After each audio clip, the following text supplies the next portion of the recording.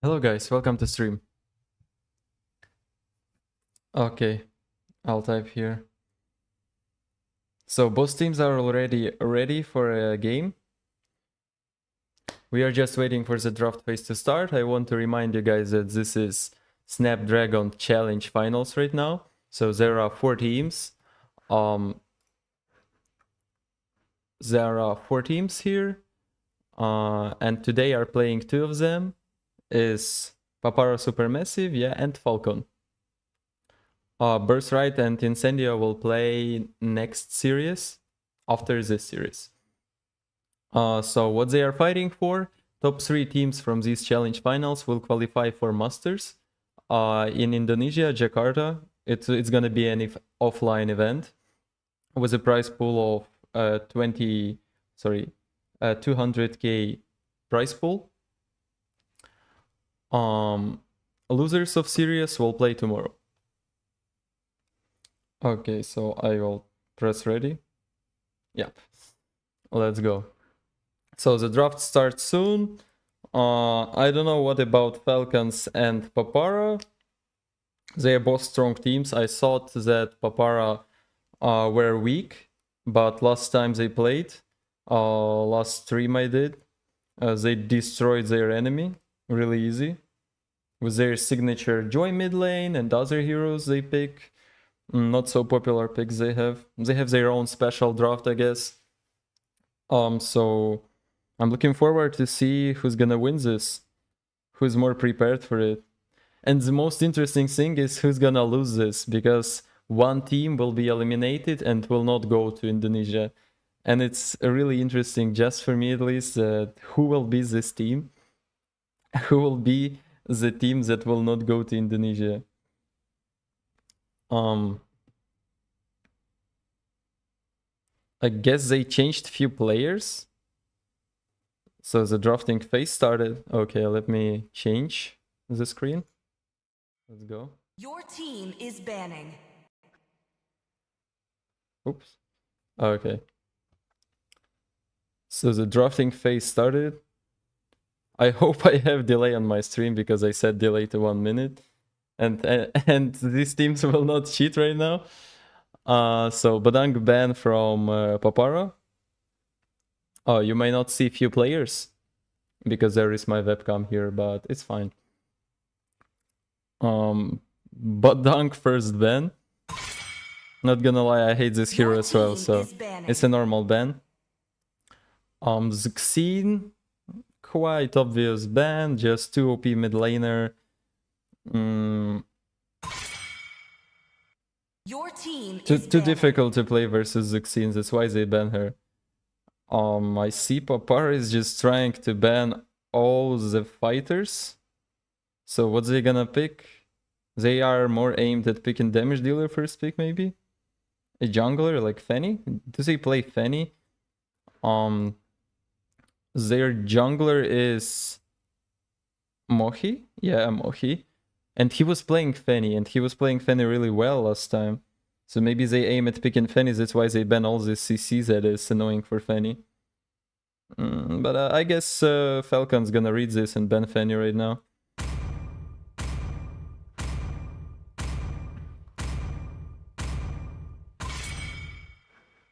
Your team is so I want to remind you guys that today, right now, we have game Team Falcons versus Papara SuperMassive. This is best of 5 series. And it's double elimination. Double elimination bracket. So they ban Matilda, which is strange. Maybe they don't want to allow enemy to pick Matilda. Because it's just a cancerous hero to play versus, so... Let's see. And they ban Lucas and Joy. I know, strange ban for me. I don't know what they aim to draft here, but let's see. And they not gonna pick Fanny? They gonna go Suyo? No way. Your team is picking. They are not respecting Fanny pick? Or they have some plan how to counter Fanny? Because it seems just like a random draft for me right now. They pick Suyo because Suyo is good versus Fanny and Hayabusa at the same time.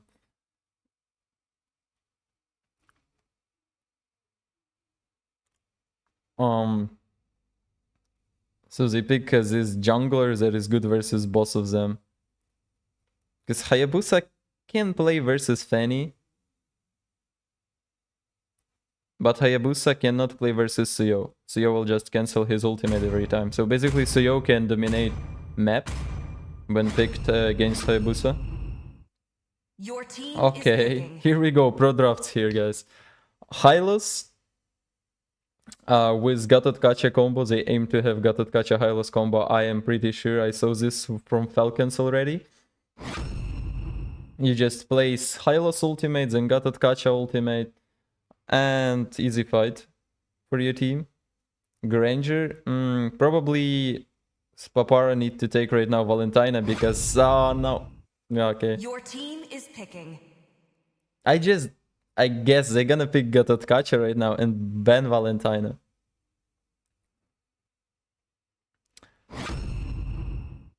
Your team is banning.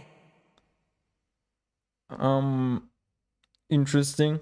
They don't want this combo with Gatot Kacha and Hylos. They want Hayabusa. So there is still Fanny open. Maybe Kenji doesn't play Fanny. Maybe they know this. Maybe Papara just knows that Kenji doesn't play Fanny. And a Tigreal ban. Your team is banning. Okay, it's quite obvious, but they should ban Gatot Kacha. They should ban him. Ban Gato and maybe ban Valentina as well. Seems like because of Suyo versus Hayabusa, it seems like Papara is winning draft right now, but Hylos and Harris versus Granger and Eve are two good picks for team fights. Is banning. So late game is for Team Falcons right now. Sicilian ban. Damn, I don't understand the draft. They've prepared something I don't have on my mind right now. Maybe I will guess at least with Gatot Kacha or Valentina ban. Let's go. Ban them. I wanna see this ban. Your team is banning. Yeah, hello guys, hello everyone. I will more Your focus team on is picking. casting this game than talking with chat right now, okay? Finally, yes. Your team is picking. Though I don't understand why Papara didn't ban Gatot Kacha, didn't take Valentina.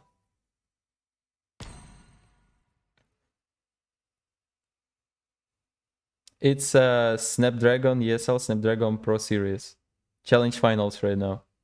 First game.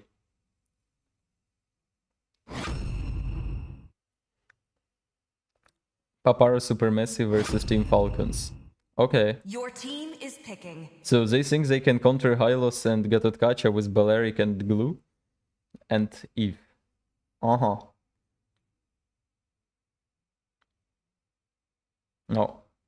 Papara wins this draft only because they have better jungler in terms of rotating.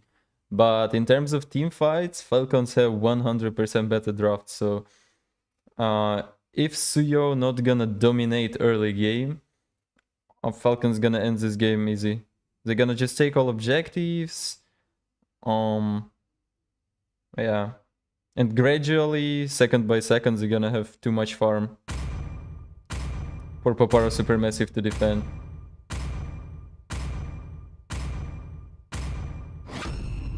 After this game, there's gonna be game Birthright versus Incendio. And then I will talk more with audience, then cast, okay? Because right now I should cast this game, I should move the screen, I should show you a game, guys. Because that's me doing it right now on my phone. And so there's Vexana, it's obvious, to counter Glue. Hylos and Gatot Kacha will be good front lane. So yeah, I'm here for Team Falcons, I guess they won this draft. Let's see how they play. What about spells here? Yeah, all flickers. All flickers, no purifies. There is no need to purify here from anyone. Welcome to Mobile Legends. So let's go. 5 seconds till the enemy reaches the battlefield. Smash them. I was not casting for so long that I forgot how to move a screen. What to do, guys?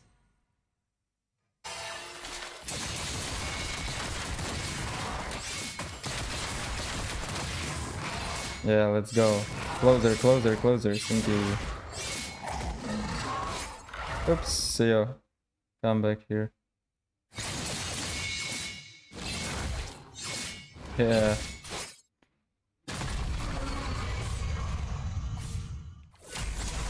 So just a simple rotations right now. They're trying to cover Little Wonder. Hayabusa rotating to explain. And Suya rotating to explain, which is strange. But fine. We'll see what these rotations lead to. They're both not level 4 right now. And maybe there's gonna be a fight on explain. No, they just play safe right now. Team Falcons and Papara seem to have everything under control right now. And the NCO will start to invade right now. He takes creep. He doesn't allow Hayabusa to take level 4. Which is really great. Okay. Aggressive guys. But nothing much happens. Gold lane is fine with the wake. Xiao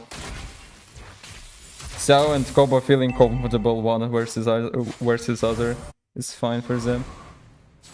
Now Mohi won early game versus Kenji, so they have some chance to take all objectives and dominate Falcons right now. It all depends on the first turtle. Oh, Mohi jumps into Vexana, kills her. Nice kill before turtle for Papara. My skills of casting are really bad, but it's fine. I don't mind. Oh, After Dark almost killed Alpha.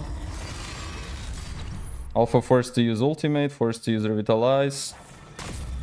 And eventually he dies, so it's 2-0 for team. For Papara SuperMassive right now. Falcons are not feeling good, it's already 1k farm div.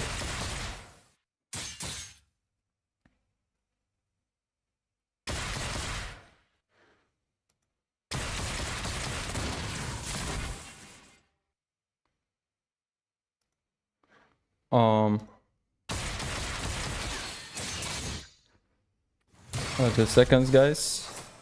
JZ game, I need to do something.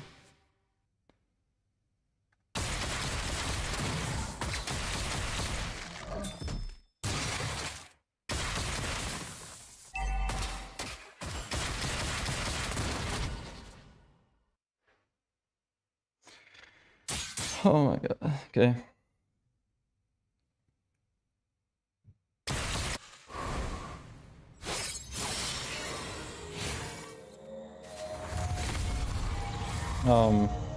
So basically Papara took the first turtle, right? I have some technical issues with my stream, so sorry guys.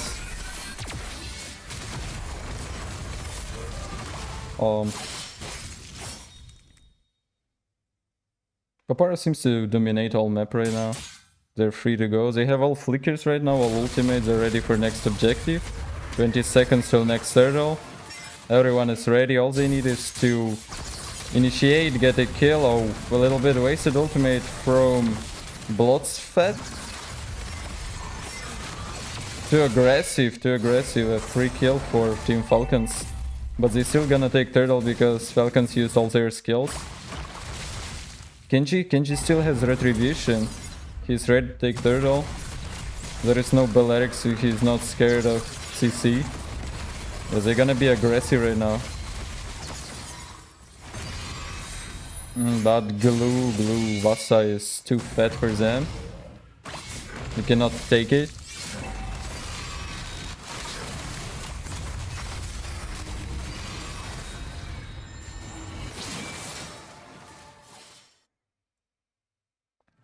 So free turtle for them? Cool.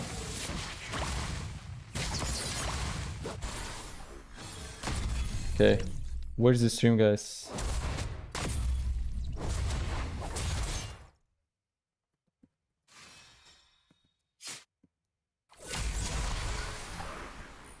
Okay, 2 seconds, please. I need to fix the delay on stream because it seems delay on stream is not 1 minute as I set to. Okay, I will restart the stream right now. Really fast.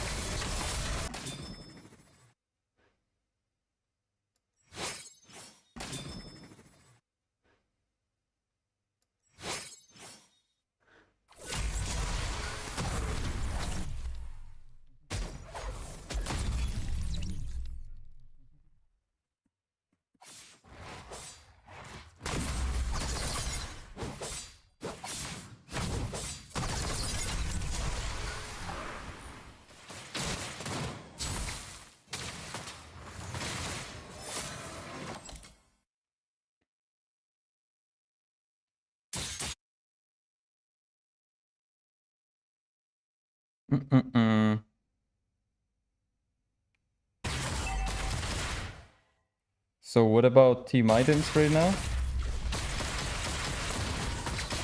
Granger has Sky Piercer. Granger has 5k farm. Oh, come on. Just too much farm for one gold laner.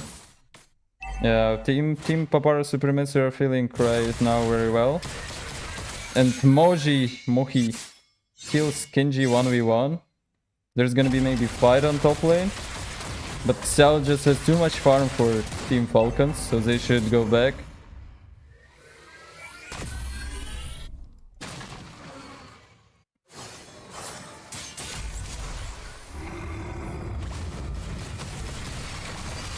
Again, a free turtle for Papara SuperMassive.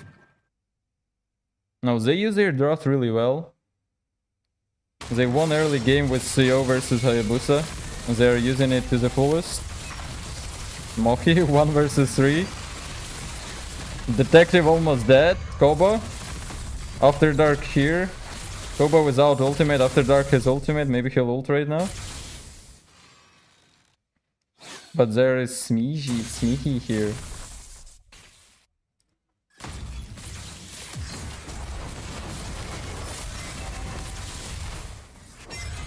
And After Dark dies. Moki is here though. Maybe he'll get Koba. He gets Smeehy, nice. Smeehy, I don't know how to spell this. Can you tell me after game, bro?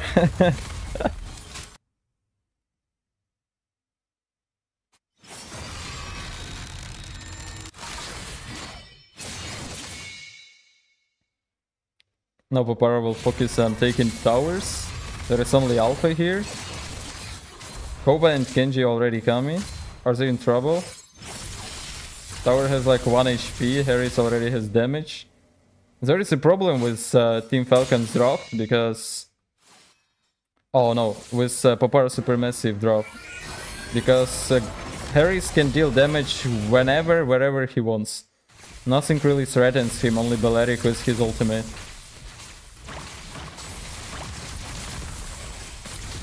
Yeah, Balearic wasted ultimate, now Harris can just deal damage. Nice, so one lord is 7 seconds, by the way. That's the most delay I can set.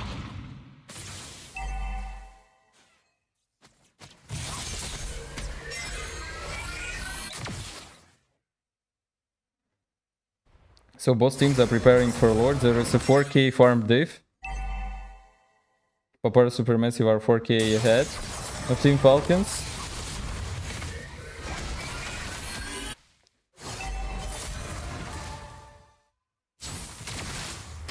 Trying to find an entry from Papara SuperMassive. Bloodsweat trying to catch someone. They have a glue for it, by the way. So most likely it's gonna be glue Balearic combo. And while Balearic will be ulting, they'll try to kill everyone. That's their only chance with this drop. But let's see how it goes. Okay, Alpha ultis Vasa. Vasa in trouble. They can't kill Vasa. No, they kill Vasa with Vexana. Nice. Nice kill from Team Falcons. It's not bad.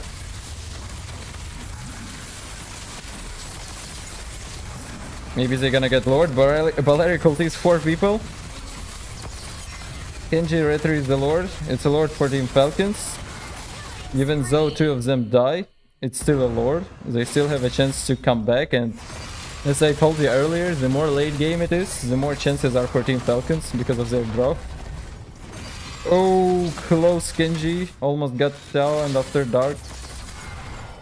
Though I don't know why he chose Xiao to kill him. But okay, it's still fine. Just in my opinion, after dark was closer. But Granger has like more priority. No guys, it's not recorded. It's a live stream.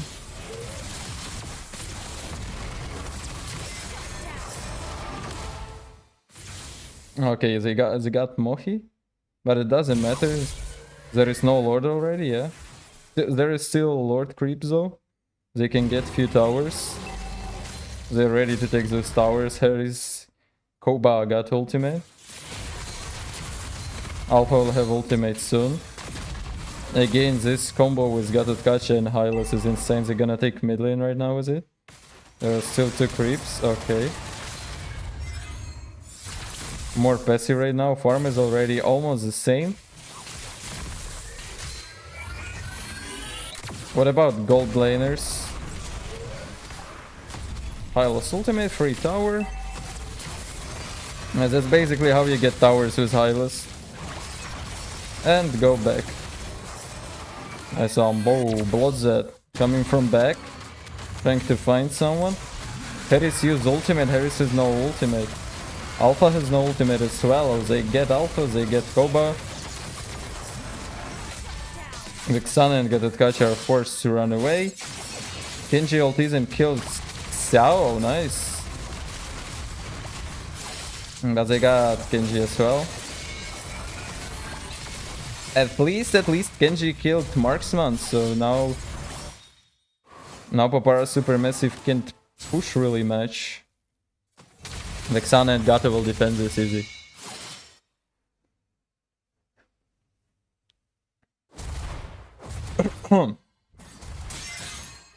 But it's only a first game out of 5 games because it's best of 5. So those teams are just warming up right now, to be honest.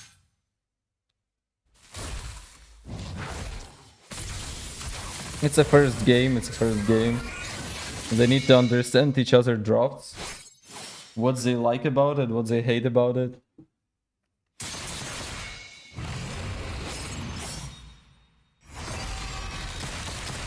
Lord is here again. There is a slow push for Papara SuperMassive on bot lane.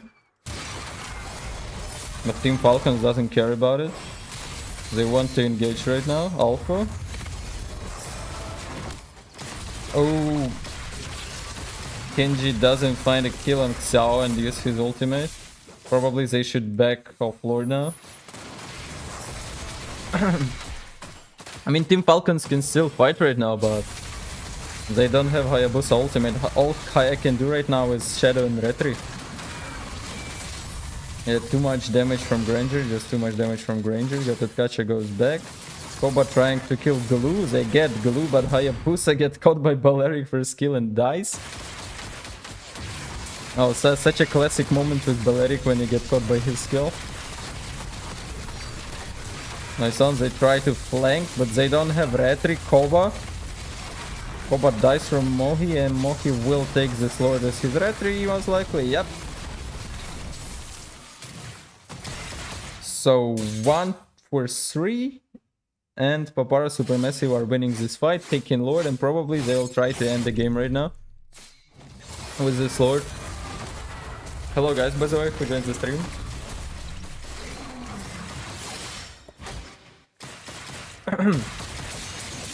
I can see that Papara SuperMassive are playing better right now. Last time they played versus Team Falcons, they were really struggling. Maybe because of draft. Maybe because they learned some other rotations. But now they are feeling like a free bird, I don't know. Oh, Mohi get caught by Hayabusa, but he buys immortality last second. What is that? Just like Kairi, I don't know. So there is still Lord. Xiao Vasa trying to engage, ultimate from Eve. They get mid lane. There are still creeps on mid lane and top lane. Buffed creeps, Lord creeps, nice. Gato has ultimate, Gloop has ultimate. And Mohi is here, but they're all like half or low HP. Gato ultimate right now with Hylos ultimate as well, but Hylos ultimate was a bit late, so combo didn't perform well. But nice try from Team Falcons to catch them. Like, whole Team Falcons fight is dependent on how they'll use their boss ultimates. They can catch Granger and Eve with Hylos ultimate and Gato ultimate. So it's all up to Detective and Alpha. How's he gonna play this out?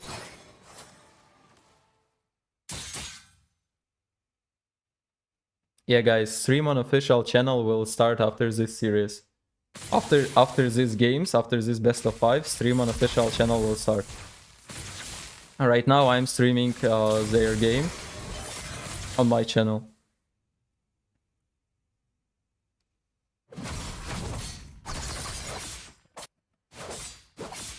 So they made it to late game.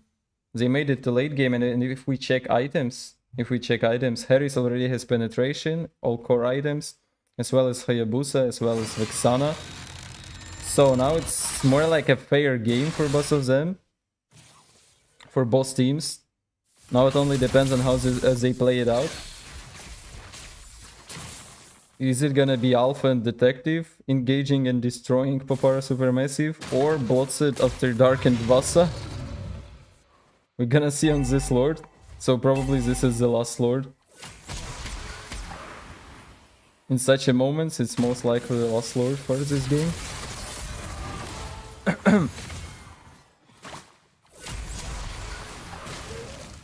And if Kenji gets Granger, this is gonna be like instant win. And so much damage from Granger is just unbearable. Too much poke damage. So Bloods are trying to find how to stun someone. Trying to engage. Maybe they want to do some creep management before Lord. Like go bot lane or catch someone on mid lane. They see Granger solo. Xiao here solo. They get Xiao! Immortality popped up from Xiao. He cannot even use Flicker. Oh, guys, I can't talk, sorry. I can't talk. My god.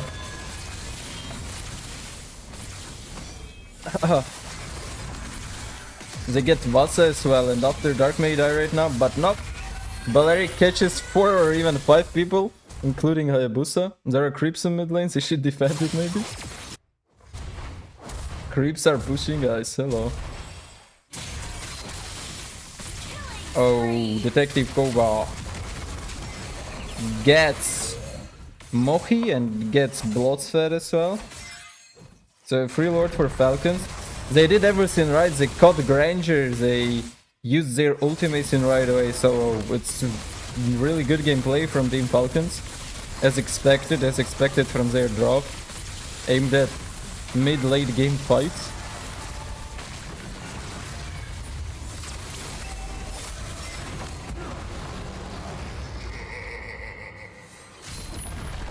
Now all they need is just to end this game. Wave management and end this game right now. Vexana will have Flicker in 30 seconds, so it's not a problem.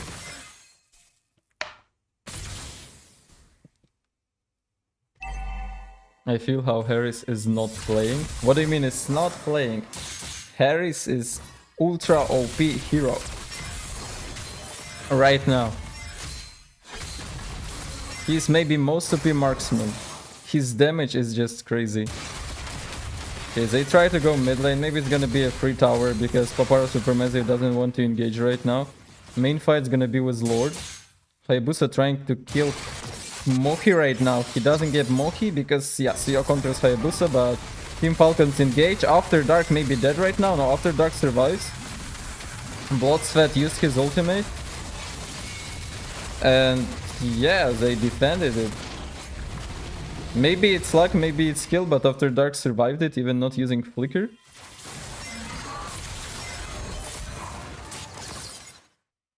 And Papara SuperMassive will defend this, so we're gonna have another Lord. Alpha and Detective Super use their ultimates, so...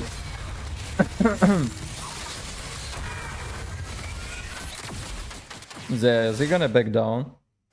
These heroes are really dependent on their ultimates. And they can afford that. They hold all map, they can wait for their skills and engage when they want to.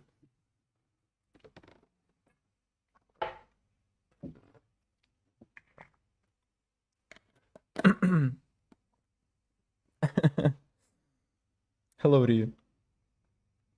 Nice network you have.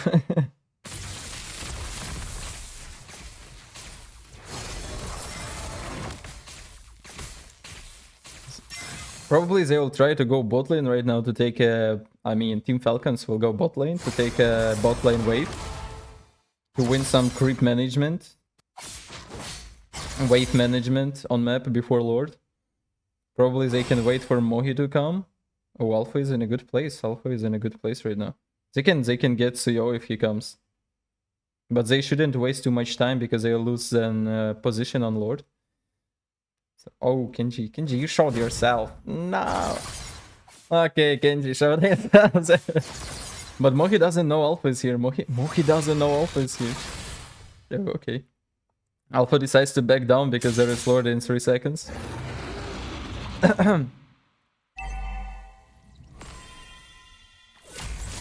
They all have spells, everything is ready.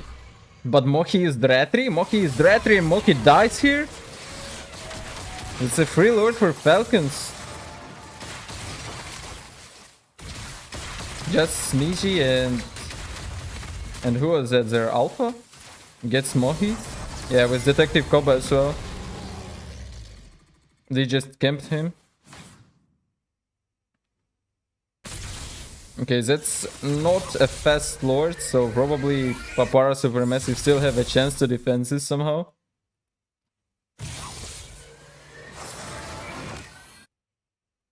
They were able to defend this one time, so they're gonna be able to defend this second time.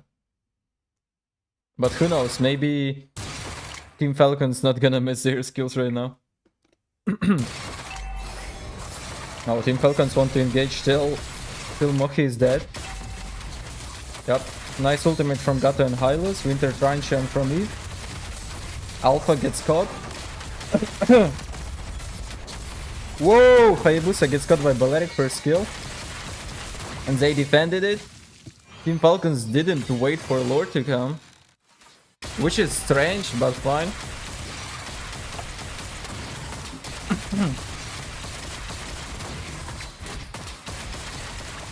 And I don't know why I can't talk.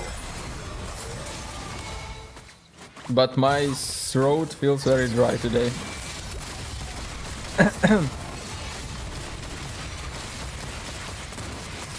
And no, it was not because I was drinking something yesterday. So they got Alpha.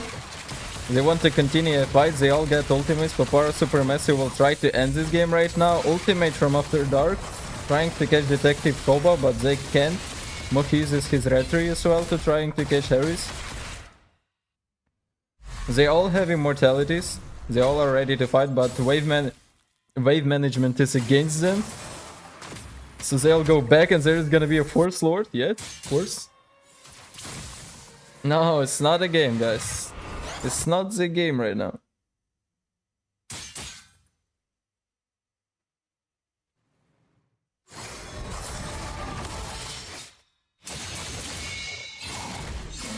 Yeah, 40 seconds till Lord. Again, push on top lane right now, so... Can my throat be healthy today? Please. Maybe I was never talking so much. Whatever. I have a water bottle near me for this. A bottle of water. Hello, Jose, by the way. So again, so again, Team Falcons are winning creep management, wave management. They're ready for Lord. Mohi will not do the same mistake twice. He'll come to Lord in a safe way. Okay, now wave management is fine for both teams. So they all try to take Lord right now. They get Bloodfed. They try to kill Bloodfed. Bloodfed gets Harris. Vasa on Detective Koba. Detective Koba can deal damage. Detective Super trying to get to After Dark. 2 tanks here, no damage dealers, only Hayabusa. Harris dies. Mohi kills Harris. Mohi tries to kill Sniji as well. I don't think he can get to him. Hayabusa kills After Dark right now. So it's Mage and Marksman for a Marksman only. Meaning a free Lord probably for Team Falcons. Alpha is already coming to take some position on Lord. They're chasing Botsfat, chasing Kenji right now.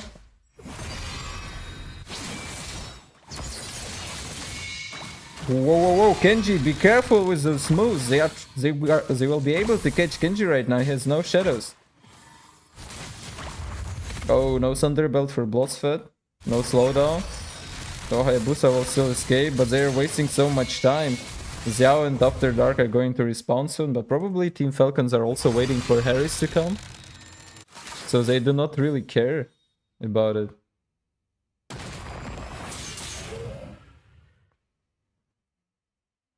It's already a 27-minute game. If someone didn't notice it.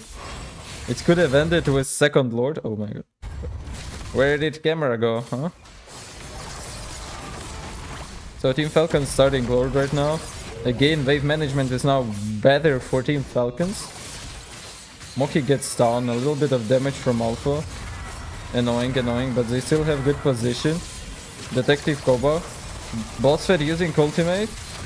No ultimate for Balearic right now. Ooh, Wasa gets Detective Koba. Maybe Koba will die right now. Yeah, but Koba has immortality. Koba has Queen Wings.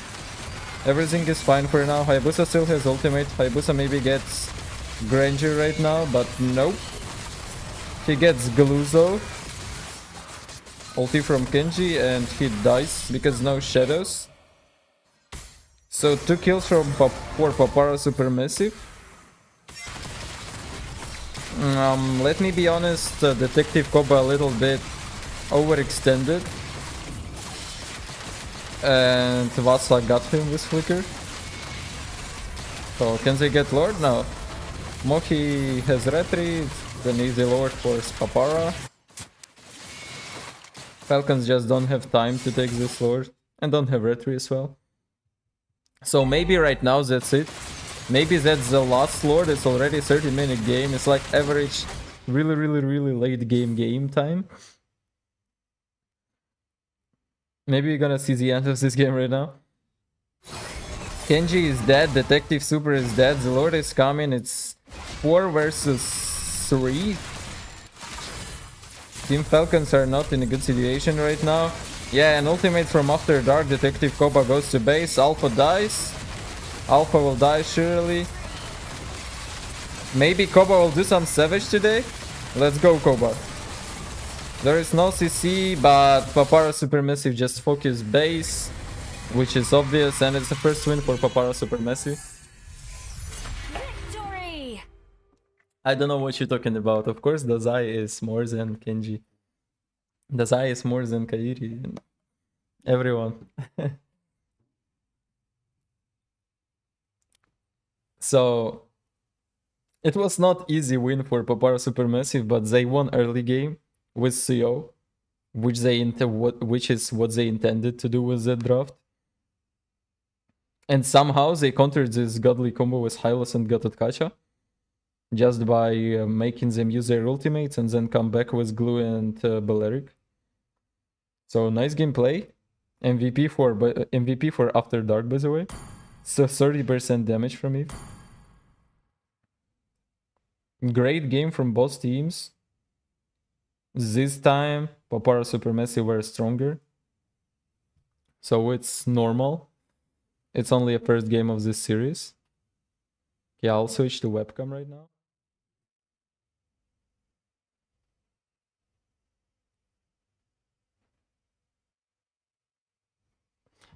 So, how do you guys like the first game? I see Papara SuperMassive were ready to fight today. They prepared some drafts. They have something on their mind. I need to press ready button. But probably it's just a matter of time till Team Falcons warm up and start winning early game. I also need to update a score.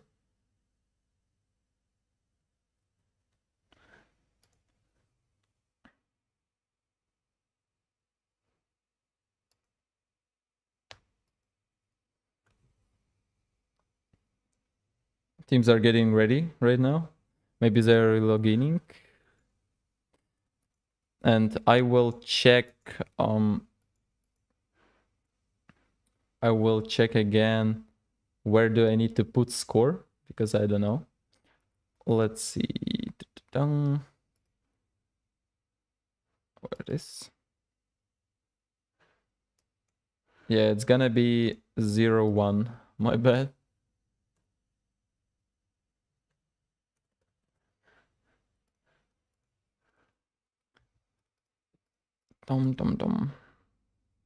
Average solo queue. No, they play really well. As they hold their early rotations without dying. Yes, one mistake from Team Falcons. Alpha died. Yeah, Alpha died before Turtle. And Hayabusa lost his creep and didn't get level 4 and was not able to fight. But it's all fixable in 2 seconds. And then we're gonna see better fights on Turtle. More confident gameplay from both teams. It's quite normal when you play versus Suyo. He farms really fast, he can get into your jungle faster than you, and he steals your level 4, he wins early objectives, and he carries his teams to late game. But I didn't expect Papara SuperMassive draft to work like that. Like Balearic and Glue, they used them so in the right way that they countered Gatotkacha and Hylos.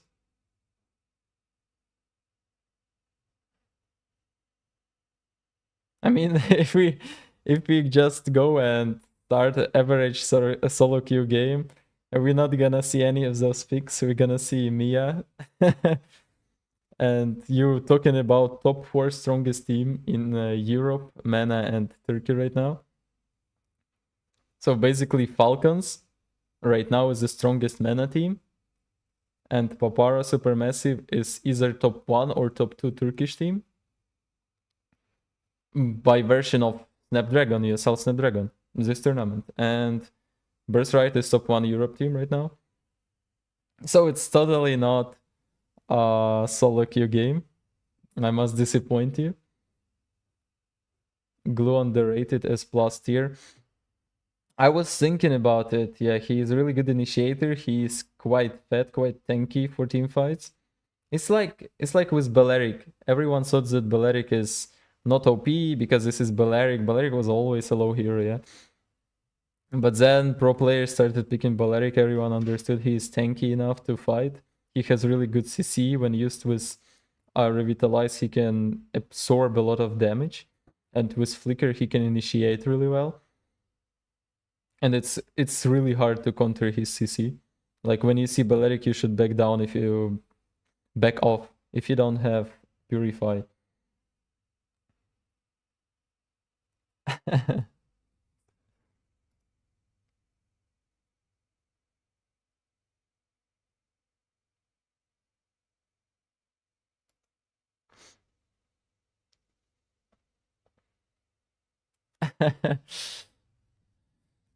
Okay. I'll change a little bit the format of this, okay?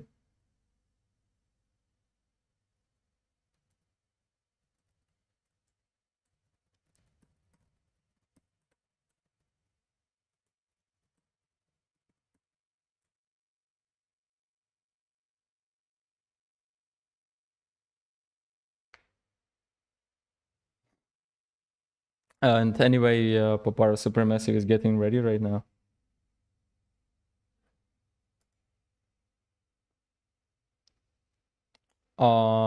Yeah, I guess I will stream later. Few games. But first, I really need to know who will win this. Because which team wins right now, they basically already go to Indonesia.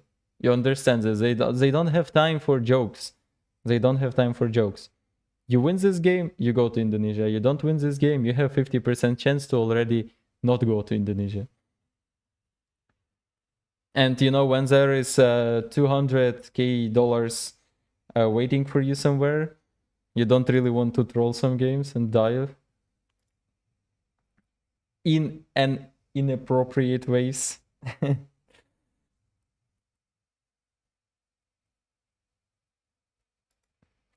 So probably I will change right now to another stream, so there is gonna be a normal delay.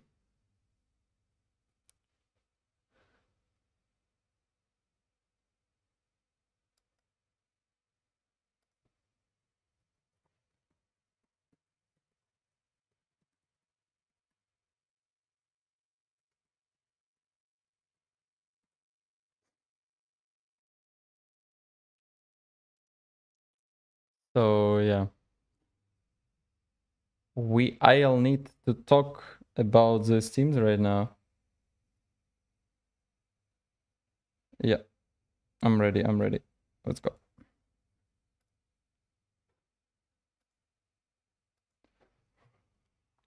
So both teams are ready. We are ready to start draft. I really want to eat this breakfast I have near me, but there is no time for breakfast right now. When we gonna see next series, Birthright versus Incendio, I'm gonna eat something.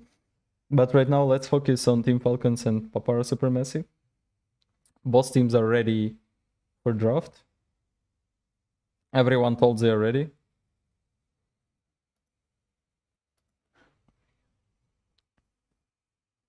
So let's go. Let's see what they change about their draft. Maybe they gonna bang glue. Nah, they gonna change something about junglers. Probably Team Falcons right now thinking like, what if we didn't give Suyo or picked Fanny?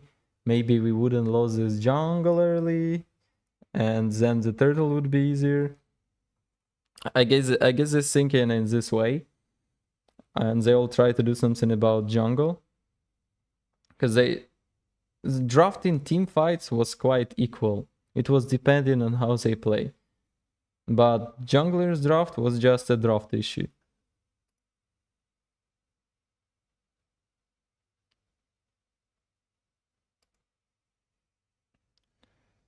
Uh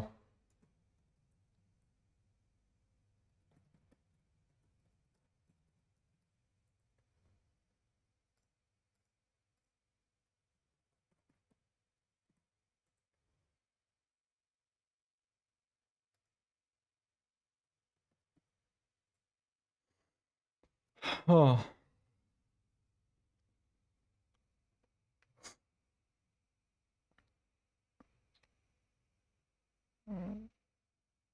Okay. So I'm still waiting till they start draft. It's already 1-0 for Papara SuperMassive, so they are basically, they need only 2 wins to get this serious and go to Indonesia.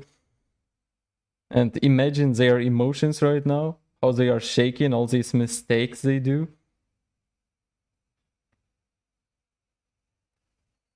It's not that easy to keep your head cold when there is such a big prize there, and you may lose it just because of one your mistake. But they are still playing very professional for even for this situation, even when emotions are so high. I hope I'm back on stream, guys. I hope you see me. I put a huge delay right now.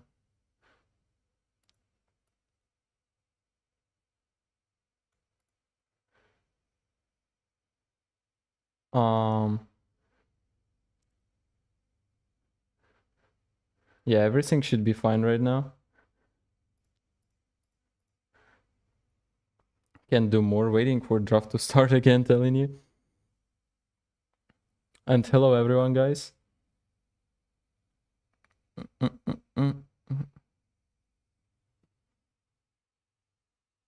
Maybe they having some issues.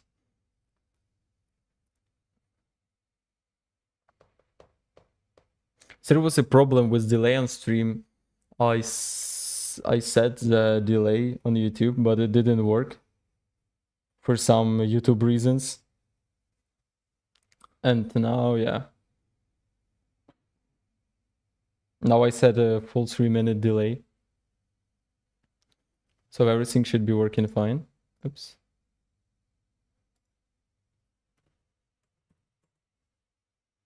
Yeah, I'm ready. Let's go.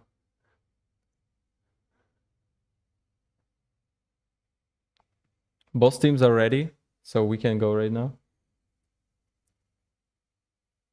Yeah. Let's go. Start the draft. Both teams are ready.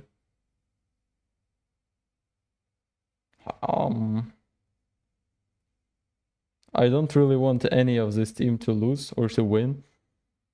I just want to see the strongest team here. To see some good drafts, some good rotations, some good fights. That's what we are here for, guys. To learn something new. Okay, the draft started. Nice, let's go.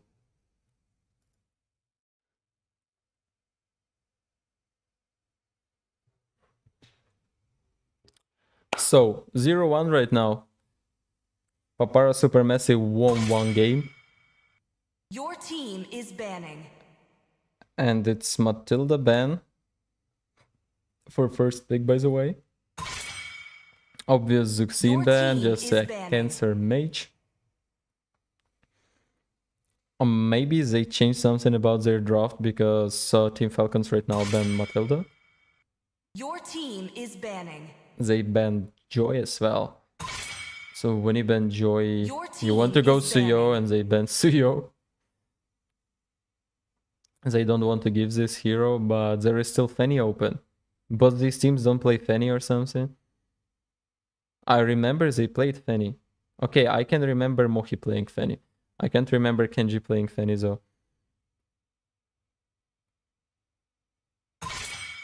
So the Lucas is banned on tournaments right now. Didn't know that. I will ban Lucas right now in Ranked as well.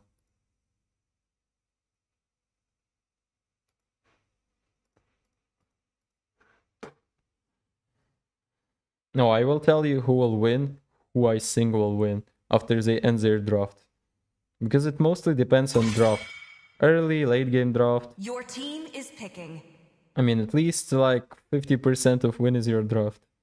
So they ban Fovius again. Maybe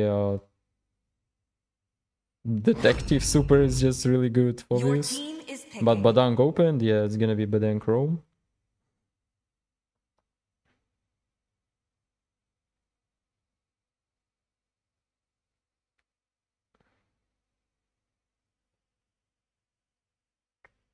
And when these games end, guys, when these games end, I will remove the delay. Because right now we need delay because just teams can cheat. There is a possibility that teams can stream snipe.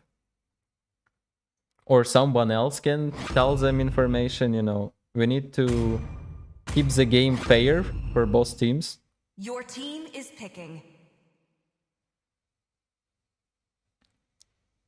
You can do this even unintentionally, even if you didn't want it. So yeah, just to keep the game fair, we set the delay for this stream, for both my streams.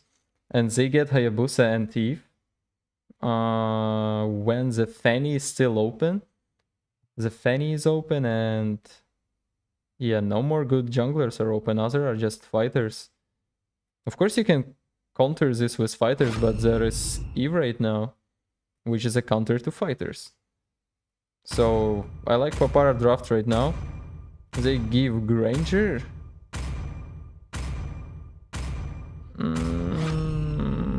and take Your Julian. team is picking. Yo, so their thoughts are like, we gonna pick Julian, we gonna counter Hayabusa, Hayabusa will not be able to invade Julian, will not be able to kill Julian.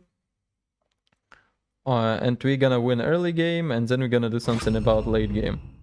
Harry's quite good pick versus Granger. So now what do we see? Team Falcons have good initiations. They have Badang. They have junglers that will not lose to enemy jungler, and they have gold laners that can deal damage even versus Harry's on gold lane. So it seems like Team Falcons are really winning draft right now. And they'll ban Balearic, but there is still Gato and Hylos open. But I don't think Hylos will be useful versus Badang. Let's be honest. But maybe Hylos can be useful against Julian, just because slowing down his attack speed.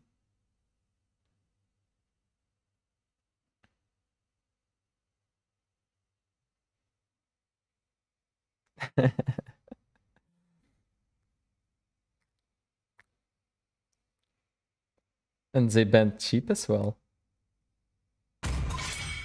Oh yeah, I just remembered that Team Falcons, they played cheap all the time.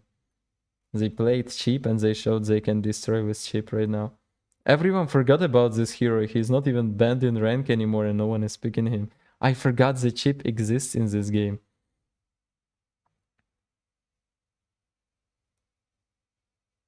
So Vexana banned. Vexana banned probably because they want to get glue. So maybe a cool nice ban of glue. Lost ban. Nah. Your team is picking. There is a Hylos ban. Okay, it's fine. It's fine. They remove all fat tanky heroes possible. There are still plenty, like maybe Gato. Gato, Hylos, Hilda. Your team is picking. There is still Hilda. They don't need much CC on enemy because, yeah. You can kill Granger and Julian even without CC. It's hard to kill assassins without CC. So Team Falcons will pick some stuns right now. Not counting Badang, of course. Badang can solo this game. Okay, Aurora, nice CC, and Gato, Tigreal. Yeah, Gato Tigreal will be good counter to Hayabusa. Maybe better. I don't know what's better, because Gatotkacha can jump into evil ultimate.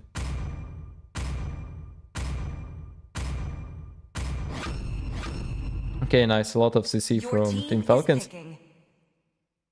Team Falcons now have the same late game teamfight draft, but right now they fixed their problem with early game, which I really like.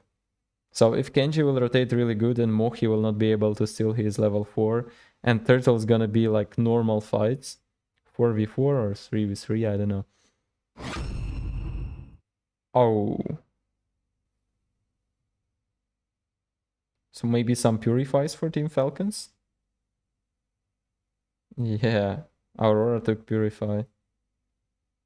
Okay, that's interesting because Julian will now have a lot of problems. This is Bloodsfat? Bloodsfat is Rome, yep. Yep. Again, they draft so good that you can't really know who wins this game. If Gwyn ultis well Team Falcons, then what Team Falcons can do about it? Okay, maybe I will say that Team Falcons will win this game only because Badang can counter Gwyn. While she jumps, he can jump as well. 5 seconds till the enemy reaches the battlefield. Smash them. All troops deployed. Whoa. Okay, let me show some junglers. Oops. So again, they're rotating to X-Plane. I mean, Julia and Kenji rotating to X-Plane. While Hayabusa is more rotating to gold lane this game.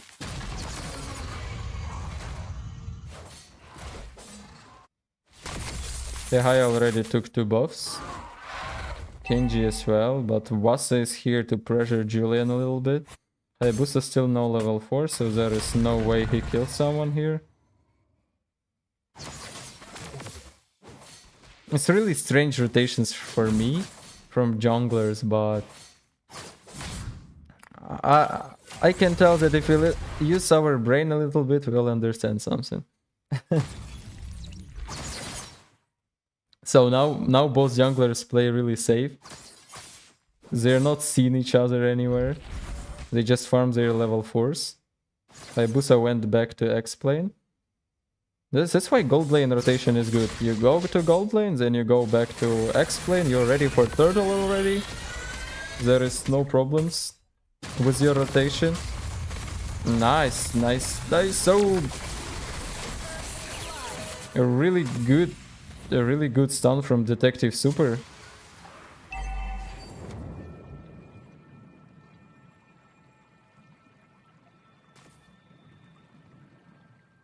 He gets Guin and stuns Hayabusa as well, saving Aurora. For 1 second I thought that Kenji should be playing for Papara SuperMassive, and I'm like, what? What is Kenji doing? Okay, forget about it, guys. So they try to get Vasa right now. Julian is coming from base. Mohi will get the turtle. I was a little bit thinking about junglers of these both teams, and I lost how to tell this even, I don't know.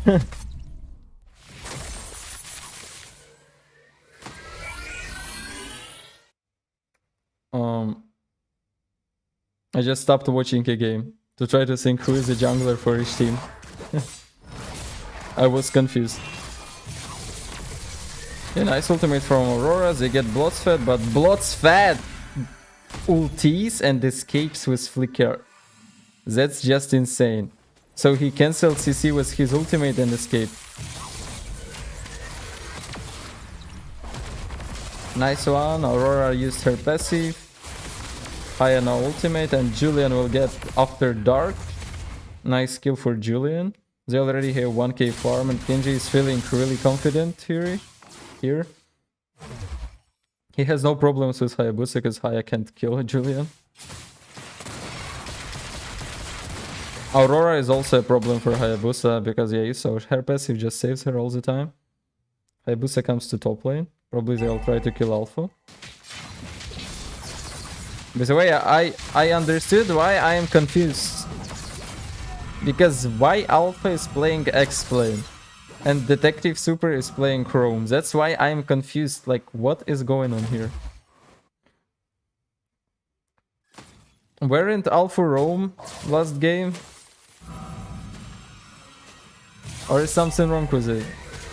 Something wrong with me. So Detective Super has ultimate. Bloodsfed has ultimate. No flicker from Bloodsfed though.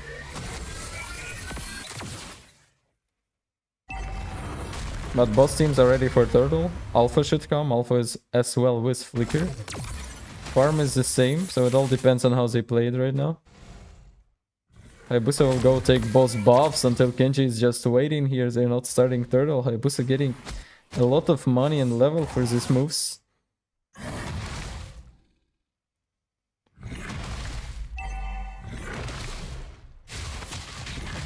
So Alpha will try to engage into Vasa. Vasa uses Purify. Yep, Badang counters going. Nice. Nice ultimate from Hayabusa. Maybe he'll get Aurora. No, he doesn't get Aurora. He used his shadows. Now it's all about Retri. Mohi gets Retri, but maybe we'll die right now. Nope. He's not dead. After Dark ultimate saves him as well. Detective Kobo is here and Xiao is here.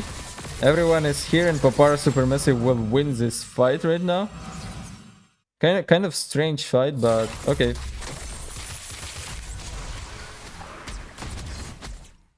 1 HP escape from Aurora. Waso is trying to find her. Okay, a level diff of junglers already plays a role here. Because Mohi basically retreat only because he has 1 level more. He's 1 level above Julian.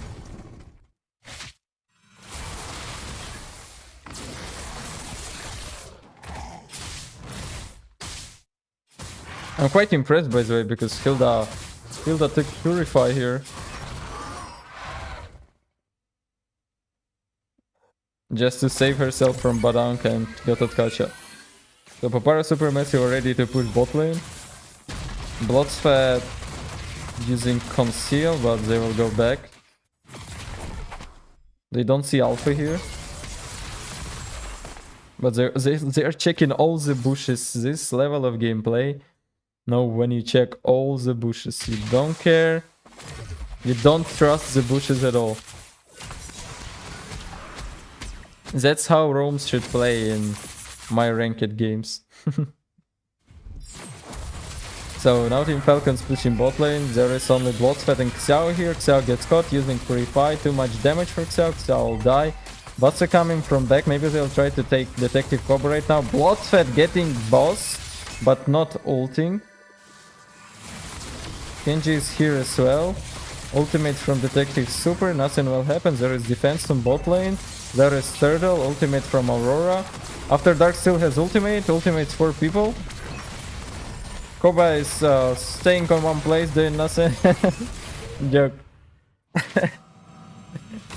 Mohi comes here. Mohi has ultimate. He will ulti. Alpha dies, a free kill for Papara SuperMassive right now. Everyone is low. Detective Koba can't deal damage because there is no front lane. Gototkacha went back. Free turtle for Papara SuperMassive. And they are still dominating map, even though farm is only 1k ahead. It's still not a problem, because if farm is 1k ahead, exp is 4k ahead. And you can see on this exp screen that exp for Papara SuperMassive diff is crazy. What about items? What about items? Harris already got Feather of Heaven, Starlium Sis. Granger also got all 3 items. Now Harris needs time to buy Holy Crystal, and then he will just end the game. Oops.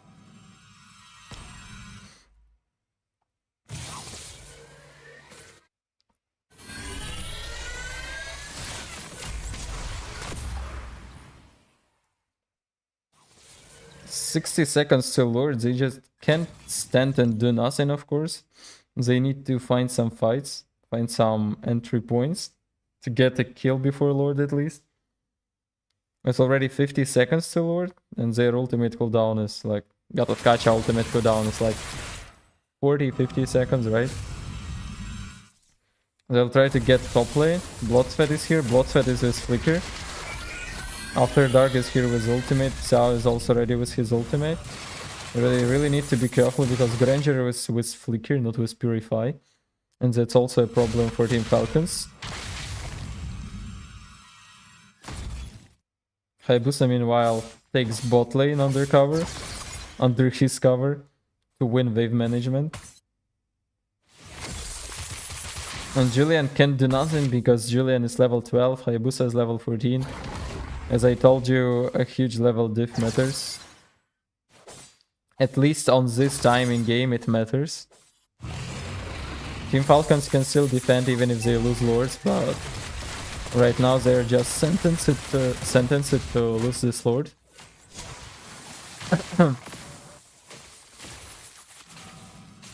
Vasa trying to give some vision on Team Falcons, while Bloodsfed will try to flicker ultism. But maybe if Alpha initiates first, maybe if also Alpha will start the fight, they'll win this. But Xia has Purify, so they need to do this simultaneously.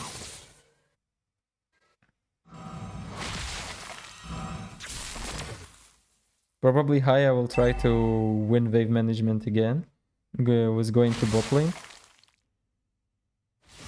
Everyone is ready for fight. Everyone has flickers. Whoa, Bloodfed gets both of them. Alpha and Detective Super are under Guin ultimate. Alpha dies, so...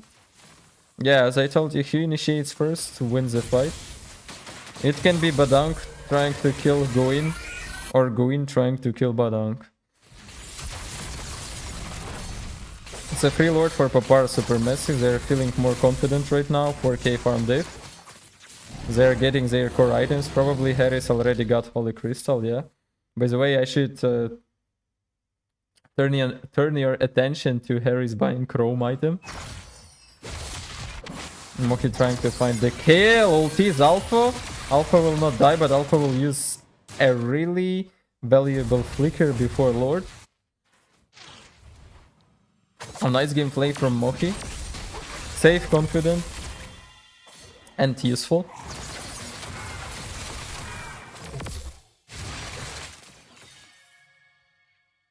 So it seems like Falcons are not in a really good situation right now, and they don't have a lot of heroes to defend creeps.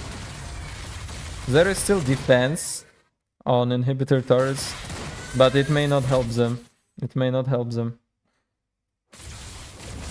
Yeah, Moki... Oh, Alpha, nice stun for Hayabusa, and Kenji gets Moki as well. So nice stun from Badang, okay. Alpha is coming back.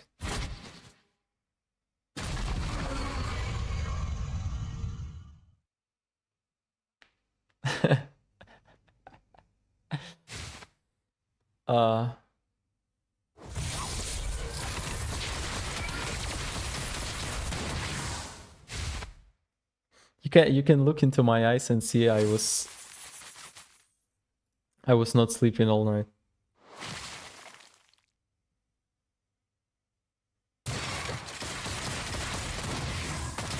But it's fine. I'm ready to cast it till the end.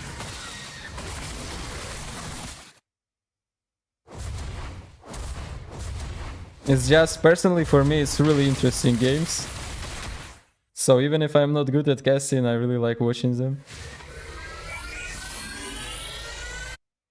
Like, when you see prop teams playing, you learn how to come back, how to fight, how to start the fight, how to draft, how to build. And you can copy all that experience into your ranked games, in 5Q or even pro games in some tournaments. So 30 seconds to Lord. Both teams are fighting for this wave management on bot lane. Papara SuperMassive will try to camp them on blue buff. So it's a good position. They like took all Lord area for free. And Team Falcons are just trying to push bot lane. Oh, whoa. What's happening? I thought Mohi will try to kill them. But here is Blossfed. Unfortunately, all Team Falcons already went back to base. Papara still winning this wave management on bot lane, which they were so keen fighting for.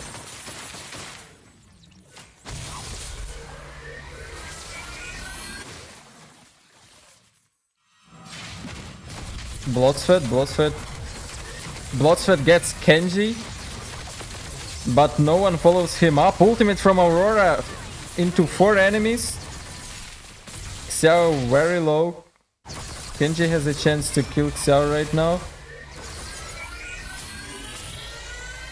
Bloodfed here tried to save Xiao, but no, there is no way Xiao will come back alive from this. Really good ultimate from Aurora right now. Into 4 enemies at the same time, but still bot lane is being pushed. Someone should go back, and it's Alpha. Now Team Falcons should take the Lord. After such an ultimate, yeah, they should take a Lord.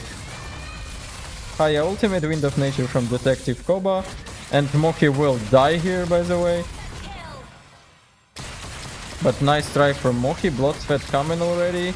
With After Dark. So, oh no, Kenji used dash. Kenji used the dash, but Bloodfed missed his jump. No. And again, ultimate from Aurora. Bloodfed dies. Vasa here trying to do something, but he is healed up. He can't do nothing. He can't do anything. And it's free Lord for Team Falcons. I mean, if I'm right, this jump, green jump is called spatial migration, yeah? If I'm not mistaken. Because I'm not really into skill names.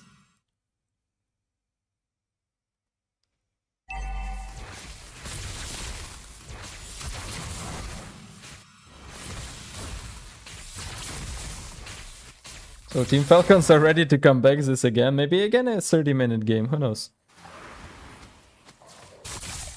Granger has Wind of Nature, so it's hard to get Granger. Maybe I will focus on getting Aurora right now. She's a bigger threat than Granger right now.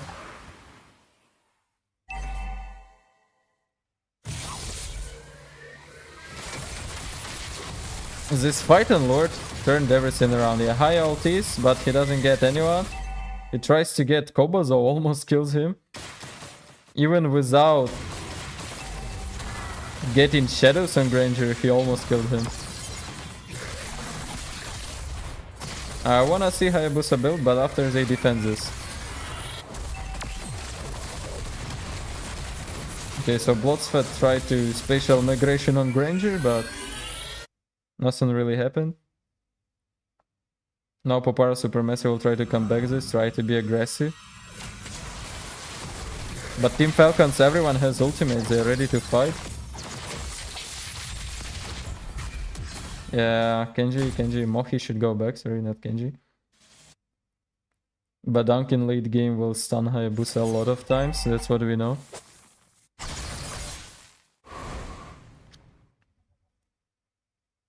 No, I wanna talk about this fight on Lord. Just one fight can turn the game around. One bad ultimate or one good ultimate and you already win a game. You're leading the game, not losing it. That's a great thing about this game. You can always come back a game. You can always come back. If you're not playing solo rank though.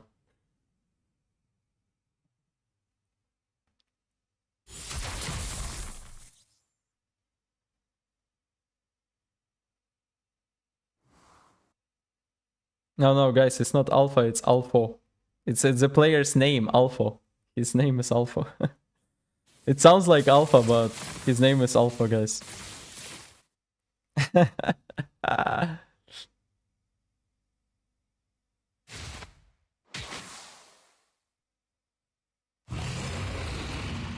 Can do nothing about it. Go ask him to change his name.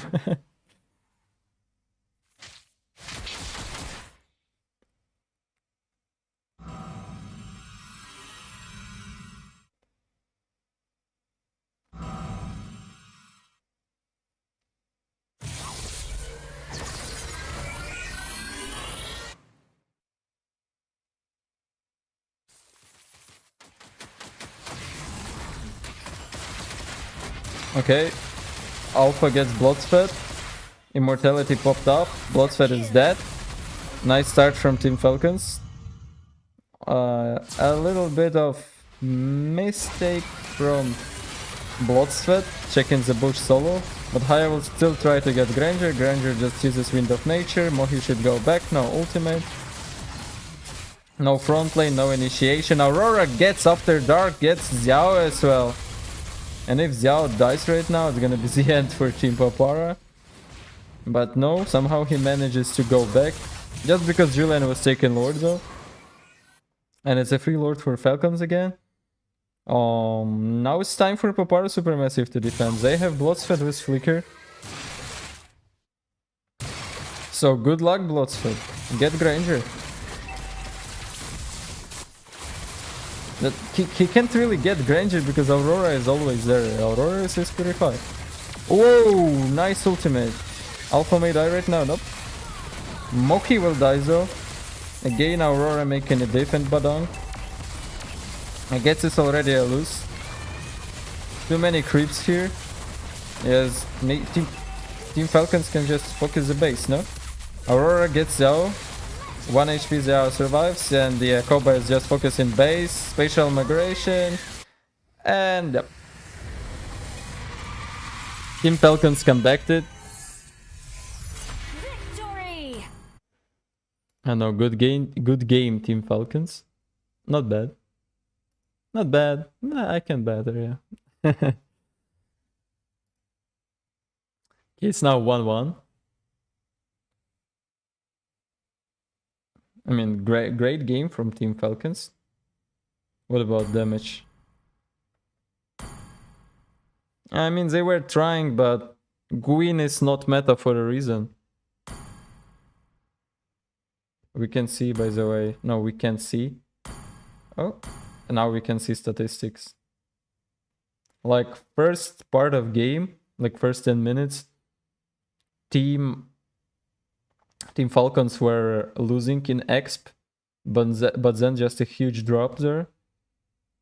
And the same with gold. Like, just this one fight on Lord where Green jumped and Aurora stunned 4 people turned everything around. That's so sad. And so good at the same time. Okay, let me change to webcam right now.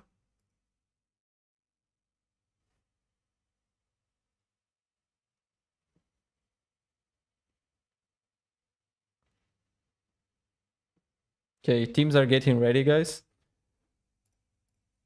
I'll be right back. I need 1 minute. Hello everyone here, by the way. I'm not singing hip hop. This is not hip hop stream. Yeah, don't forget to like the stream, guys. Give some activity here, please. Let's go. I don't know, cheer for your team. Either if you are for Team Falcons or Papara SuperMassive. I like both of them. Both of them are showing good gameplay. Yes, they are making mistakes, but they still have really professional level of gameplay. So I just like watching them. Okay, be right back in 1 minute.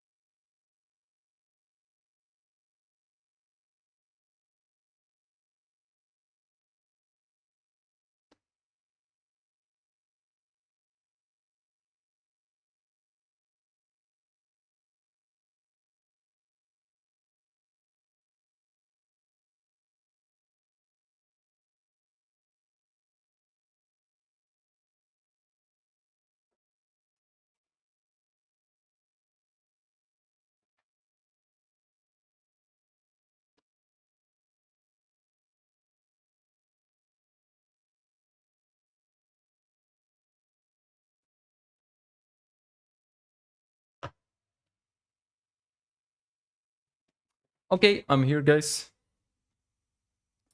Teams are still getting ready.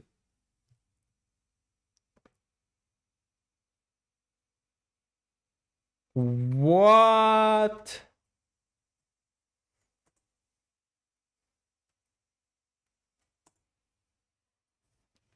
I just got info, guys. I just got info that Team Birthright and versus Incendio Supremacy. They are second teams playing today, and they were scheduled for this time.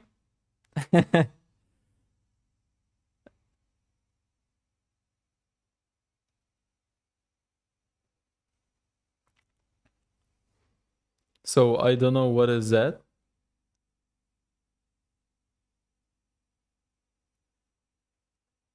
But maybe we're gonna do something about it. Well, let's see.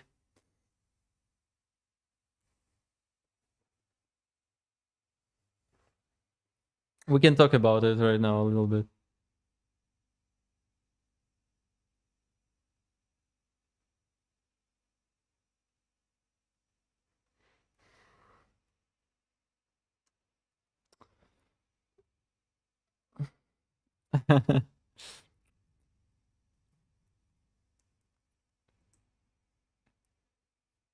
So right now Team Falcons had better early game. Like first 4 minutes of game were good for Team Falcons. Mid game a little bit lost. Yeah, Papara SuperMassive dominated mid game. Mid game they won easily. Now they're deciding something with schedule. Oh, my thank you for info. I know this. I know this. Can I eat a little bit? I was not eating all day, so forgive me, guys. Mukbang stream right now.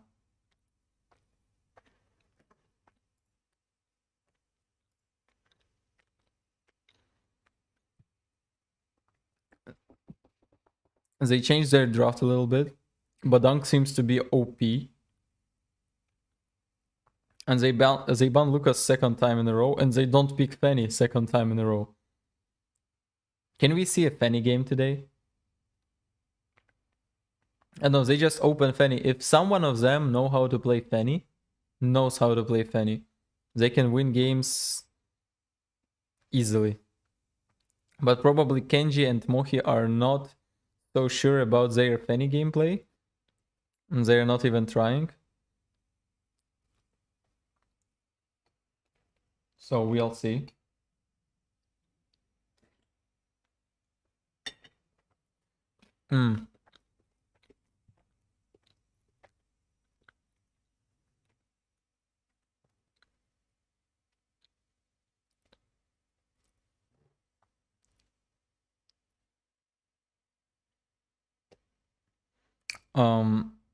Yeah. They're joining the lobby right now and they'll start draft soon. Bro, did you not sleep? Yes. Something like it. And I can't do this anymore. I can't, guys. Help me.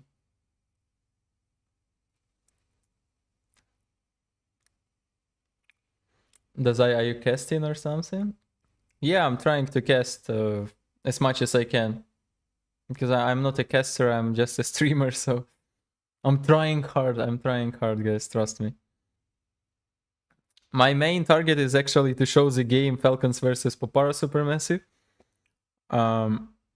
It doesn't really matter how good I cast, because all we want to see is just gameplay and to know outcome of this game.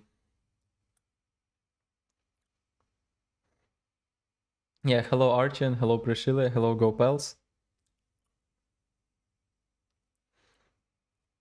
The worst lineup of all time would be Baxia, Kaja, Hanzo, Zilong, and Aulus. Do mukbang SMR. What should I do? Like...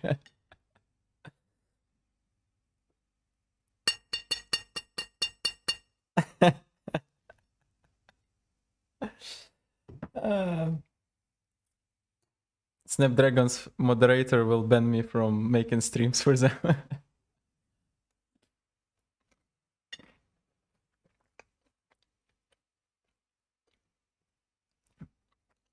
I'm from Ukraine, Chicago. Hello.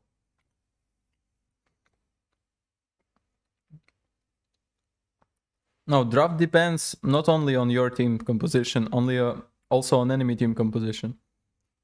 Even Baxia, Kaja, Hanzo, Zilong, and Aulus can be good. What about music request? I will do music requests 2 times a week. So my channel doesn't get deleted. Seems like 5 players are ready. No. 9 players are ready, only 1 is not ready. Wasa, you're not ready, you know that?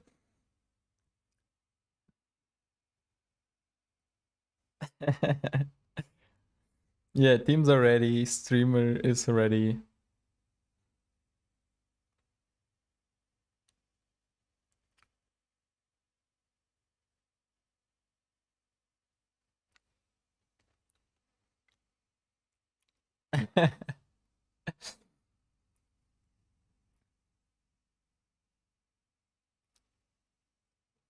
Anime fan, hello, I'm good. I'm just sleepy a little bit.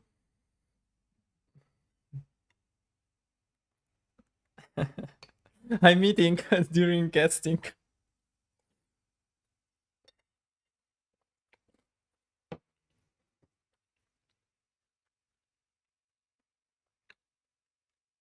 I'm eating Nesquik. Just a simple breakfast. Nothing.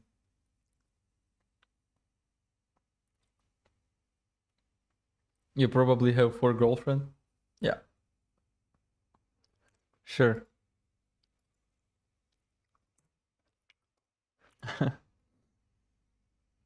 What do we have here? Yeah, all teams are ready. They told they're ready. Draft should start right now. Let's go. Yep.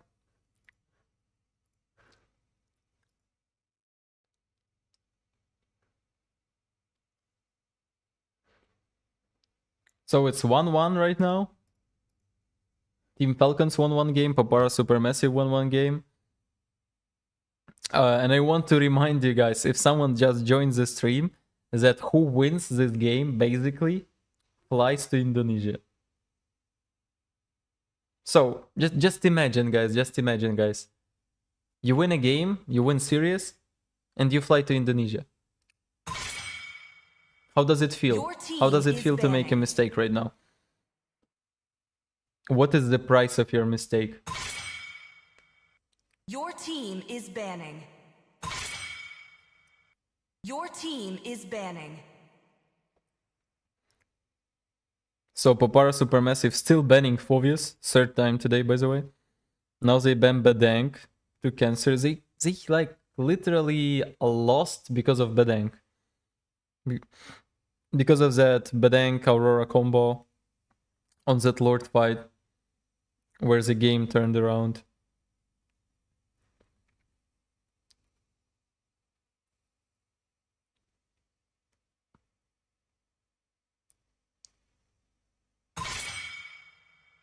Your team is banning. Team Falcons are not first pick right now. They ban Zuxine, of course. Annoying. Both teams know how to play Zuxine. Team Falcons again ban Matilda. I don't know why, it just seems like bans are quite random. Like, I know Matilda is OP, yeah. If rotating, if Matilda knows how to play, she will boost her team rotation really well, and enemy team will not just be able to keep up with your rotations. So yeah, banning Matilda is fine, but what's the plan? What's the plan if Papara SuperMassive usually plays some assassins like Hayabusa? Will Matilda help really much in their draft? Okay, let's see. And Harry is banned. Finally, this hero is banned. Too OP.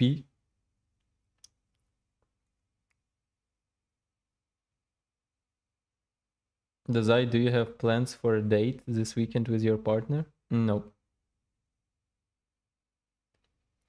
I don't.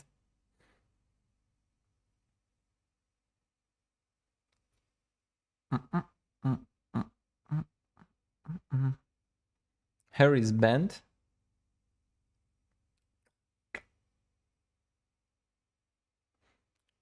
Oh, Kyle, hello. I don't know. This is hard question for now. You can't even get to Immortal. You already want to be Global 1 Cyclops. And Irrital banned. So you basically ban Granger counter.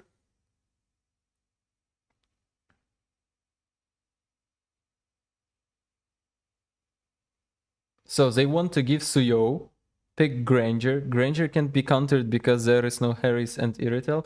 That's the point of Team Falcon draft right now. But what if Papara SuperMassive picks Granger right now? And just don't care about Suyo? They are thinking about it right now. They just want to pick Granger right now. They choose what they need more, and they choose it's gonna be jungler.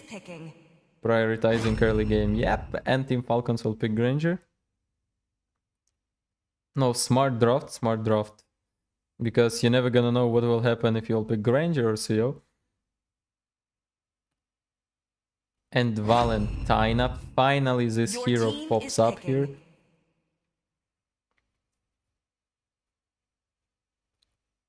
Now it's hard to pick Gatotkacha or Balearic because there is Valentina always here. So most likely they will go with Hylas, no? Okay, Hilda Hylas.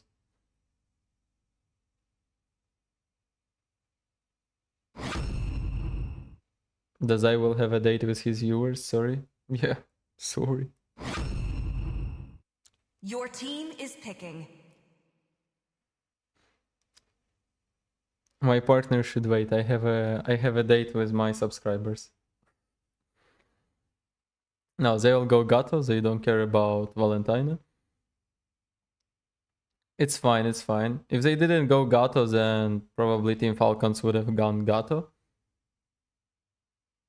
Oh, Joy is still open! Your team is banning. Oh my god.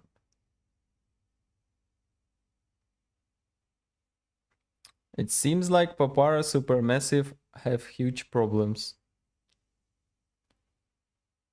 Like really. Joy can easily fight versus Suyo. And Joy is out-rotating Suyo in jungle. So I like the Team Falcons draft again. Your team is banning.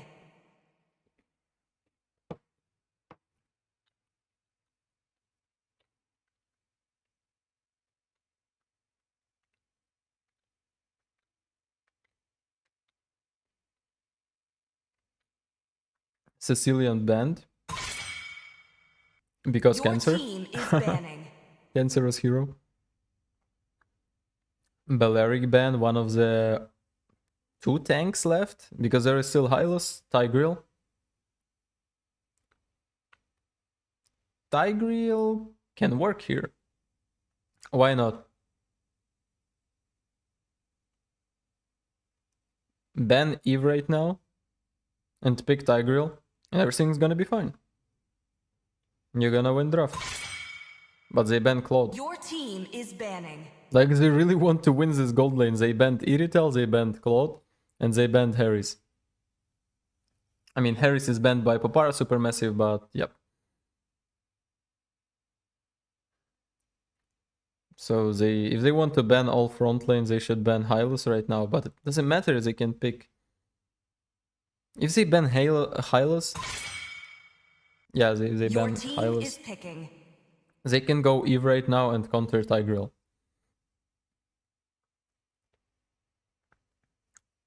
And Lucas is open, yeah. Your team Forgot is about picking. Lucas. It's gonna be X-Plane Lucas though.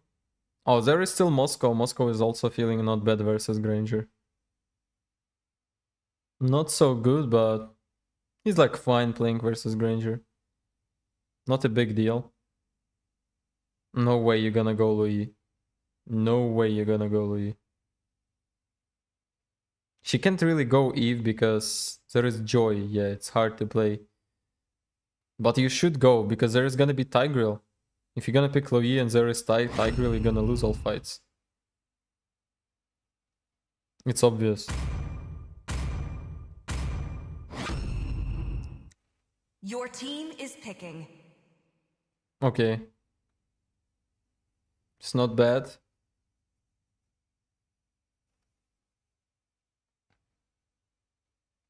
So there is only one tank I can think about is Tigreal.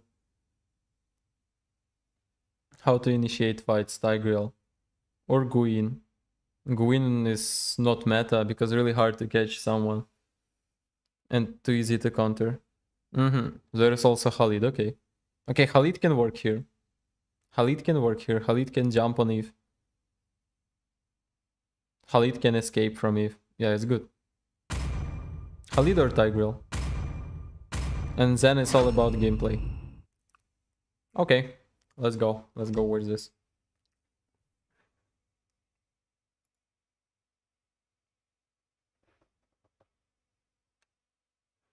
Harris is banned by Falcons? No. Harris is banned by Papara SuperMassive. A left team. Blue team. Right now. So waiting for a nice game. It's gonna be a match point for some of the teams.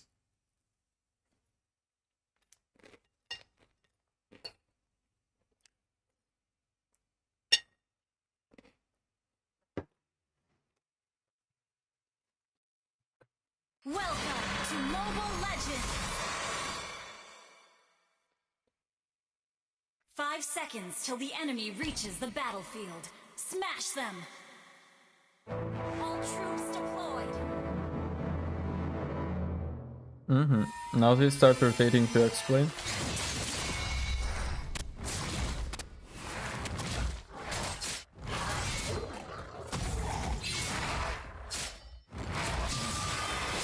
Why CEO and Moscow are without skins? What is that? Okay. Let's go back to mid lane. So both junglers are rotating the explain right now. Khalid, of course, a little bit dominating early game with his damage. What about explain? I mean, Hilda has no problems with Lucas. Oh, Alpha may die right now. He's still level 1.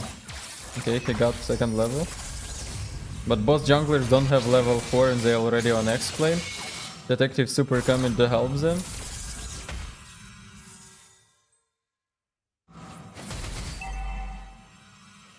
A nice fight on explain, a little bit unnecessary, but okay.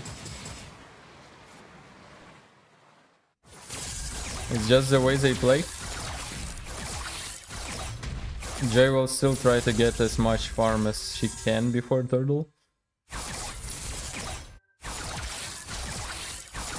20 seconds till turtle. Maybe they'll try to invade Seo right now. Bloodsweat in bush. Didn't get anyone. Bloodsweat may die right now, yep. Whoa, so much heal from Gato, and eventually Kenji dies. Vassa came here from X-Plane.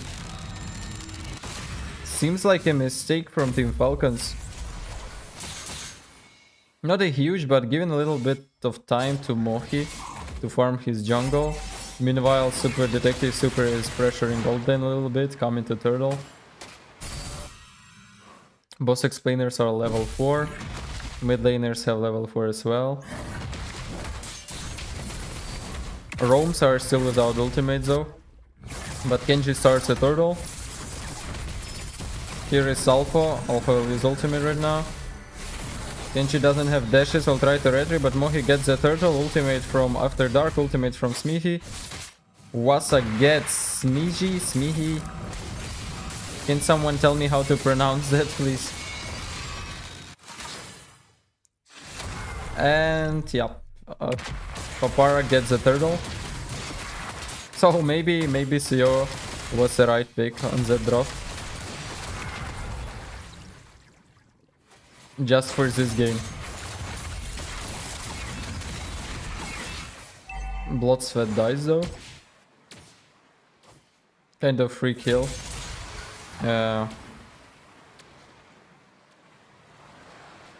Now Papara SuperMassive should rotate to top to defend it. It's like 4 enemies here. Zhao versus 3 enemies. But they'll not engage, there is no creeps. Yeah, nothing will happen here. Vasa again pressuring Smiji. Hello guys. Yeah, it's Coco Pops, yeah. Kenji will try to get After Dark, but he dies. As well as Detective Super. Maybe now Kenji lost a little bit of his jungle.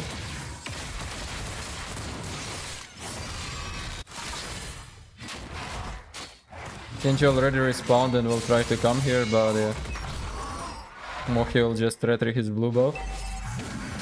And come to X-Plane.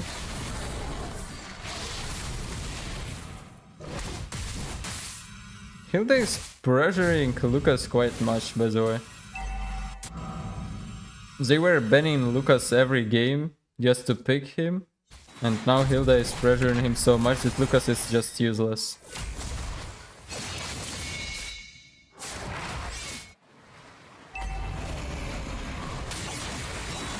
Oh, Team Falcons are ready for turtle.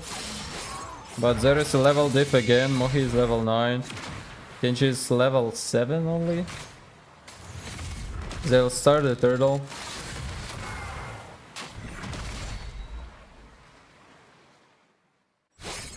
But they don't want to do anything for some reason.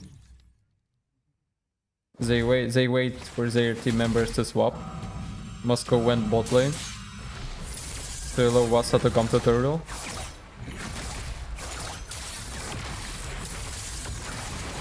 Nice one. Ultimate from Joy. Joy gets turtle. Ultimate from Bloodsfed into 4 people. But Valentine ultis. And nothing much happens. Only a turtle lost. A lot of low HP members. Detective Super tries to do something, but nope. He can't kill him. Whoa! Nice kill from Mohi. And After Dark. Joy is a little bit overextending this game, in my opinion. Allowing Mohi to win all jungle he can. And Mohi is literally just covering all Joy's jungle right now.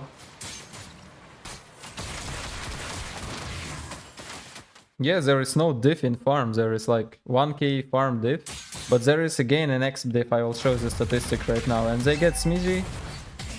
They try to get Smidgy, but Valentina uses Flicker. Moscow here with his spear. Will not jump in because too far.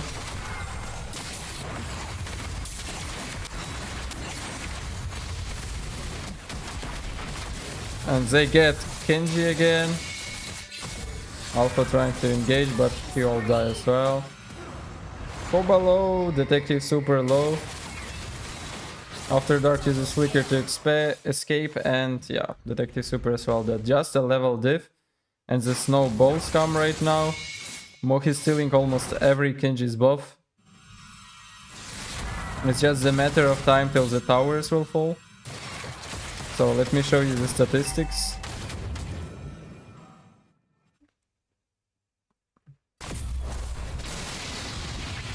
You can see that exp is already like 6k diff in exp. No, not 6, even 7. So yeah. It's a huge problem for mid game, because you will just lose all objectives.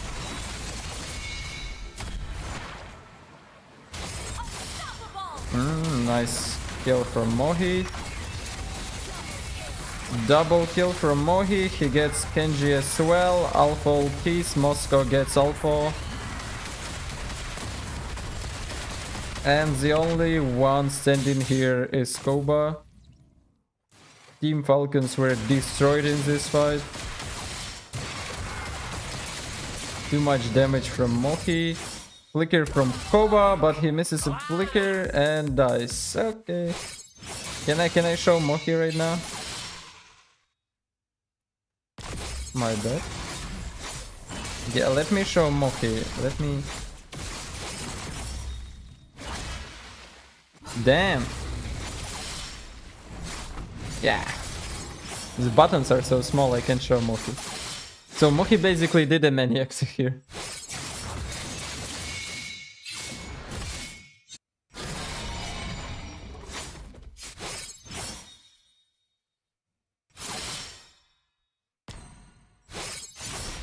I need some pen to press these buttons, they're so small. So Papara SuperMassive is ready to push bot lane.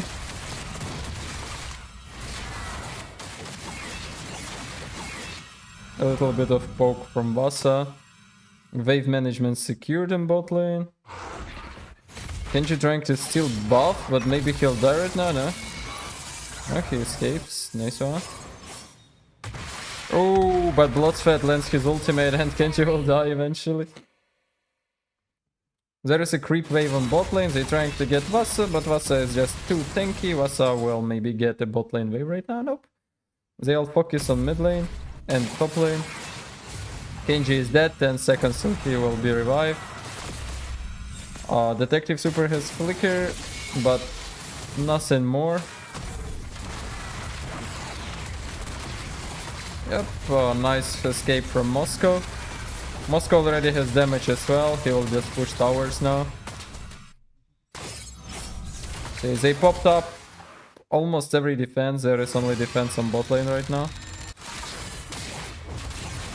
Oh! Mohi missed dash! Mohi missed dash!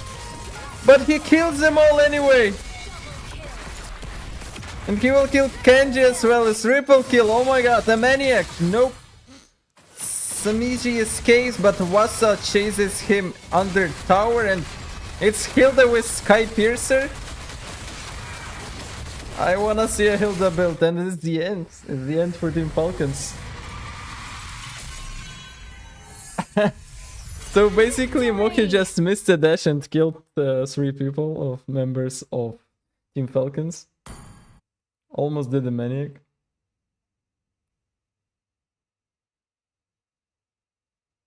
Who had Sky Piercer? I saw Sky Piercer. It's Granger who killed Hilda? Okay, nice game from Papara SuperMassive. It was a really fast game. Like, Suyo dominated jungle.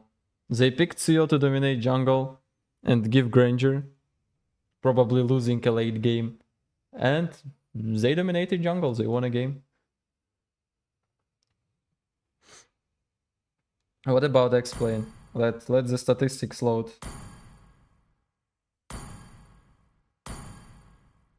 Yeah, why it's so small? How should I increase it? Oosh.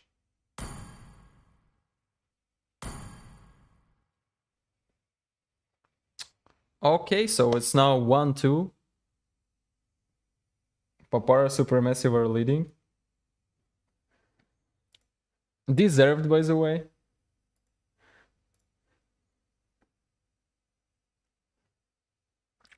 Let me change the webcam.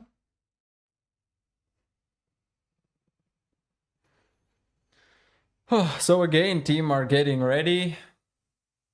What can I say, guys? Papara SuperMassive are playing really well, and their strongest weapon is their jungle. They are destroying jungle almost every game. Let's be honest, a lot of mistakes from Team Falcons.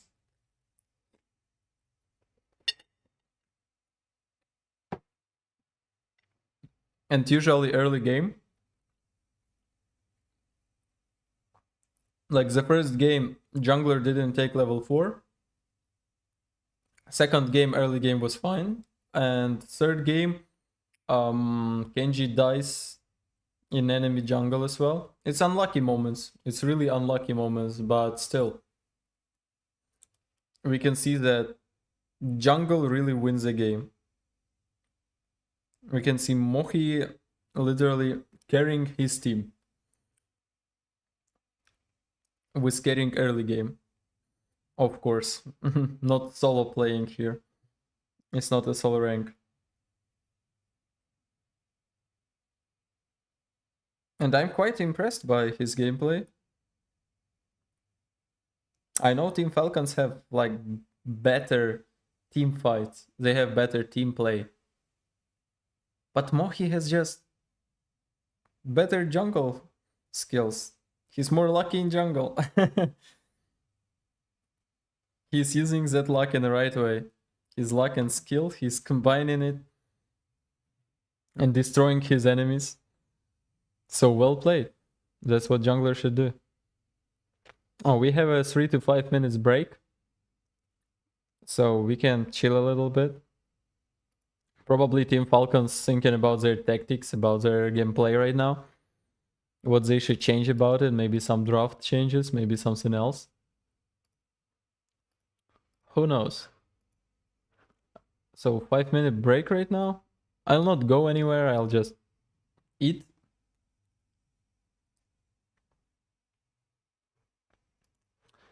I also have to do something else, it's fine.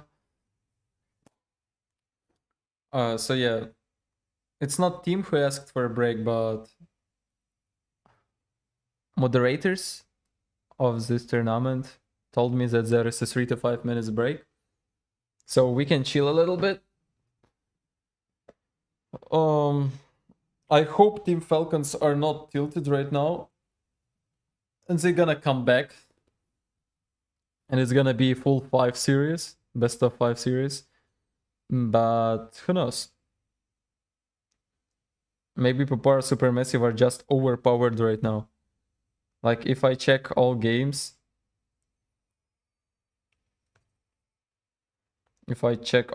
Oh, they are not stored in my history. Because I'm a spectator. But yeah, they are winning almost every early game. So they are kinda overpowered right now. And they have no problems with Falcons draft. They always find a way to win a draft versus Falcons. Even if they lose, right now they still deserve a spot in Indonesia. Like, it's really strong Turkish team. I like their gameplay. I see they were preparing, they are serious about this tournament. And it started when there were qualifiers, open finals of Snapdragon. They were playing not so good. They were picking some joy mid lane, trying some tactics. But right now they are serious about win. And we can see it. Any tips on how to rank up from Mythic 10 stars?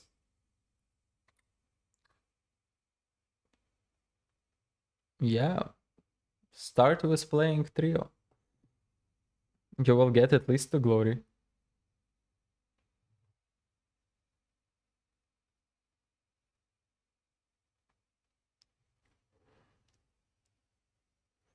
Mohi is cooking. Yeah, Mohi is cooking. Like we can see that Mohi is a type of pro player that is not anxious while playing. It's his field. He's a pro player. He doesn't care if enemies are pro players. He doesn't care if this stream is streamed somewhere, you know. If people are watching. He destroys Team Falcons like in a simple ranked game. And props to him for it.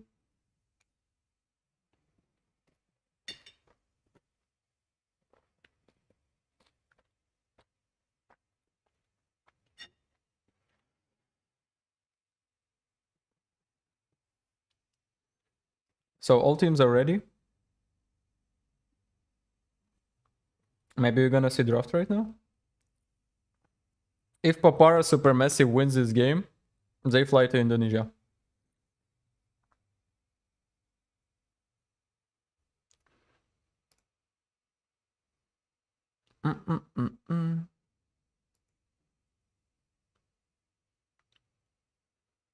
Where can I watch the tournament? Is it in the MLBB app? No, I'm streaming this tournament right now. I'm the only place where you can watch this tournament.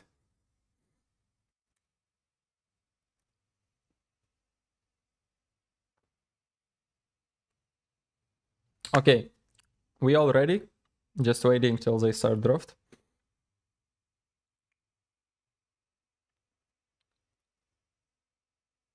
I will not go into a lot of details, guys, but right now I am supposed to stream this tournament.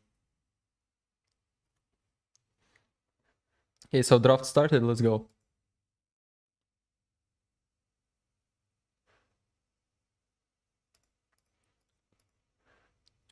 Two 2-1, Papara SuperMassive winning. A flight to Indonesia.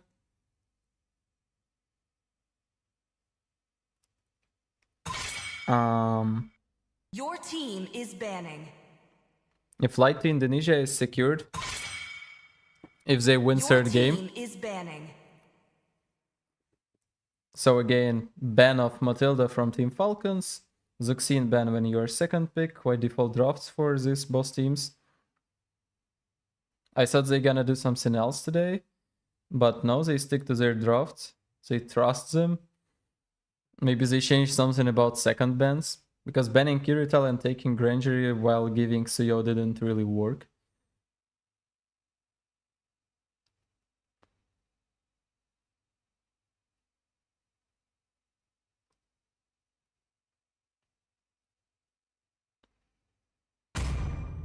They are thinking for a long time about this. ban. They ban Hilda. Your team is banning. Do they really think Hilda was a problem last game? Like, because she was staying really well versus Your Lucas? team is banning. Okay, Papara SuperMassive knows the strengths of Suyo and they ban him.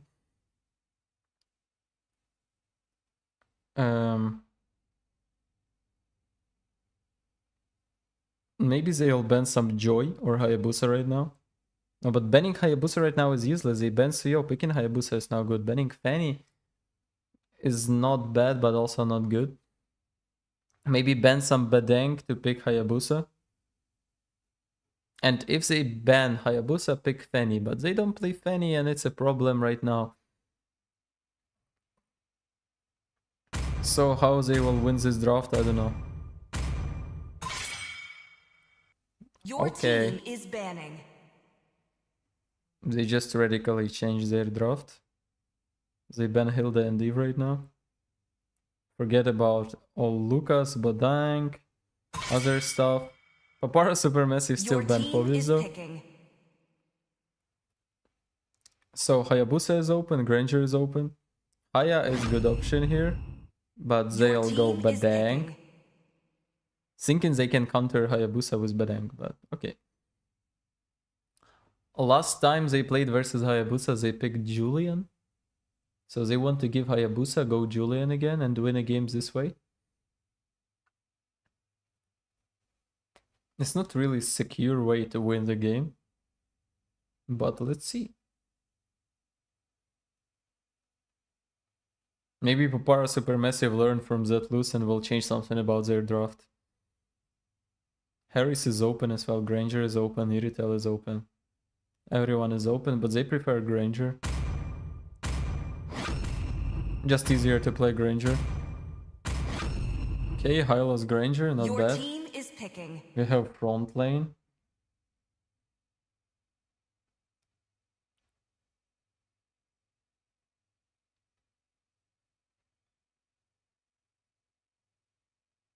So they can go Harris maybe. Because if they don't go Harris right now, Harris will be banned with next bans.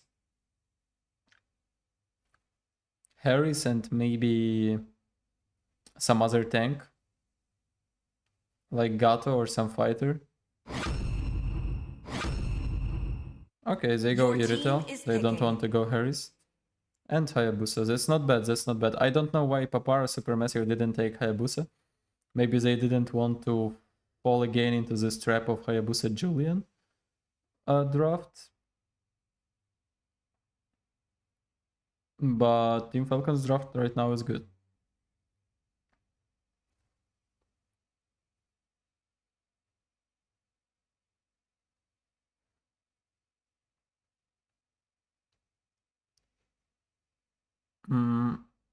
They're thinking about picking Gato. No, they don't want Gato Tkachuk, they want Lucas. This is not bad combo as well. Lucas and Hylos is not bad combo. Ban some annoying mages again, like Cecilia and Valentina. Your team is banning. And you are good to go with those two fighters. Your team is banning.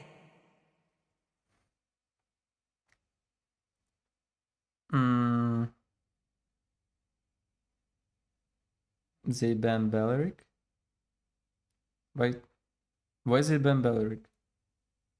They already have Lucas. Oh, they think it can be Lucas jungle. Ah. I don't know if Lucas jungle is good here, but okay. They just don't know it's not Lucas jungle, that's why they ban Belleric. And yeah, got a Tkachuk ban, which is fine. They still have what? Terizla explain, Glue explain, Eddies, CC. They still have few options. CC may be good versus Lucas and Hylos.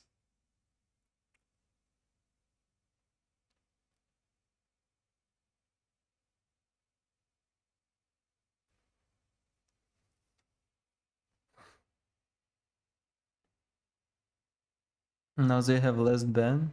Maybe they want to ban some jungler. Maybe they'll ban Julian, yeah? No, Your they want to team ban is Sassy. His mages are still not picked. There is still Vexana, Aurora, Farsa. Yep, and that's all.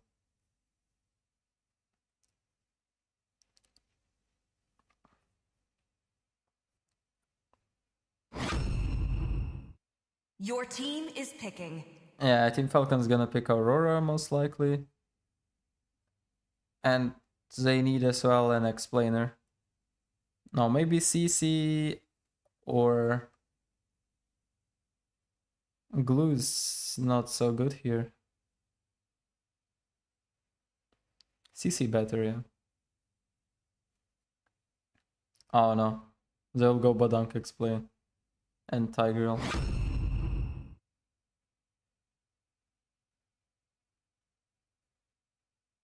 I don't like it. But they really need a front lane. Badunk and CC can't front lane solo versus Hylas and Lucas. Your team is picking. Hello guys, yeah, nice prediction of draft.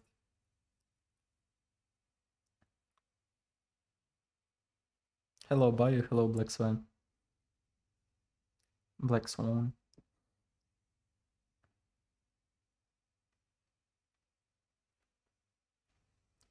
And last pick, they need a jungler. There is Alpha, there is Bane, there is Lancelot, there is Link, there is Julian. I guess it's gonna be Link. Nah. Link or some fighter. A Link or Alpha, I don't know. What the fuck? Is Benny jungle right from my stream?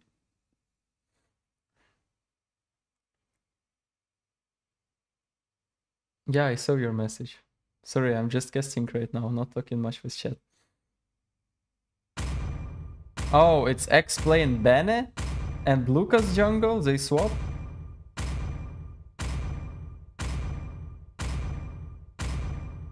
Okay, it's gonna be interesting.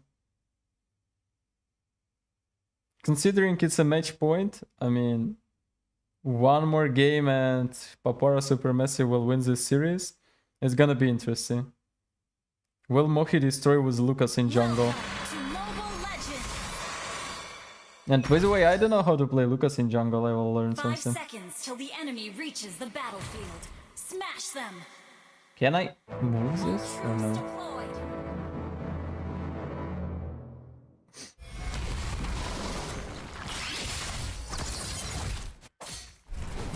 Is this too far away or no? Ah, it's fine.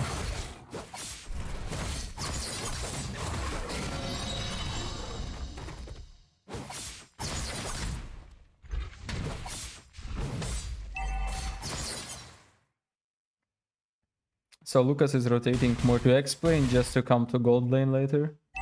He's always doing such a rotation while Hayabusa is trying to take 3 creeps and almost dies from Vasa here, and Kenji gets caught again! Again here in jungle, and Lucas is already level 3.5.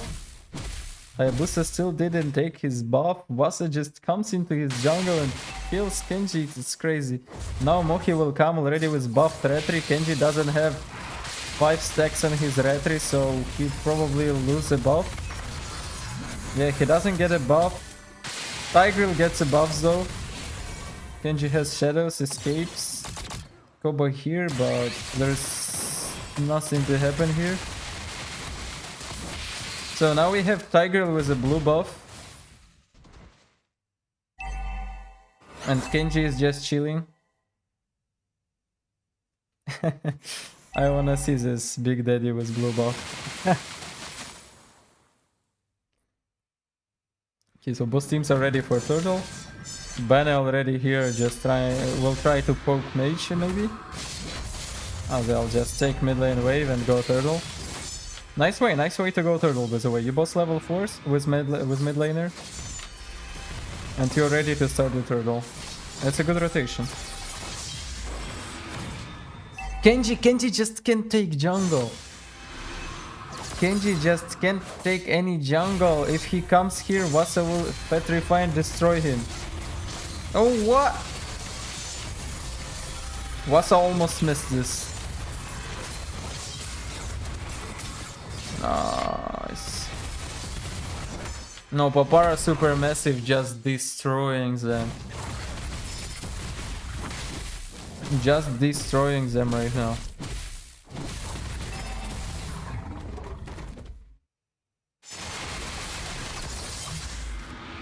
Kenji took only one buff this game. And it was red buff at start of the game. I mean, yeah, Team Falcons have advantage in late game. But it's not a huge advantage, it's only Bane versus Badong. Yeah, Bane will not tank as much damage as Badong. So Koba trying to poke Xiao a little bit. Kenji ultis after dark but has no damage just because there is no level. Vasa finds Smiji, sorry. Wanted to say Sanji. Aurora without passive. Papara SuperMassive still pressuring Team Falcons.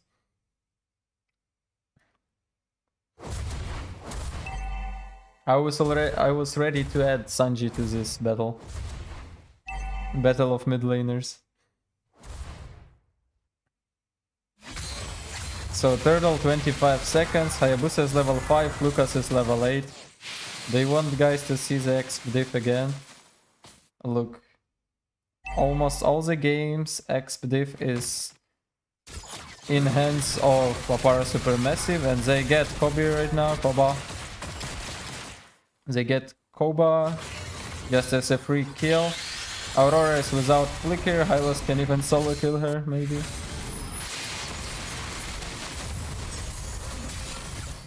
Yeah, Hylos just finds a kill on Aurora. Hayabusa dies as well. Even though Hylos dies under tower, but who cares, it's just a tank. You die for a mage, you don't really care. While your jungler is stealing your enemy buffs. And everything is great. Wasa is just camping for Kenji here. Nice rotation from Wasa. Can see he is an experienced at... Oh, by the way, a fight on top lane.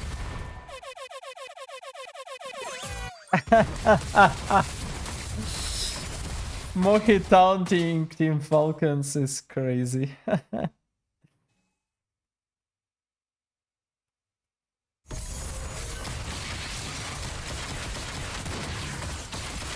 So it's already 5k diff in 5 minutes. Alpha gets After Dark, but After Dark has Flicker. Nice ultimate from Vexana into River. You don't care how you ultimate with Vexana if you have like 7k more farm, right? So Hayabusa trying to defend bot lane, but he doesn't have shadows. He used ultimate, dice from Black, Bloodzet and Vasa. All map is literally in the hand of Papara SuperMassive.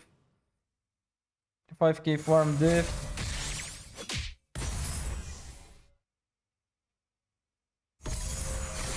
Granger with Hylos will now push bot lane, while Team Falcons try to do something on top lane. They try to get Vasa. But Vasa has second skill, Petrify from Vasa. Wasa kills Badang even. 1 versus 3, but here's come Mohi, takes Detective Koba, Smidgy forces Flicker. Detective Super is here. And what is that, Lucas? Damage, show me your build, my boy. What is that? What was that damage? It was a Tigreal or Layla. So free turtle for Mohi. I need to learn Lucas jungle probably right now.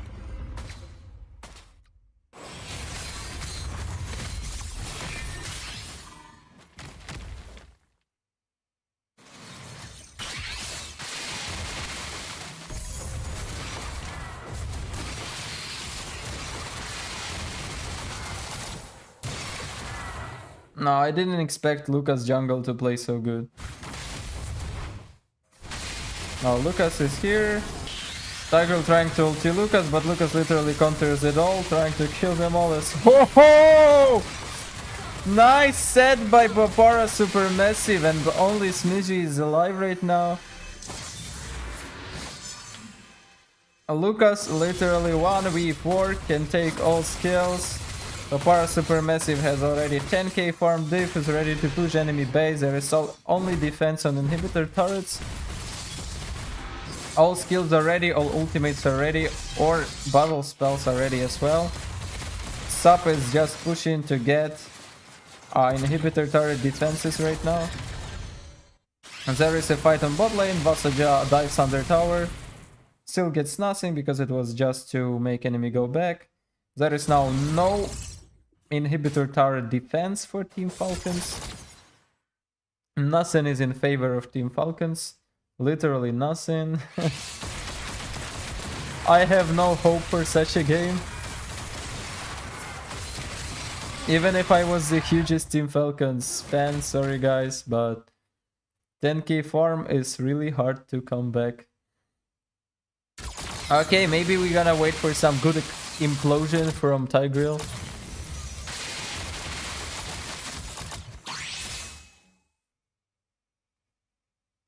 So a free lord right now for Papara SuperMassive, which is obvious.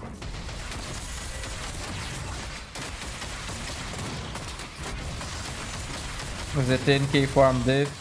Meanwhile, Team Falcons try to push some bot lane. Maybe Creeps will get the tower if Wasa will be late here, but no, he's here just in time. Benedette is really fast in rotating, moving all around the map. So they didn't even get that one tower at 500 gold. And the Lord is coming, all creep waves are pushed. Irrital tries to get Vasa, uses ultimate, Vasa with Petrify, trying to get Detective Koba right now. Oh, Tigreal and Koba are moving to enemy base, maybe, I don't know. But here is Alpha trying to defend, stuns Bloodzed, there is no damage. And the Lord is going full HP, Kenji dies, only Detective Super alive, and Papara SuperMassive ends this game with the first Lord and proceeds to the Victory! next stage of this tournament. Well played, Papara SuperMassive. Really strong gameplay from you today. I was not expecting it. I will be honest, I thought Team Falcons will show better and stronger gameplay than Papara SuperMassive. But we have a fact here that Papara SuperMassive destroyed Team Falcons. And that's only their merit. Let's... I wanna see the exp diff at the end of the game. Can it load now? Yeah, I can't really see much. But we can see that Papara was having a huge exp diff.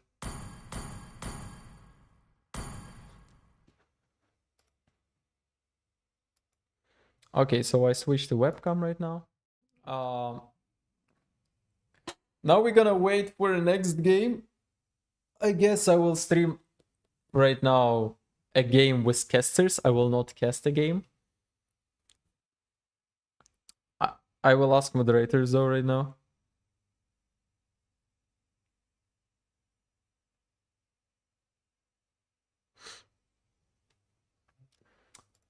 Let's see.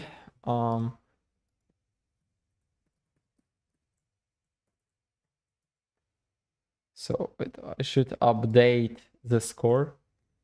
So again, GG's Papara SuperMassive. Really strong gameplay from you. You deserve a win. It's not just luck, it's a skill.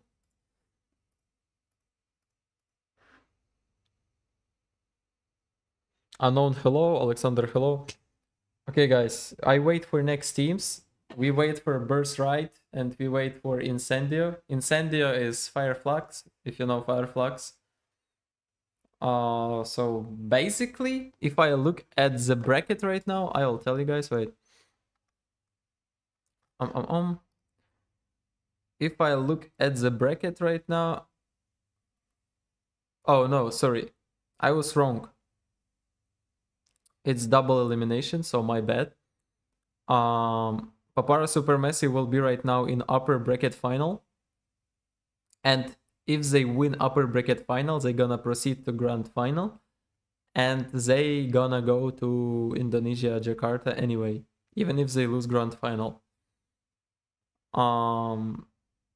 Team Falcons go way, but Incendio was all right there just waiting for that shadow kill to be over. So I mean, it's Apex, yeah, you talking about it here, too far back into the So I'm back, guys. Birthright, no support from him. Birthright cleanly and quickly able to get that kill.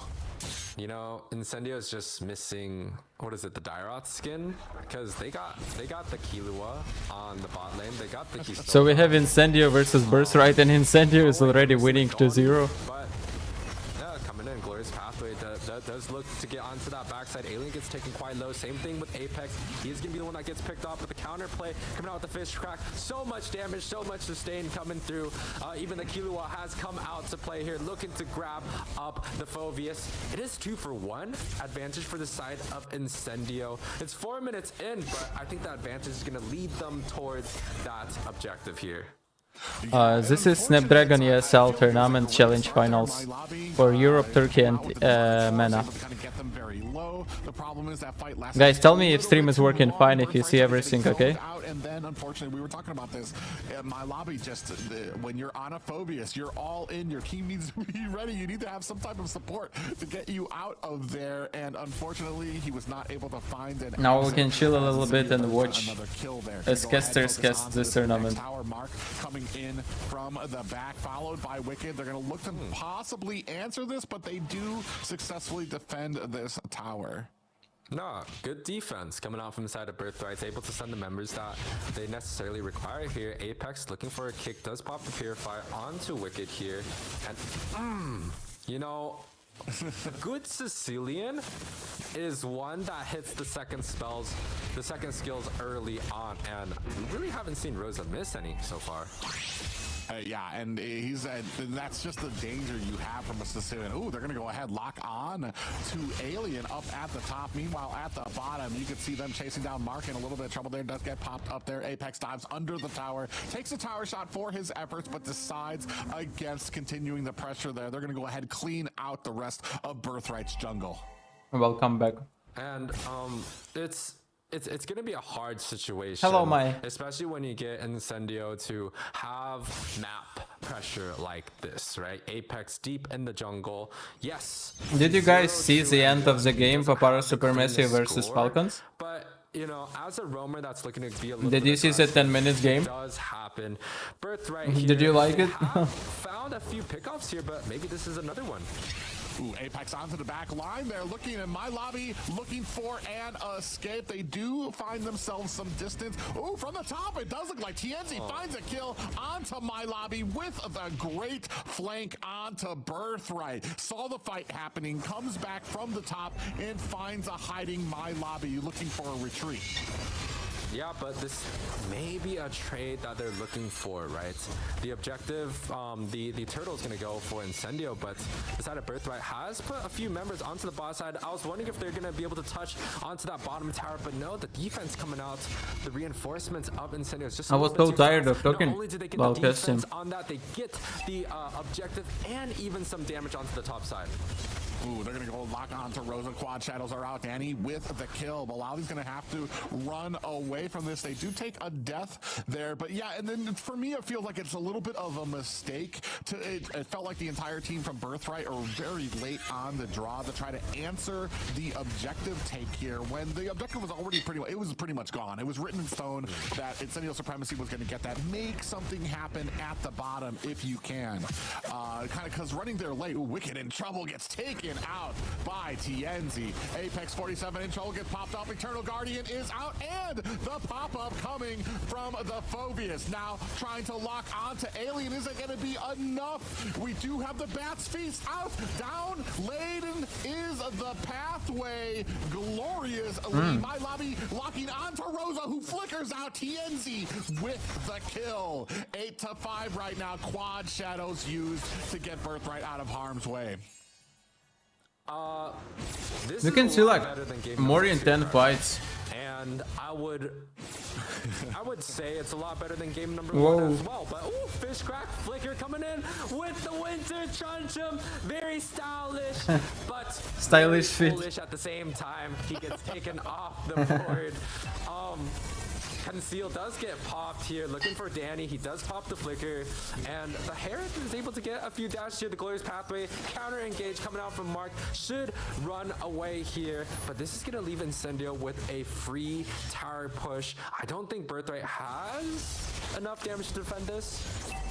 Oh, they're trying, and I honestly kind of feel like that Glorious Pathway, that, I mean, there really wasn't much you could do for that. He said that this is looking better than the second game, but there are some car wrecks that look a little better than the second game here for Birthright, who, man, right now it's 6-8, so they're not completely out of the woods. I want to say at this point in the game, this is the smallest that they've had a deficit, so it's not completely out of their hands. It's just, man, it's slowly beginning to creep up on them, and the decision making just needs to be crispier.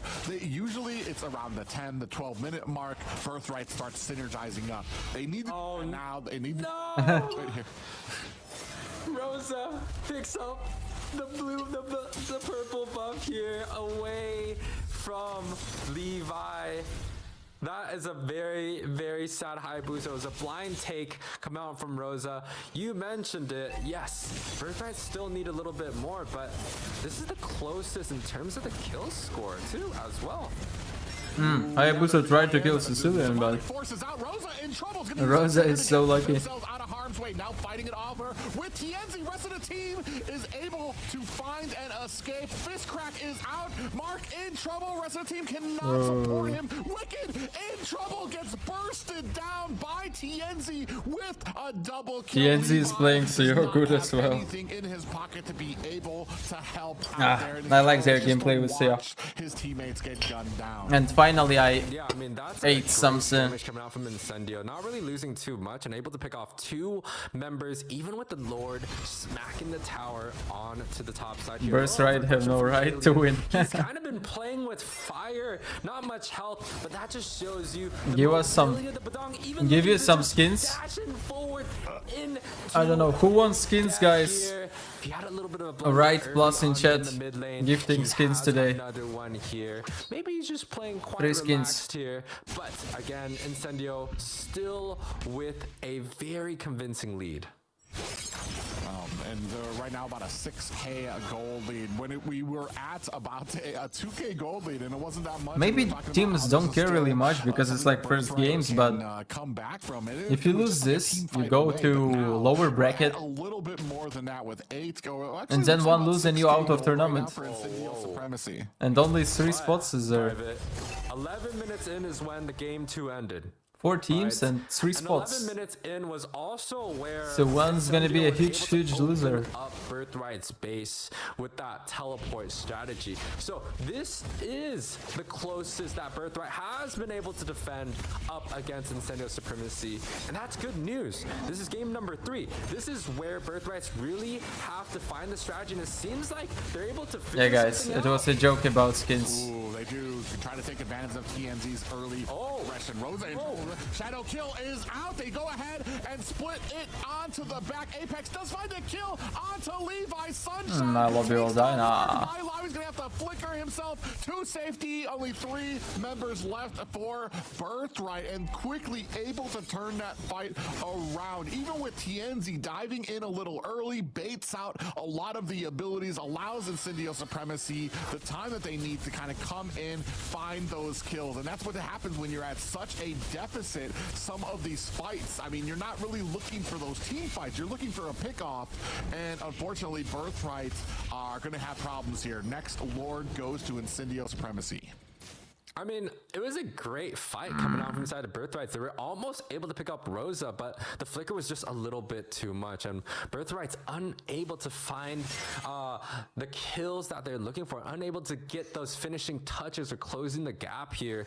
You know, Hylos could Birthright is team no Tiger, no win. Range. Along with the carry, you know, you don't really get too much range from that. So Incendio still having the convincing lead here, looking to close out this match. Almost a 9k difference in between them with Lord skin marching so down much, onto the please, top Dazai. side. Okay, Incendio Kyle. should look for a pickup I can on gift this you. I show, have but 3k diamonds. could be I can a gift little you bit hard for them skins. to defend against. Yeah, we'll see as they go ahead. Minions crashing at the high ground towers. My lobby. I want your skin. Oberon Oberon is simping for me, guys. Almost looked like a little bit of a panic ult from him. There was Oberon is a simp. and they were gonna be. He was already getting chunked down to about 10%. The Lord is gonna get bursted down here. Minions now beginning to crash. It does look like we're gonna start off Ooh, with mid nice ultimate from Angry Badai. Claws does find a Levi. Mark will die, Wicked will die. Yeah, everyone is dead. Wicked is down. It is a complete team wipe. And ladies and gentlemen, your first team going to the Mobile Masters. Incendio Second team. Supremacy going Because to be first moving team on. is Papara. Convincing win again in this game number 3, best of 5 here. Incendio Supremacy able to take Papara this series with SuperMassive. a clean sweep against Birthright, which arguably is one of the best coming out from EU. So, you know, Incendio Supremacy come out with a domination. And the last Team play, Falcons are mostly from Egypt. We saw that the Badang comes out with the fish crack flicker into the Winter Truncheon early on in this series, and he was able to Yeah, so do it next again. game Brings a gonna smile be to my face. 13 Birthright Team is game Falcons timer, 17 to 8. and Just Incendio a Papara. beautiful performance coming out from Incendio. Yeah, I mean, This Turkish team's gonna meet again. All the boxes that they needed, and even if the game had gone rougher for them in the early game, I mean, they had that Sicilian as that assurance that would take them into the back line. MVP And I wanna say TNZ. It was a great job when it came to a lot of these engagements because they Now, made when you sure win that they games were so never early and in your a jungler is real winning all harm's objectives, way most during these likely jungler will be engagements. If MVP. my lobby came in with that demonic force, the side of Incendio Supremacy never even engaged unless the flicker was up for their mage, for Rosa to be able to get out of there. Every single time he came in with the demonic force, Rosa was able to flicker out there to where I was questioning the cooldown for flicker. Yeah, and you know, one of the things is Mark was getting picked off a lot in the early game, and that's just kind of what Hylos is. He's a little bit of a sitting duck, especially when you go up against such a mobile hero like Cho, right? Cho deals with the lane clear a little bit better than the Hylos, has a lot more mobility, and has the counter matchup that they're looking for, and it just sets their. What do I get for with my success. prediction I think if I'm Birthright right? Really have to find a way. You get to nothing because you're not winning- right. winning Because mid you are lanes, watching with right? delay They get and the I'm in the Hylos, future. they I know don't who is get MVP. The lane advantage there, and then when they don't get the $1,000. Hylos, it just doesn't seem Give like me. they're in good control of the match. So unfortunately, it feels like there is a gap between Birthrights and Incendio just in this series. However, Birthrights still have the opportunity to make it to that next stage. They just have to reset, take a little deep breath, maybe review some of the mistakes here, and I think most importantly, find the winning drafts, especially in the lanes that they're looking to win in. Yeah, I mean, nothing. Nice against ultimate Birthright, from just Cho. Incendio Supremacy Apex. put on Solo. such a great He show boy. here for us today. Great job. TNZ at that. MVP, yeah. 8-0-8 here for Whoa. TNZ. He's playing with 94 Rupture. participation percentage there, and and 937 gold per minute. Hats off to He's really him playing and with the Rapture. Incendio Supremacy, Most who players have are already choosing secured between themselves a spot, Surreal but still looking for some and dominance Swift. here in this He's tournament. taking Rupture. Yeah. Okay. TNZ played great today. On the Joy, it was convincing in game number 2. On the Hayabusa, he was also quite happy. I think it's a 5-0-5. And again, with a perfect performance on the Soyu. And it really just comes back to how Incendio sets up their draft. But enough about this last series, a 3-0 convincing win. We have our beautiful host, Liz, joining us back on the desk.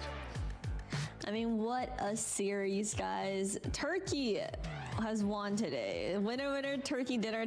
Turkey took the dinner. I mean, Private and I did vote for What's the Birthright. top 3 They best were match in so your opinion close for to solo taking rank? game 1, but it seems like with that loss, the momentum kind of fell apart. Bro.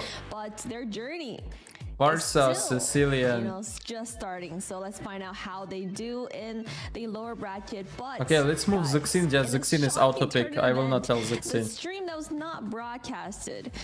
Zuxin is Team auto pick Falcons mate. actually lost to Papara SuperMassive, I know. 1-3.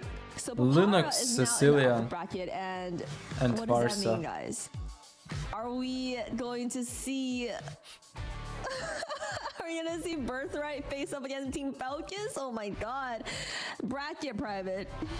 As we take a look here, yeah, you're absolutely right. Papara SuperMassive going to be moving on. They have secured themselves a spot right now to the Mobile Masters. Still a lot left in this road here for the upper brackets as they're going to be taking on Incendio Supremacy. I want to say... Oh, they this is a qualified matchup that already? possibly What? All of the casters got wrong there. I think a lot of us were going for Team Falcons to But win. why? So a big hats off to Papara SuperMassive, proving a lot of us wrong here and continuing their winning ways. Yeah, it's a friendly fire match. I don't in the understand. upper brackets here. So if Sub this wins, just if shows Papara that SuperMassive Turkey wins, came they out, gonna be in grand finals. with a bang, with a lot of They still not gonna practice be here, top 1, they're right? gonna be in Birthright grand and Falcon, final. They do have There's to something wrong. compete Why is he for told the like last spot? However, we have to give credits to Turkey. They're able to set Supermassive up for a lot of success, along with Incendio. Both are quite convincing in their series. I'm excited to see what level they have brought to the table for the upper brackets here. And I'm kind of nervous. I Does that don't mean that understand we something, have I'm too sleepy. Caster's curse. All of us casted a curse onto Papara SuperMassive that actually brought them into straight into Dazai the make a Mobile giveaway for Masters. I then mean, sets the none of skin us carrier believed in them, Lancelot. but they're the first team I give to the make skin. it to the Mobile Masters. Their match finished before maybe you the just match that we just saw on the broadcast. So donate me a hats little off bit to them, more indeed. Hats off to diamonds, Turkey. and I will What this give the also skin means for the EU and Meta fans, with my you will diamonds say that you goodbye to donated. one of your home teams. And Birthright If you versus want Team a giveaway. Falcons, that's going to be hard to watch. Either I am of them reading go chat, home. guys. There But is a delay of nonetheless, 1 minute. or even Birthright more. will be facing up against the Meta Giants. They understand Can this? they prove themselves that they're still worth it for the Mobile Masters? Let's take a look at the MVP leaderboard from the last games.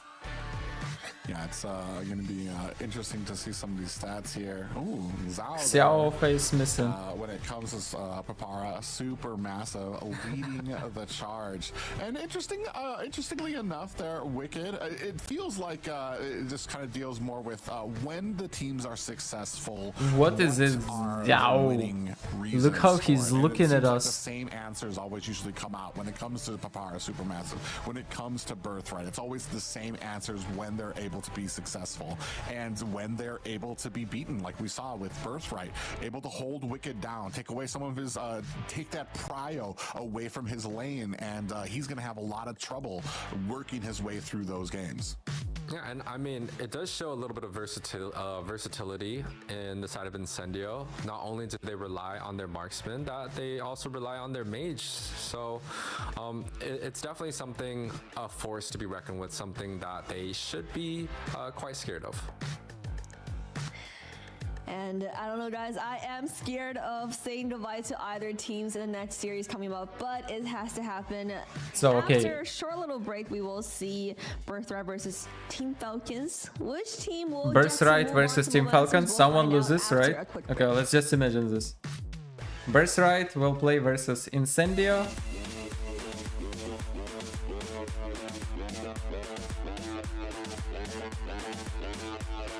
Incendio or Papara?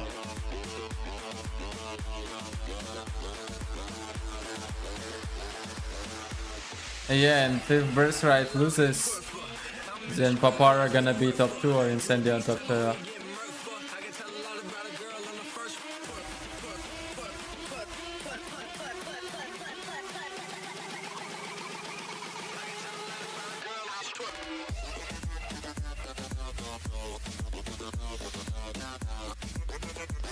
So basically, Birthright or Falcons will play right now, and who wins gets the spot to Indonesia.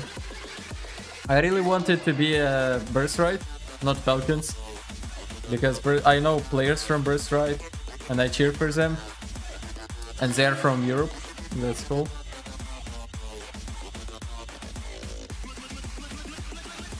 Okay, Kel. We can talk about giveaway in Discord, and we need to decide on giveaway requirements, and also make a video about this giveaway, so you don't waste your money for free, right? For nothing. You need to be prepared for giveaway. It's not that easy.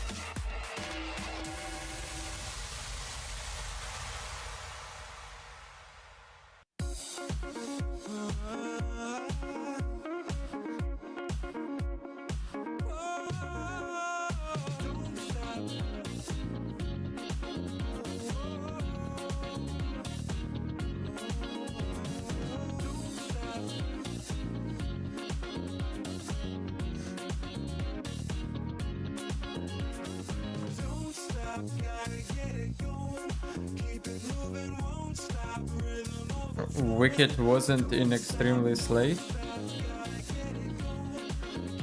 Don't mess up the tournaments.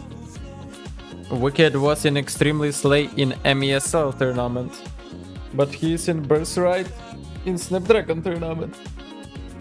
Or am I wrong?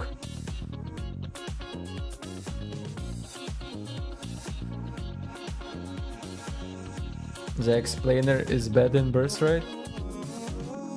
My lobby? Is he explainer? I don't know. Right now we will see games. We'll decide who is bad and why who he is bad. I don't care.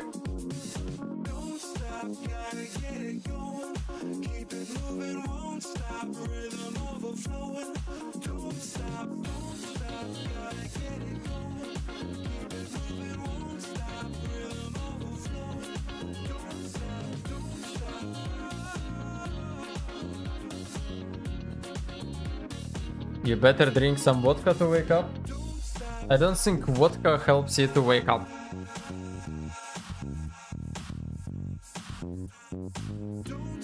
Do some stream game where everyone can participate. You mean like custom game?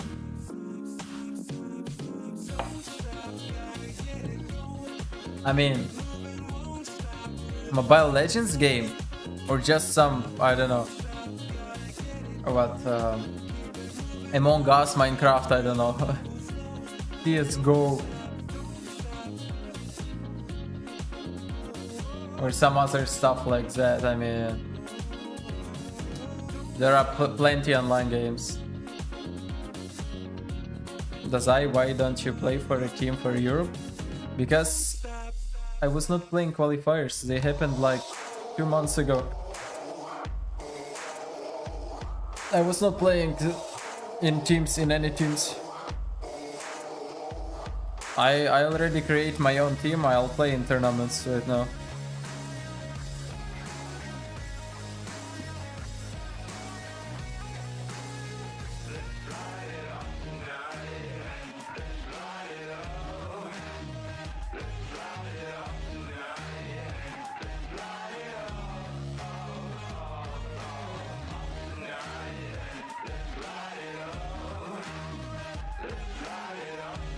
So maybe I'll remove delay from stream. Wait, can I remove delay, all delay from stream? 2 seconds, guys.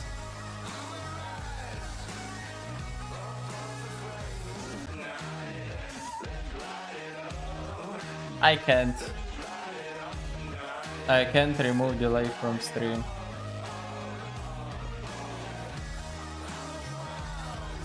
Magic chess game? What is max players in Magic chess game?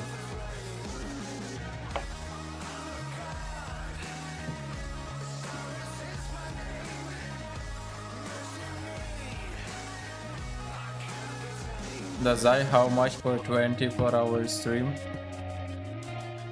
Sorry, my health will die. I will die. I know I have too much right now. Stress in my life. I can't do more stress with those 24-hour stream.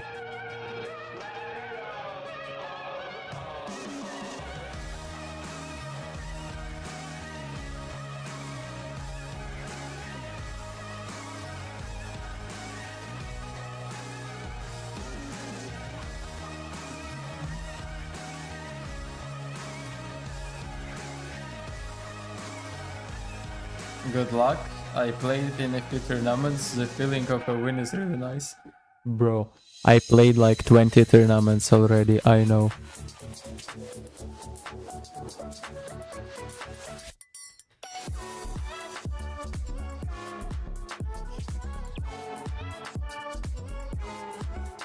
I don't know what is MTC, and I'll be right back. When there is a break, I can have a break.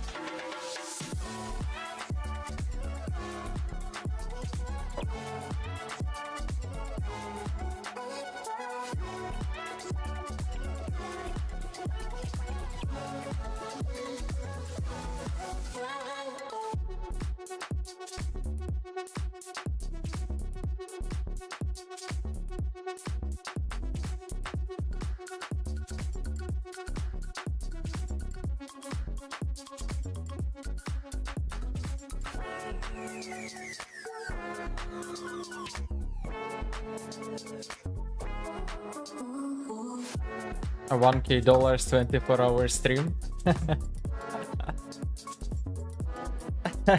For $1K, bro, I can. I will heal with this $1K, but not less.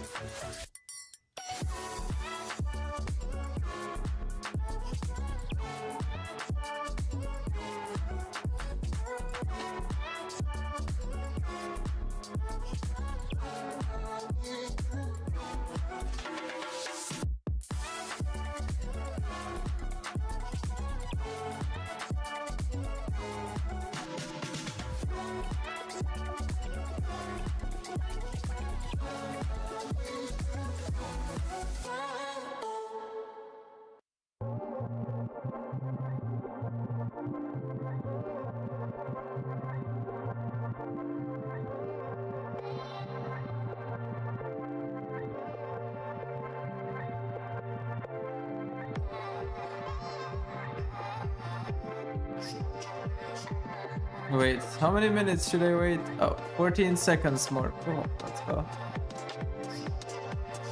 Do you see yourself as a winner of Snapdragon series in future? Yeah. I just need to eliminate one stress in my life and I'll be good. The Snapdragon Pro Series is brought to you by Snapdragon Elite Gaming and DHL. And we're back for the second series of the day, the series that determines who our last spot for the Mobile Master is going to be. I'm Liz, here joined with Private Dancer and UA. Yeah, excuse me, I just had to wipe away the tear. It is going to be a sad yet exciting event here for this next matchup, because we are going to unfortunately be saying goodbye to one of our teams here. Whether it's going to be Birthright or Falcons remains to be seen. I don't know if it's time for that yet. I'm not sure if the up there is what it is. But Is that stress called Miron? No. This stress has another name. Issues can be used later on, because it might just be a parade for one of these two teams. Two Turkey powerhouses, right? Two strong teams. This is definitely the region to watch out for, especially since they have such a strong presence in the international stage here. Excited to see what these two teams bring to the table. Yeah, so it's actually going to be For Incendio 1K, Supremacy I hope versus you're gonna up Papara global SuperMassive. one So on Turkey versus Turkey. Today we will share 3 tiers heroes. tomorrow, but today we will have the What? upper bracket You want me to get finals. global one of first these with 3 teams heroes will be making it in out, and 24 one of the teams hours? will be It's dropped impossible. to the lower bracket, and that is good news for us today. Yeah, and as we take a look at both of these guys here, especially that After playing for 6 hours, I will die all other 18 hours. Right now, as we take a look at the head-to-head here, average team kills, average damage dealt, going over to the side of Incendio Supremacy, while Papara SuperMassive seems to. Personally, I didn't think MLBB was that popular in Europe. No, they don't. It's all on the side of Incendio Supremacy. It just my vision playing a trick on me with Before that. war in Ukraine, there were a lot of tournaments in Russia and Ukraine, and because I'm from Ukraine, I was playing these tournaments before. These are two teams that really do know. But then war each started, other. and I stopped They're playing from the Russian same tournaments. region. They have played in their own little In Turkey Europe, league, where there were like 0 Fireflies tournaments, or almost Incendio Supremacy has 1 kind of tournament held that lead at 6 on, months. pretty much since the beginning of time. So Papara, in order for them to kind of get through this stage, they really have to make sure that they come up with a strategy. And so far, it really doesn't seem like there is too much of a strategies that Incendio Supremacy has not. I'll do like against. that. Yeah, but on the other hand, we did see Team Falcons almost taking a game up against almost losing to, Incendio Supremacy did really, really well, but Papara SuperMassive actually took out Team Falcons. Friends so tournament is that all? see Oh, by the way, today how they face up we against each can other. maybe But on the lineup, join this French we see Papara tournament. SuperMassive, we have Wasso, Moji, After Dark, some very interesting names. And What do you Xiao think? is Why the pro players man staring into prioritize our Hilda soldiers pick now. or ban her?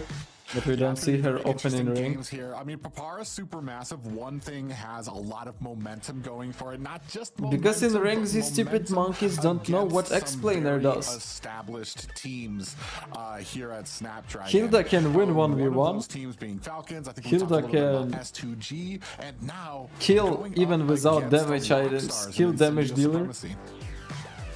Now let's find out If how it's they do up marksman against or the mage, rosters she of their doesn't own care. region. Turkey versus Turkey. Can UA, show take us unlimited your way. vision. Thank you, Liz. Beautiful setup coming from both of these teams. So basically, heroes that will win all early objectives. Papara has Yeah, she's lost useless in late game where you 1-3 need to enter against enemy base, Incendio but she'll in just suicide their if you need a fight. Block damage, MTC suicide, whatever. Turkey, league. If you win all It's, objectives, you'll be for so North fat that you don't American care if your talent, hero NACT, can other jump on regions, their it's gonna be towers. the MPLs. So they did lose 1-3. They also lost in the upper brackets finals in the Turkey region for the SPS Open Finals Season 6, which leads up to, the last SPS that we casted. However, Papara SuperMassive is a team that was invited to the SPS, which does really show that they have what it takes to, represent Turkey. They've they've won matches against S2G. They are able to come out ahead against Team Falcons, which convincingly was the team that I felt like was closest to Incendio. But they got the upset, and now they're looking for even more blood here. Yeah, we're going to see if they can stack up, if Incendio Supremacy are going to be able to duplicate How their many success dollars against Papara SuperMassive, or if Papara you win Supermassive, per month especially with off the heels of a victory YouTube against stream Falcons, donations? off the heels of a victory against S2G, other great teams here are going to be able to bring that surprise. YouTube to stream Incendio only and Supremacy. donations? I mean, it feels like Maybe sometimes we get a little $200 biased towards some of these other teams that are not Incendio Supremacy, but that's because Incendio's already proven themselves. You look at them, it's hard to kind of look at them and be like, I mean, or Not and always. not know that the history behind them. Sometimes how well less. they've done. What we just saw from them in our last series of how consistent they can be and what they do with some of these great drafts, and that's going to be one thing that I'm going to be looking for in Papara Supermassive to kind of take over where Birthright may Nice, have they faltered ban in these Fanny here. drafts and getting that prioritization in these Because lanes, they get know these TNZ winning is lanes playing for Fanny. yourself to set it up, and then after you have these winning lanes, have the execution. to Even be able to here on protect your Snapdragon, jungle, they to don't really protect pick some of her. these rotations and get I that was IO on watching, these objectives. Yeah, and What was that game? I will say that Team both of Falcons these versus teams really Papara, do and know they pick of Hilda each every other. game. And they even banned Hilda They one played game each or other 2 over games. and over and over, so I don't think anything is a surprise, at least for both of these teams coming into this draft here. Fanny gets taken off the board along with both of the gold laners, Harith and Granger. Incendio's, stable ban of Matilda continues on, and also the Louis that dominated in game number 1 for Incendio gets taken out as well here. The Zushin off the board, we don't want that. It tells me that the Eve is going to be a high prio. After the Eve, maybe the assassins come in for the counter with something like the Hayabusa, and if Papara does not take the Eve themselves, expect Incendio to pick them up in this phase. Yeah, and Asuyu going to be the first pick up there by Papara Supermassive. Definitely looking for that Haya, possibly to come out there. Hilda's still on the board too as well. I wonder if you pair up a Haya with a Hilda just to kind of take that type of aggression and early game away from the enemy, because Haya really can be susceptible on those first and early cues when it comes to kind of trying to clear out that jungle. We talked a lot about Hylos and what he's been bringing to a lot of these teams. It's very surprising. I guess 47 is kind of accurate. It seems like, I want to say, almost that the jig is up. Hylos isn't as strong now just because we figured out the counter for him when it comes to having a Cho out there that can kind of be able to help isolate him out. Oh, we've seen this before. The Eve and the Hylos, that And they ban Louis here every and game the as real well. world manipulation out there. So It's gonna be different very drafts. interesting engagements coming from Incendio Supremacy. Yeah, it's expected opening, big ults with big ults. So just Okay, a lot banning to deal with, a Matilda lot and of Zexin range, is still here. a lot of CC, right? And Papara actually opted to go for the Gatot, which does well against the Eve and holds good against the Hylos. Another option that they could possibly take would be the Cho. However, Cho, not necessarily the strongest pick. Sometimes you win, sometimes you lose, but this is a small surprise here. They decided to go for the Moskov early on, meaning that they're looking to have a lot of pressure, a lot of map rotation. And Xiao, again, one of the core back members of Papara Supermassive. If Xiao has a lot of success, usually Papara is going to have a lot of success as well. But an early pick with a Moskov blind in the first phase either is forcing Incendio to pick up the marksman, and Papara and it's gonna be even matchup for both, or they don't pick up the marksman. I mean, Incendio has to choose between a marksman and a jungler. They pick up the Hayabusa, or they pick up the marksman and they get their jungle banned out here. I was about to say, whatever they pick up, it's going to be the opposite that's going to get banned out. They go with the marksman, which means you're going to have the Hayabusa banned out. You're going to have the, I don't even know what else, Alpha potentially, or I don't even think that's Alpha to my books is actually. I think it's Joy. It's Joy Haya. Joy Haya makes sense here. And then Incendio Supremacy. So I want to say a very good draft. Both teams here right now, very flexible, very fluid right now as we move into this next banning phase. Hello, Wilden. I'm wondering, where is Incendio Supremacy going to be focusing on? Yeah, that mage pickups. You got the Vexana taken out, possibly the Aurora next on the docket as a potential. Hey, I like Incendio draft. It's a little bit harder to ban out Papara because I like their Incendio mage is draft so more. flexible. Has won quite a few games with the Sicilian, so I'm expecting the Sicilian's going to be knocked off the board here. Vexana also a little bit annoying. Incendio had to deal with it, dealt with it perfectly fine. However, they just don't want that annoyance on the map. If it was me, you know, I would. I so take hate that out Suyo something is like still Valentina, a OP hero which here. can copy the RWM, the Glorious Pathway. I would also take the Sicilian out of the option because it's just a lot of magic damage that they have to deal with towards the end of the game. They do take out the Valentina, so the Sicilian is going to be an option. We have seen on After Dark take something like the Faramis or even the Farsa out for a spin. So still a lot to be expected. The Joy is available here, so you know, I think Incendio is just going to take that with a smile on their face.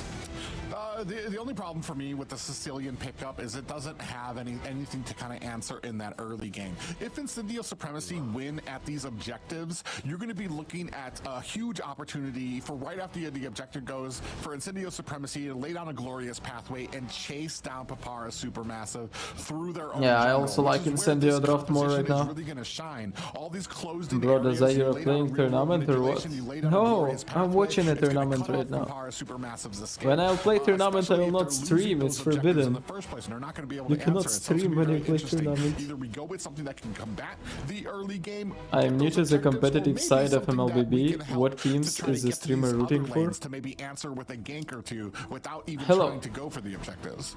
This is Snapdragon maybe ESL like an tournament. Aurora that provides that, Challenge you know, Finals AOE part of early this game, tournament. that, like, back off Top my 3 objective teams type of ultimates that has the impact will that fly you to may be looking Indonesia, for. Jakarta for main And offline also event. kind of anti-dive Basically, against Incendio something like an Supremacy assassin and heavy comp Papara that Incendio Supermassive likes to set already themselves proceeded. up with, right? They already The won Joy could their also be tickets to available for that Indonesia. charge here. And a very I'm not really surprising rooting for any of those pick. So you're teams. I'm right, just Private. watching They do go to for that early see some game drafts, pick see up some on that main rotations, position, fights. Anti-dive. I'll It's learn gonna something protect from himself this. against the Badong, against the Glorious Pathway, and a little bit of the RWM. But this Cho pick, If is I was something that's asked, a little if I bit more was asked surprising who to I'm me. rooting Not for, many teams are willing to pick I would it tell up that because I it root just for hasn't found Birthright, the success because Birthright is the that I only would team say from Europe I in know. the, They're from Spain, international yeah, group but from Europe. stages they had over there. Incendio and Still a good Papara are pickup. from Does Turkey, well against the high-lows. and Team Falcons are from Egypt. Incendio is going to complete the draft on. So yeah, I'm more rooting for Yeah, Birthright. It's going to be the alpha pickup for But Incendio Birthright there. Team Falcons we will talked play about it, tomorrow, I for guess. what we've seen Not so today. far, especially from Incendio picking up the Cho. I mean, they've been a pretty standard, pretty lethal with it, able to get in. They find the right targets, and that's the biggest thing for Cho's is getting into the back line, finding the right targets, and kicking them in the right direction to be able to have your team. This is upper bracket final right now. But both these teams, Incendio and Papara, already got tickets to Indonesia. They don't even need to play It this. can be very hard, especially in the midst of team fights. There is one We're last gonna see place Papara Supermassive to are gonna be able to Indonesia, line that up either and, for make it Birthright or successful Team from where Falcons, we've because seen both Incendio these teams are in Supremacy. lower I mean, bracket right now. They've done it. We've already seen it in the last series, how well they're able to manage with the Cho. So the most Are they gonna be interesting able to game gonna be play tomorrow. against it? Yeah, and Here we can just see two again, strong teams two of these playing. powerhouses from Turkey already know of each other, so I think there's not going to be much jittering. There's not going to be much unexpected. Both teams are going to be quite comfortable in this situation. Yes, Incendio has took care of majority of the matches that they played on the stage, but could this be what Papara needs to get over this hump? This is going to be a best of 5 series between Papara SuperMassive and Incendio Supremacy. Game number 1 action. We are here. Yeah, and for me, as we start into these early seconds, the big question for me is Papara SuperMassive going to be able to withstand the early game pressure that we've been known to see from Incendio Supremacy? Speaking of early game pressure, they're already, After Dark, going to have to utilize a flicker to get away from the onslaught of damage coming out from Rosa and Apex 487. Yeah, with the flickers being popped and some of the spells being used, this gives Rosa a pretty big advantage early on in terms of just having a lot of presence and lane bullying, right? Look at Rosa. He's just standing in between the minions, just trying to deny some things after away from After Dark. Take a look at the gold, a little bit of advantage for that Arithal. So, you know, Incendio is actually quite happy with the early game. It's a little bit of a gold lead here. After Dark is getting denied away. You know, things are looking a little bit sunnier for the red side so far. Yeah, After Dark really kind of getting, and the thing is too is I like the way how Incendio is holding mid lane. Only 10% health. Like they do not just push mid lane creeps and go. Is going to go ahead proc that passive. They keep that Aurora on mid lane and make her lose creeps. Push the wave a little bit forward there, and After Dark going to go ahead and find Hey, what's this here? Quick ride home. This is it's gonna put a target on. Or maybe they get Apex right now, yeah. But oh, before that, Apex gets taken off the map here. First blood actually going towards Papara. Oh man! Oh! Avatar the Guardian goes out, lands on a nothing. We do have a Chikundo coming into the back line. Blotsfet not. Nice gameplay from Papara. They like warmed up when playing versus Team Falcons. Onto this purple buff. It's about a 3-on-4. Vasa finding kills almost every time. From this, but it's going to allow the time for Mohi to go ahead and pick up the first objective. You know, the side of Papara, they can set themselves up with a extremely beautiful team. They could skill layer and make sure other CCs hit. Oh, nice ultimate from Aurora. Oh, a great Yenzi dead. Three members allows his team to be able to Chu take gets down blue two. buff. Rosa running for the hills, trying to get the speed boost, but there is Blotsfet to pop him up and find another. Nah, kill for GG's his from teammate. Papara. 4-0 They're playing right better now and for better every Papara day. Supermassive. And if the question was, can they Who match won, the Falcon? early game Nah. aggression? The answer Falcons is a lost firm yes. 1-3. Papara SuperMassive won. 3 and a 4 here, but Mohi does get Ah, poked out Mohi quite low. The died. Rito's gonna be the one that picks up that kill. A nice, glorious pathway and a good response. You look high as coming out fuck, from bro. Incendio, Trust me, I'm high as fuck. in their tracks. I'm not trying to hide it. Continuing on with this aggression up on top, not trying to get this taken down. TNZ does get taken down by After Dark, Malali, and Apex 47 going to disengage from this fight. 5-1 right now in favor of Papara SuperMassive, looking to. It's quite turn cold in this tides room, by the way. where in past That's why I'm tournaments sitting they like have it. failed against Incendio Supremacy. It seems like they have learned from those past encounters, able to have a very dominating early game. But if we've learned anything when it comes to EU, when it comes to MENA, that these teams, the early game is just one tiny part of the success for some of these teams. You need to be able to carry that same type of synergy, that same type of confidence into the late game. Yeah, and you're completely correct. The early game, it's definitely like a pick-offs heaven, right? You got the Cho, you got the Aurora. If you're able to land some of your spells together, it's almost a guaranteed like 5-second CC into a kill. And Papara is pretty much just betting on that right now. But Incendio, they do have a team fight-oriented comp. These long cooldowns like the RWM, Glorious Pathway, Fish Crack, if they can stack those skills up, it could be something that's hard to deal with. The Spear of Destruction does come. Xiao does. Yeah, and then they go ahead, find the Nice ultimate from Chu. With the Way of the Dragon now landing up onto Alien, looking for an escape, is going to be able to use that ability to create. But Halfa is not even coming to him Turtle. And Blotsfet and the rest of He has no items, he knows it. No level diff, no items. Again, jungle level diff. Right now with a very great early game for Papara SuperMassive. Yeah, Apex not having the best time of his life. 0-3. TNZ also getting picked off over and over, and it's really due to the amount of CC that Papara has. Not only do they have to pick off heavy chill, but before that, After Dark pops the flicker here. nice flicker. Another escape being used. After Dark seems to be getting picked off over and over.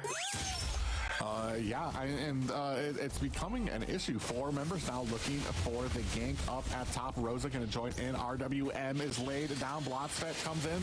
Gonna look. The Frigid Glacier is out. A great Avatar. The Guardian comes down as Zhao, able to find the kill onto Rosa. Ooh, nice stomp from Alien. Alien creates the distance. Fist crack. Is it going to be enough to find a kill? Getting slowed down by the enemy. There is no damage without Rosa, of He gets course. a little bit of a bait there as the rest of Incendio looking for a disengage. Oh, they're looking for a sandwich on the Blotsfet. A alpha charge comes out and they do find the kill onto Blotsfet, maybe biting off a little bit more than he could chew there. 1 tower going to the side of Papara SuperMassive. I believe a trade there. 2 towers down for each, or 1 down for each side.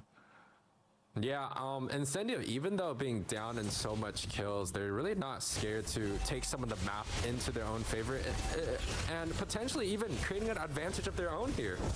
Yeah, Apex 47. Oh, Avatar the Guardian comes out. Oh, does catch Rosa. So they're going to go ahead and try to launch onto it. Wasa gets taken out there for his efforts, and down goes the Moki, a little bit too much of solo probably gameplay. the A most little bit too detrimental much. of the towers to take a hit on. 7-3 still for Papara SuperMassive, but Incendio Supremacy looking a lot better as they get this next hurdle. Yeah, there's definitely Like, a even lot though of pick-off Papara potential has coming level out diff from of Papara. jungler, but However, jungler it is seems not like the using the group level strategy diff of Incendio, if they get into that when dead ball contesting position, it's objectives. looking quite good, right? RWM, Glorious Pathway, Fish Crack. Again, spells on spells. It just depends on who gets the spells off first. Oh, nice way of the dragon, followed by the Frigid Glacier. A great combo coming out from Papara SuperMassive to answer back as they lose the Zhao at the top lane. Alien keeping Wasau at bay, using those pushes into the wall, trying to stun him out. And you know, Incendio's not scared to fight, but Papara's response is, I think, what's taking them onto that next level. You mentioned having a great early game mage may set Papara up with a little bit more success against the early aggression that Incendio always puts up in mid, and you're exactly correct. Having this Cho with the Wave of Dragon paired up with the Aurora spells and damage, it's just enough for them to 100-0 essentially any front line that Incendio sends up to defend here. Yeah, and right now it does look like the biggest problem right now is Incendio Supremacy when it comes to the small amount of kills and pressure that they're able to put out there. They're able to transition those small kills. Moki a little bit lost map control with his jungle gameplay. Is starting to bleed. He was doing too towers here. much The solo entire moves. Front row towers already gone for the side of Papara, and Incendio Supremacy continuing to move on. Oh, nice Avatar. The Guardian catches 2 members there. Frigid Glacier is out as well. In comes Zhao, trying to put on the damage, and we did see the RWM laid out for Incendio Supremacy. 1 down in the name of Wasau. That's a big, I want to say, big beefy, tanky character taken down for the side of Papar. They're not going to have it. They're nice gonna go ahead and flicker start by this Lin. engagement. After Dark in trouble Wasted here a little is bit. proccing that passive, gets taken down. Tienzi with the kill there as Alien creates the distance. Now manning up against 3 members, gets pushed away. That actually might have been a little bit of a mistake. He gets taken down. Tienzi finds the kill, and just like that, we have almost tied things up. Incendio Supremacy nice one. come back with a flurry.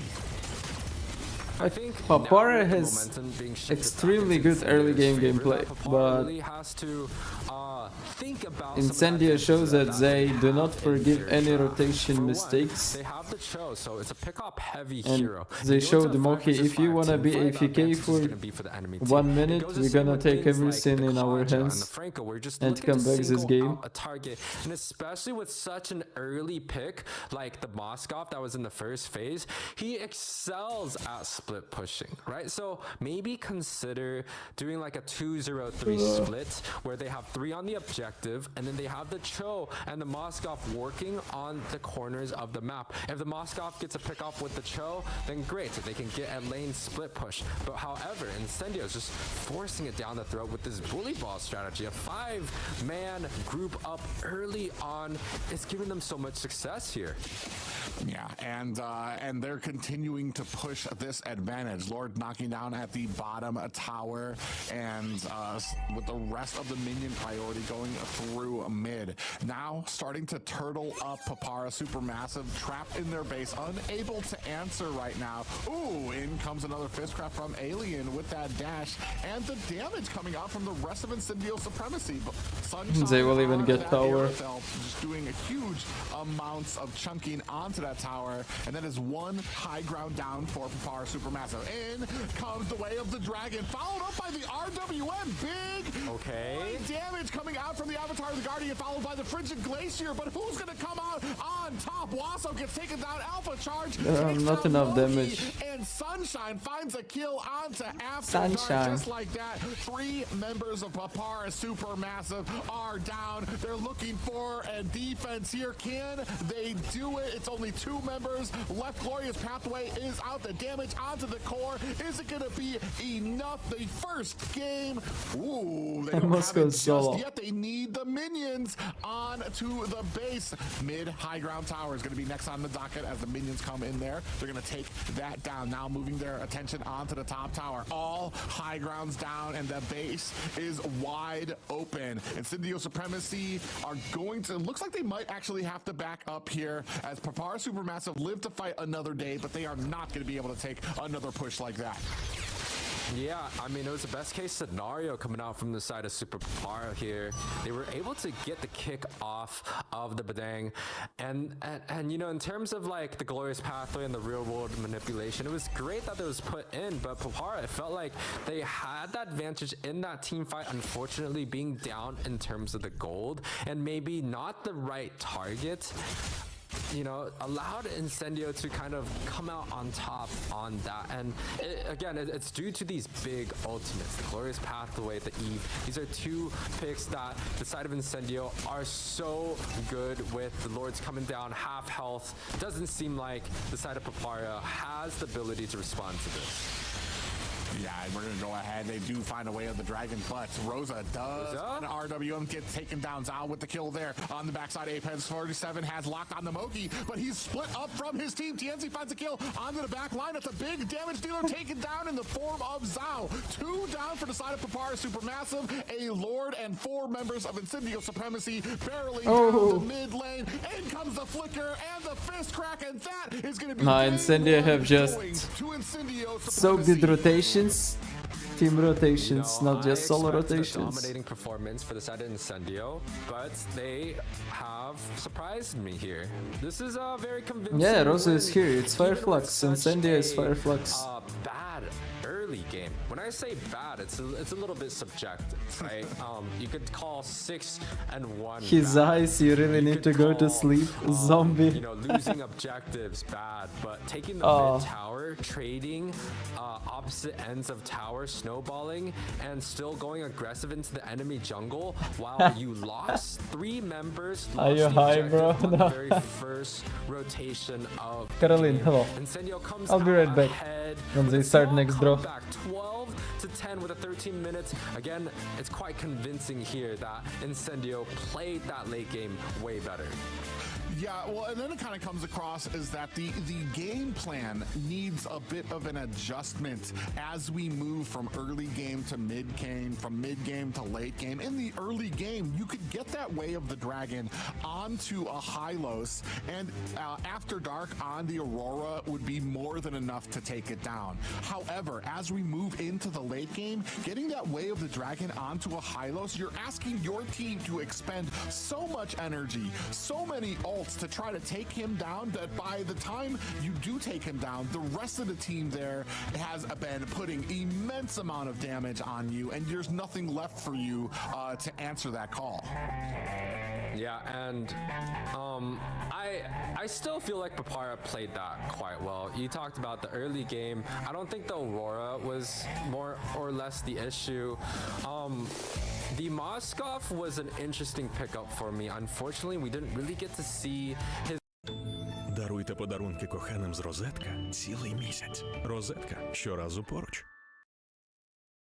game plan. They're able to win out from picks to picks, and they're able to find some of these counter engagements quite well. But when it comes down to that 5-7 minutes, especially after this moment, you see the side of Incendio just groups up as 5. They're not scared of just finding fights throughout the whole entire map, and they're able to find the better pickoffs, the better trades, the better towers, and even when they get kicked themselves up here with a great setup from the Gato Kacha, it just still was not enough to deal with the sustain and the front line focus that Incendio has set themselves up with. Yeah, and I want to say, Zombie eyes when you're guy watching is these here. replays, I don't think I've ever seen. Let's Gato continue Kacha watching land tournament. So many Avatar of the Guardians, as was done here for the side of Incendio Supremacy. So he executed his job correctly, and what he was trying to do, it's just the sustain, the damage eventually from Incendio Supremacy was too much for them to deal with. You know, this is tough. I liked Papara's draft. TNZ with Rose Gold. You look at a lot of the tournament Fighter history, emblem with it's all Swift Incendio and Supremacy, no, I getting don't like those these wins emblems there. for Alpha though. If you take a look at the drafting wise, But build it is was interesting. still decent Build is coming out just from 14 both these fights. teams. Incendio grabs the Hylos that they always like to have, especially with the Eve. The Eve was kind of like that free target. And yeah, it was still They good changed coming out gold from both laner, I these teams, think. but No, Incendio was Sunshine is just still able to there. group up as 5 They just and don't use usually their they can spells change up early. names It's a during 5 tournament. versus 5 here. The picks It's still right pick Sunshine, comps kind of get less in some and ups less of when it game, goes into that mid and but late in-game where name can be enemies are just different. grouped up as 5. You can't find the picks, and when you do find the picks, it may be on a low priority target. You said the Hylos gets picked off over and over. Then we saw the Badang getting kicked over and over. But it's just those two heroes are fine. You have Rosa in the backside just smacking them. You have Sunshine just having the life of his, the day of his life, just being able to free hit. And I think that's the real issue that the side of Papara has to target.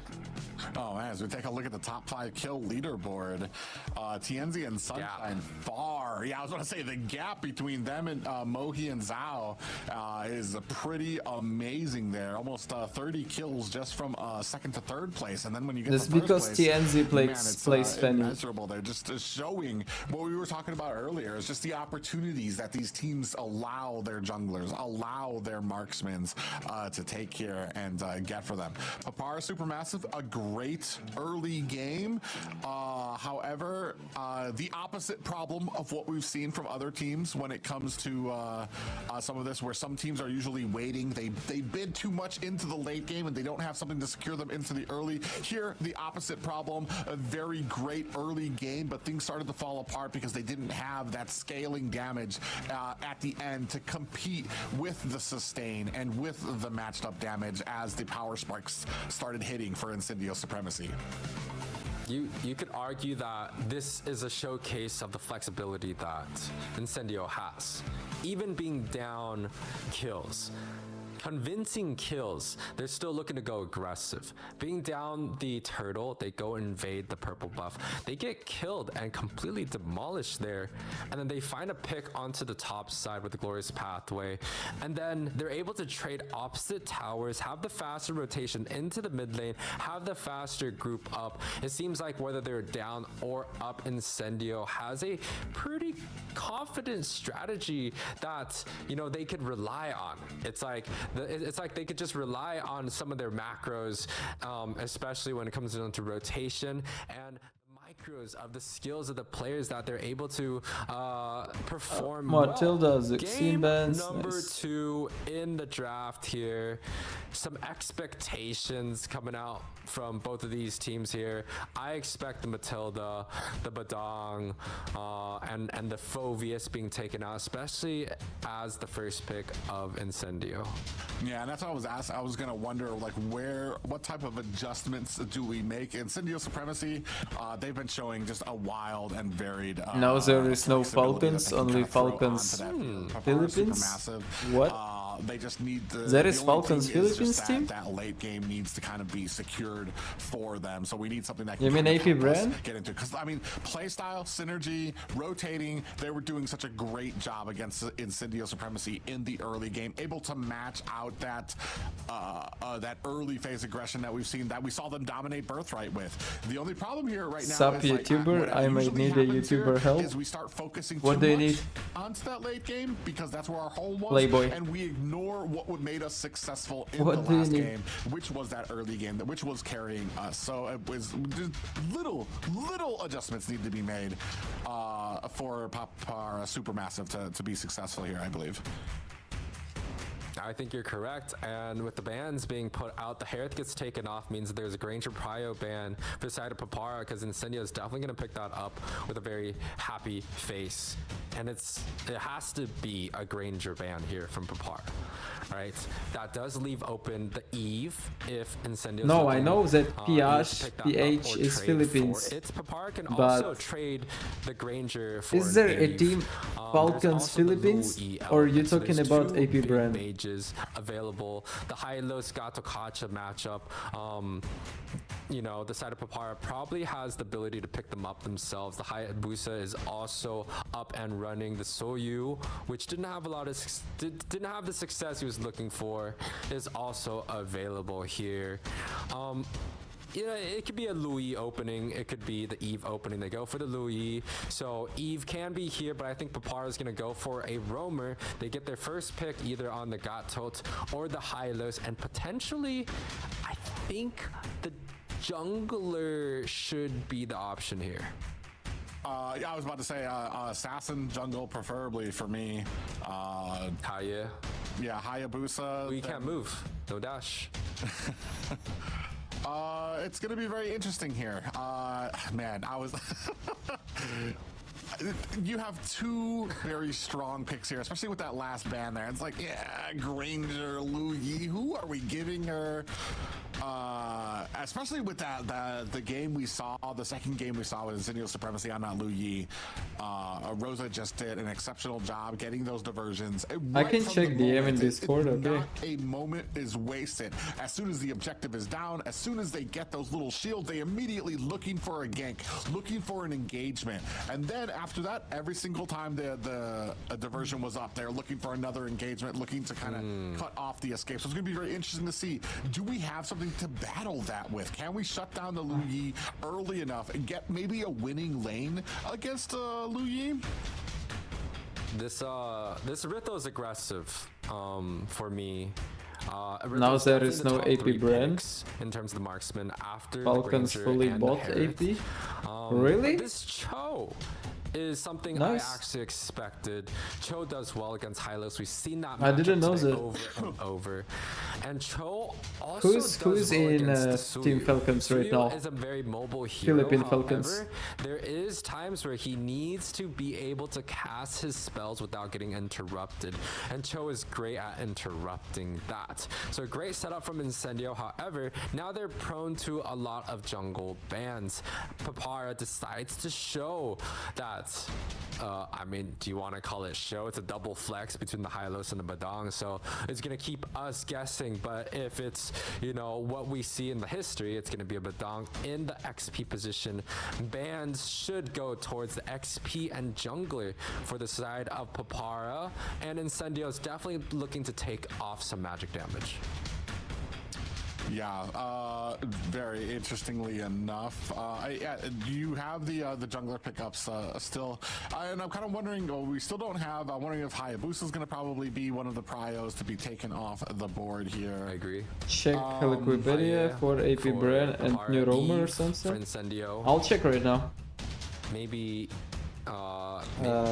I don't think it's Eve Valentina. I think it's like Eve Aurora. I think they had a lot of success with the Aurora.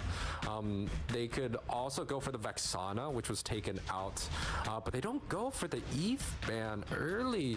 They decided to take the Valentina away. There's not much that Valentina can take in terms of the ultimate, so It's Falcon Esports now. That does leave open. No, this is either not Falcon the Esports. Vexana, which is so good against a lot of the dives, or the Eve, which the RWM paired up with the Glorious Pathway. Team We saw Falcons that in game one. DH. It's a lot of trouble. Yeah, and I mean, I'm actually kind of surprised What we haven't the taken fuck? down the Hayabusa yet. That's one of those strong ones that's going to be able to kind of get to that back Okay. line. But do we have the early? The thing I'm kind of looking for is what do we have in the early game? AP for the side brand, of Papara MLBB. Supermassive. I mean, Mohi, I guess. Will be able to kind of protect it. Just we've seen this before where the Hylos was on the team and you still had Suyu getting ganked out there early by Incendio Supremacy, and that came because of those matchups at the mid lane. You talked about the mid lane and then the XP lane as well. So for mid lane prio, something that's going to be able to kind of clear waves. I mean, Aurora still can clear very succinctly as well. I'm not even sure what else we're kind of looking for as far as clear, but we definitely need something to be able to kind of match up with the Lu Yi and that clear speed, or you're going to have enemies in your jungle right from the get-go. I love how you mentioned the early game, and I think the Eve would have been a solid pick. However, they don't have the early game, so I was like, you know, maybe they're gonna fit an Flat early game Teasy, marksman like Kyle the Teasy, Bruno. Now, Uguen, they doubled down, Private. Pandora, Early Few, game, we're just and going to rely on the Supermarket. Hylos and the Soyu, right? It's a fighter jungle, which typically does decent in early game, paired up with the Hylos, which is almost one of the strongest early game roamers.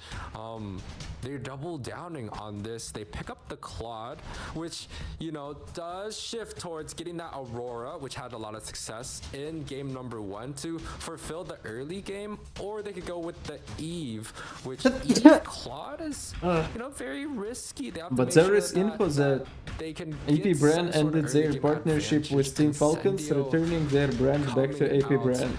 The alpha on was January banned out. 17th. Hayabusa is something we've And seen on TNC February do over 1st, and over February and over. 1st, And then now we get to see Flat the Teasy, Gato Pandora, Kyle Kacha Teasy, Few, Supermarket, and going up Uguen, against the Badon. and I think their there coach is different Trebor, options, Trebor, but I don't know, they could just left, want more front and lines by left- set up because the Cho just isn't enough so far.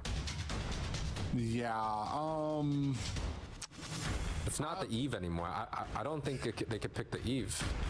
No they way. mean left to yeah, 'cause there's Team just not enough Falcons insurance. You got the PH Cho or out what? there, you got the Kacha out there. As soon as Got the E Haya. goes into RWM, it's pretty much you're a sitting duck for that. And even Lu Yi, I mean, yeah, Goose be cooking. I don't understand So what's happening looking for with that those last teams pick here. from them, it's going to be a Veil.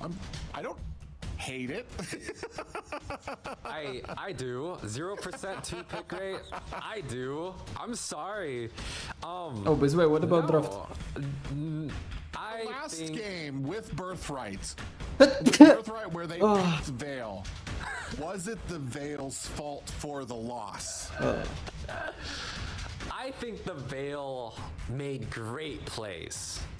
Right? When the Louis Maybe I'm teleported sick, I don't know why I he feel made so great bad. plays, and maybe this is the matchup. Maybe it's the Veil against the Louis, where Louis, yes, can teleport around the map fast. What is that? But Veil has a faster and further wave clear. Veil also has the passive that allows him to run around, while Louis doesn't have any mobility here, so they could be playing some 3-4D chess here, Private, and we're just not seeing the whole picture yet.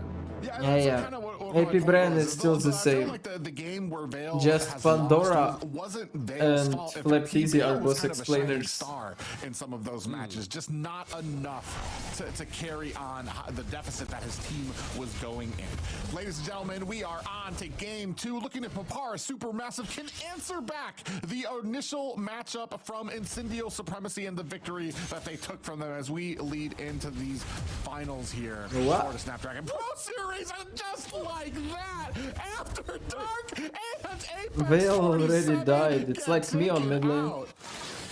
Yeah, grab your popcorn, all your family, tell I your like friends, Incendio draft more. come out and watch this, because this is pretty much the tip of the top, the turkey versus turkey. You can see how Rosa tries to dominate mid lane. Every game he does that. One is just He's just staying supermassive, in mid lane and the other zoning one you. is looking for the reign of supremacy. 1-1 is the overall scoreboard here. 1 minute in, already some blood is being spilt over by both I sides. like it, I and like it. some utilities being traded. That means Apex not gonna have that flicker, but the Badang and the Veil are both not gonna have that utility as well.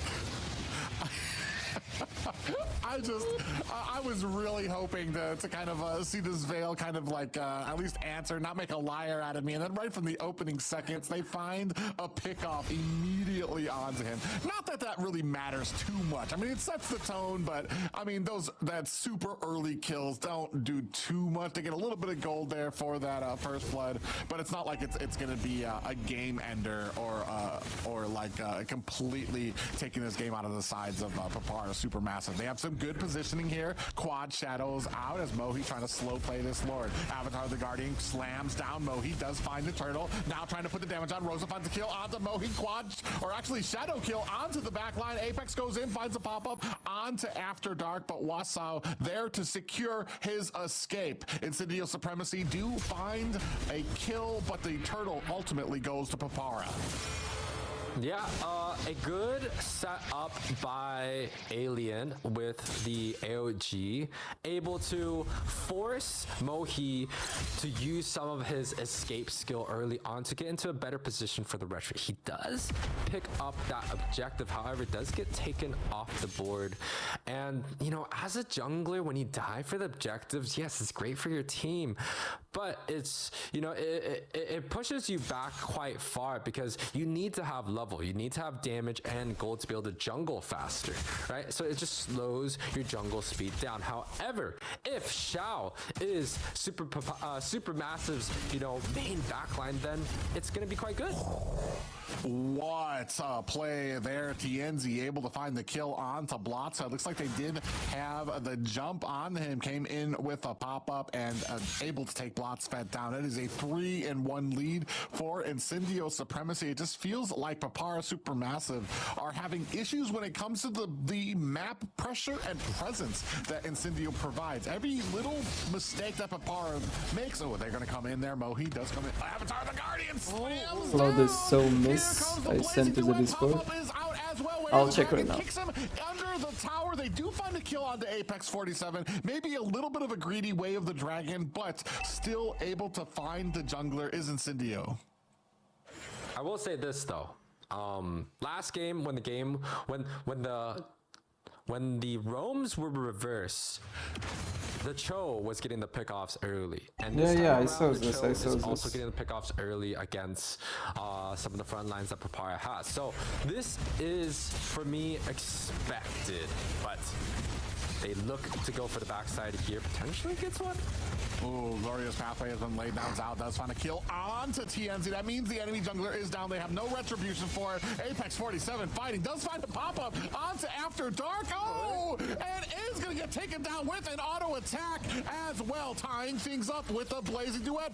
Sunshine not in bad, not trouble. Waso on the back end looking for a kill. Blotzfed in trouble. They might be a little too deep into enemy territory right now. They're going to go ahead, charge into this tower, but get caught up. Down goes Zao. Wasau in trouble, down to 10% health there. In comes the Quad Shadow. They're going to go ahead, take down Wasau as well. 6-4 right now.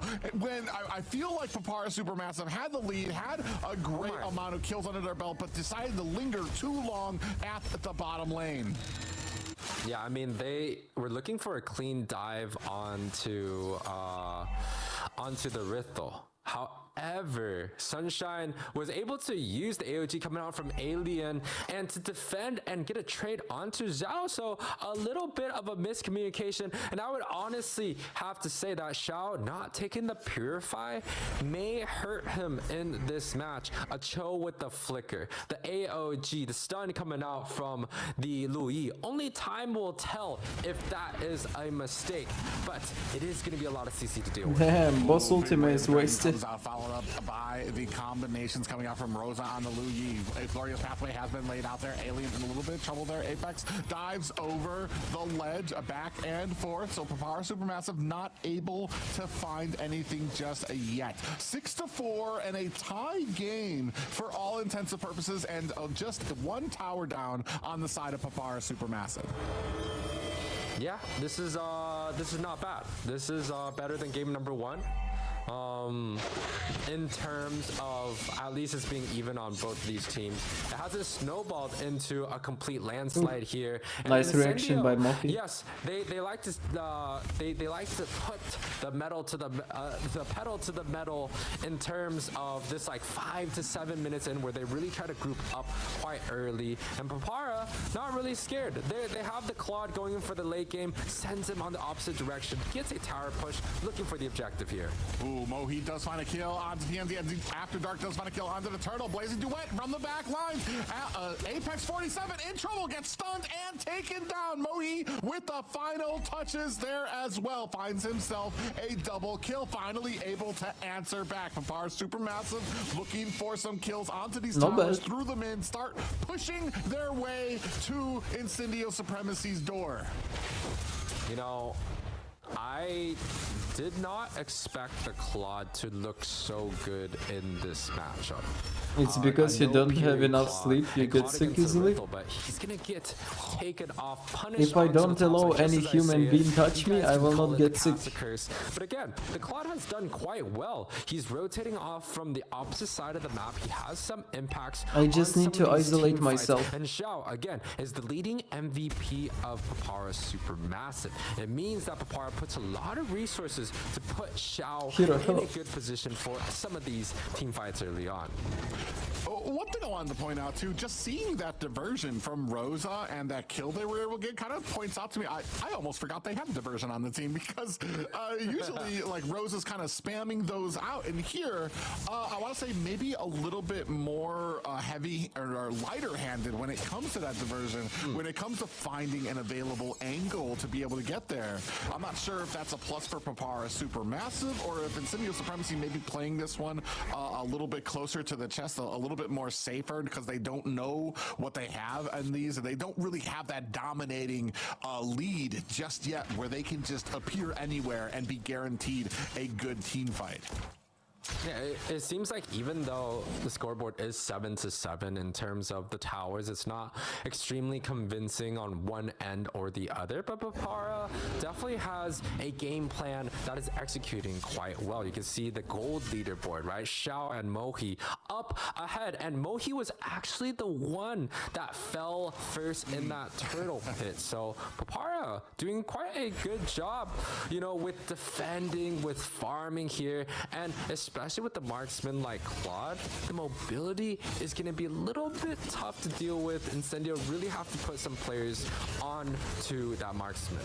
Ooh, glorious pathway there. It's laid down to kind of separate the rest of Incendio Supremacy. Whoa, so much damage from Eerie. Alien in trouble onto the back line, has popped his healing. Mo, he does find a kill there, and now they're returning to try to put some damage on here. Rosa getting chased down by Wasa. Tienzi coming in from the back end, does find a kill. Shadow kill is onto 3 members, but Blotsfet finds his own kill onto Tienzi. 2 down for Incendio Supremacy, 1 down for Papara SuperMassive, and a Lord on their side. That's what comes in with the way of the what dragon, was that, and Mohi? doesn't even get the license plate of that car before he gets taken down. Yeah, a small facepalm moment, at least for me, but the damage coming out with the Rithel here, Sunshine, with the burst, with the scaling, picks up a kill here, a very crucial kill. Not only do they get After Dark, they get Mohi, which is, you know, 2 big damage dealers from the side of Papara. They should be able to defend out this objective here. A little bit of a misplay, I would say, from the side of Papara SuperMassive. They played that that objective so well. I thought the glorious pathway that was shot in that Lord pit was a little bit too early, but Tianzi's position was just too late. He didn't get to the fight until the Lord came down. Great AOG by Alien, as always. However, the retribution on Mohi, the amount of skill and mastery that he has on that hero, it just really shows in these turtle fights. Ooh, big taunt goes on to Wassail. Blazing Duet, they're going to go ahead and wipe down the floor with a Sunshine. Big pop-up lands Apex 47 in the midst of the fire, trying to get away, gets taken down. After Dark finds the kill there as well. Blotsfet next on the list, gets taken down by Tienzi. Blazing Duet not enough to answer back. Ooh, After Dark takes a lot of damage. Tienzi finds a kill on Drink beer, save water. I like drunk driving. Isolate yourself, bro. In fact, all people should be isolated from each other. Highly recommended. Threw out some damage, but it wasn't enough. 3 down for the side of Incendio Supremacy, and we are just answering back and forth and back and forth. And I want to say, man, I don't know. What are these advices, guys? Can you give me good advice? Needs to be tighter on. What to do if you are tired? Picked off before the Lord comes down. Your ideas. Without drinking and drugs. By taking 3 or 2 deaths because you guys were out of position and pushing forward without the help of your teammates. Yeah, I agree. It's definitely some blundering that the side of Papara kind of did here, and it looks like there potentially might be another one. He goes aggressive, Mohi, onto the backside here, gets taken off the board, just like you said it. Just some blunders and some mistakes coming out from Papara is holding them back for convincing an early game in the second game. Yeah, and Papara SuperMassive, they're not... They're playing like they're 4K behind, and they're trying to look for an opportunity, or they're trying to force opportunities.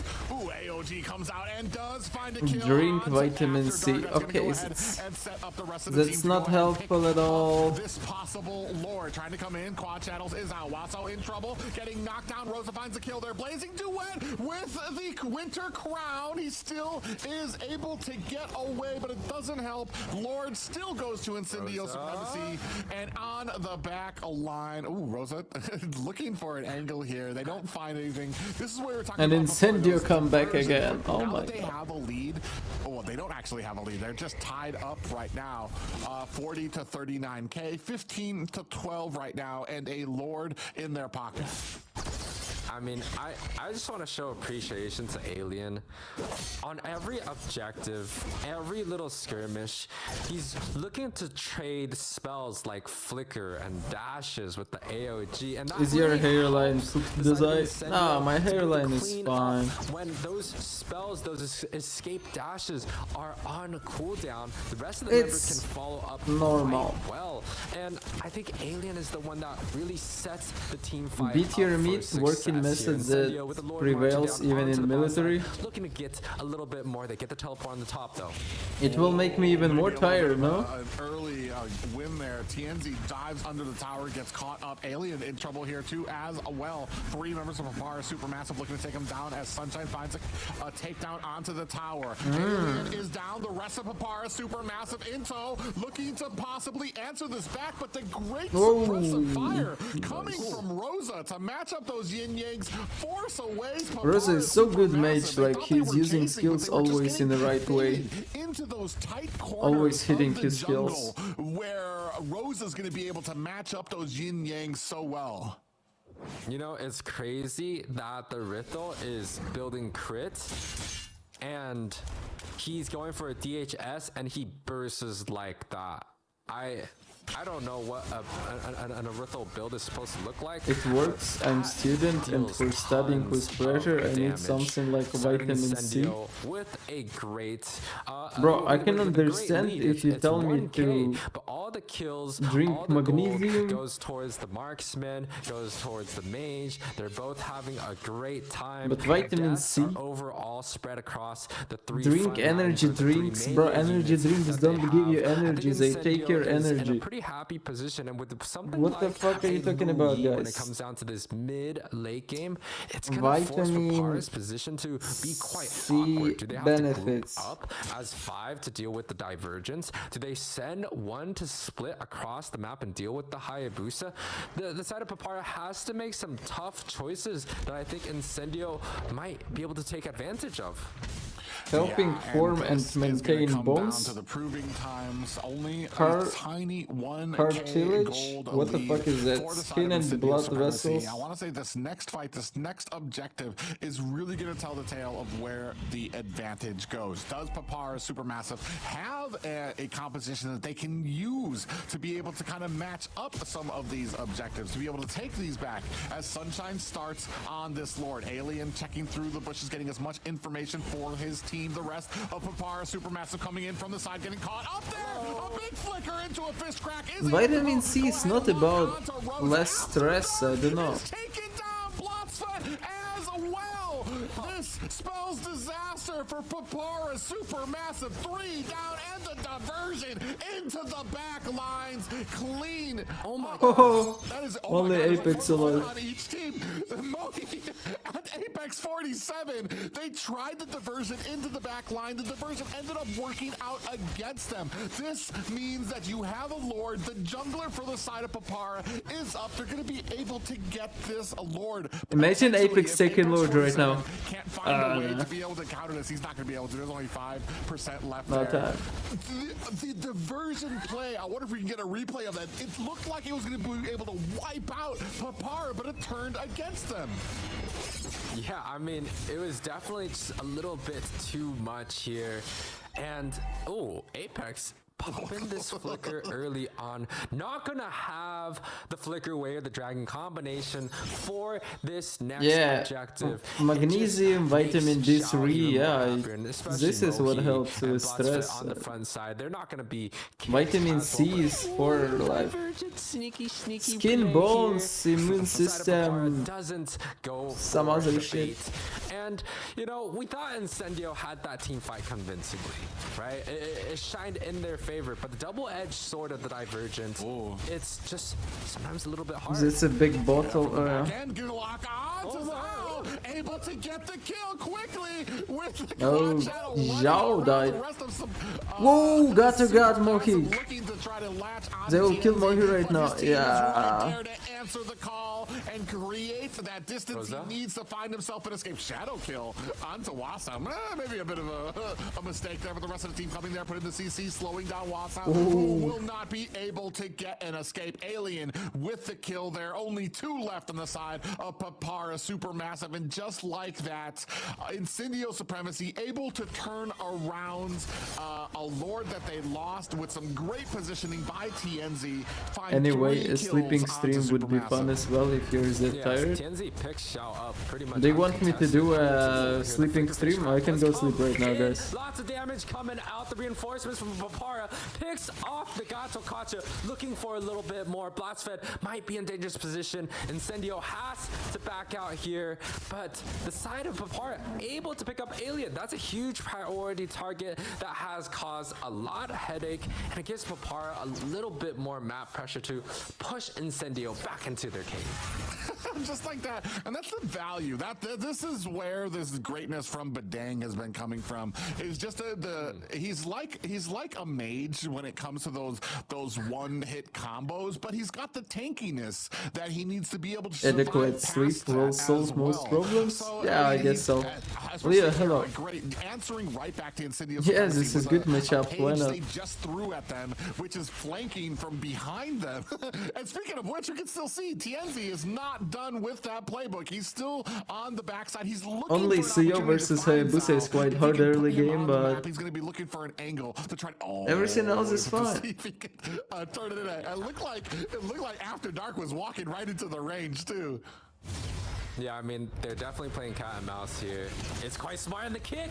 Ooh, they got after dark. Rosa does find a kill onto After Dark. That is Big Mage taken down for the side of Papara SuperMassive. Wasau trying to find himself an escape. One down for Papara, but that's a huge damage dealer down. Mohi.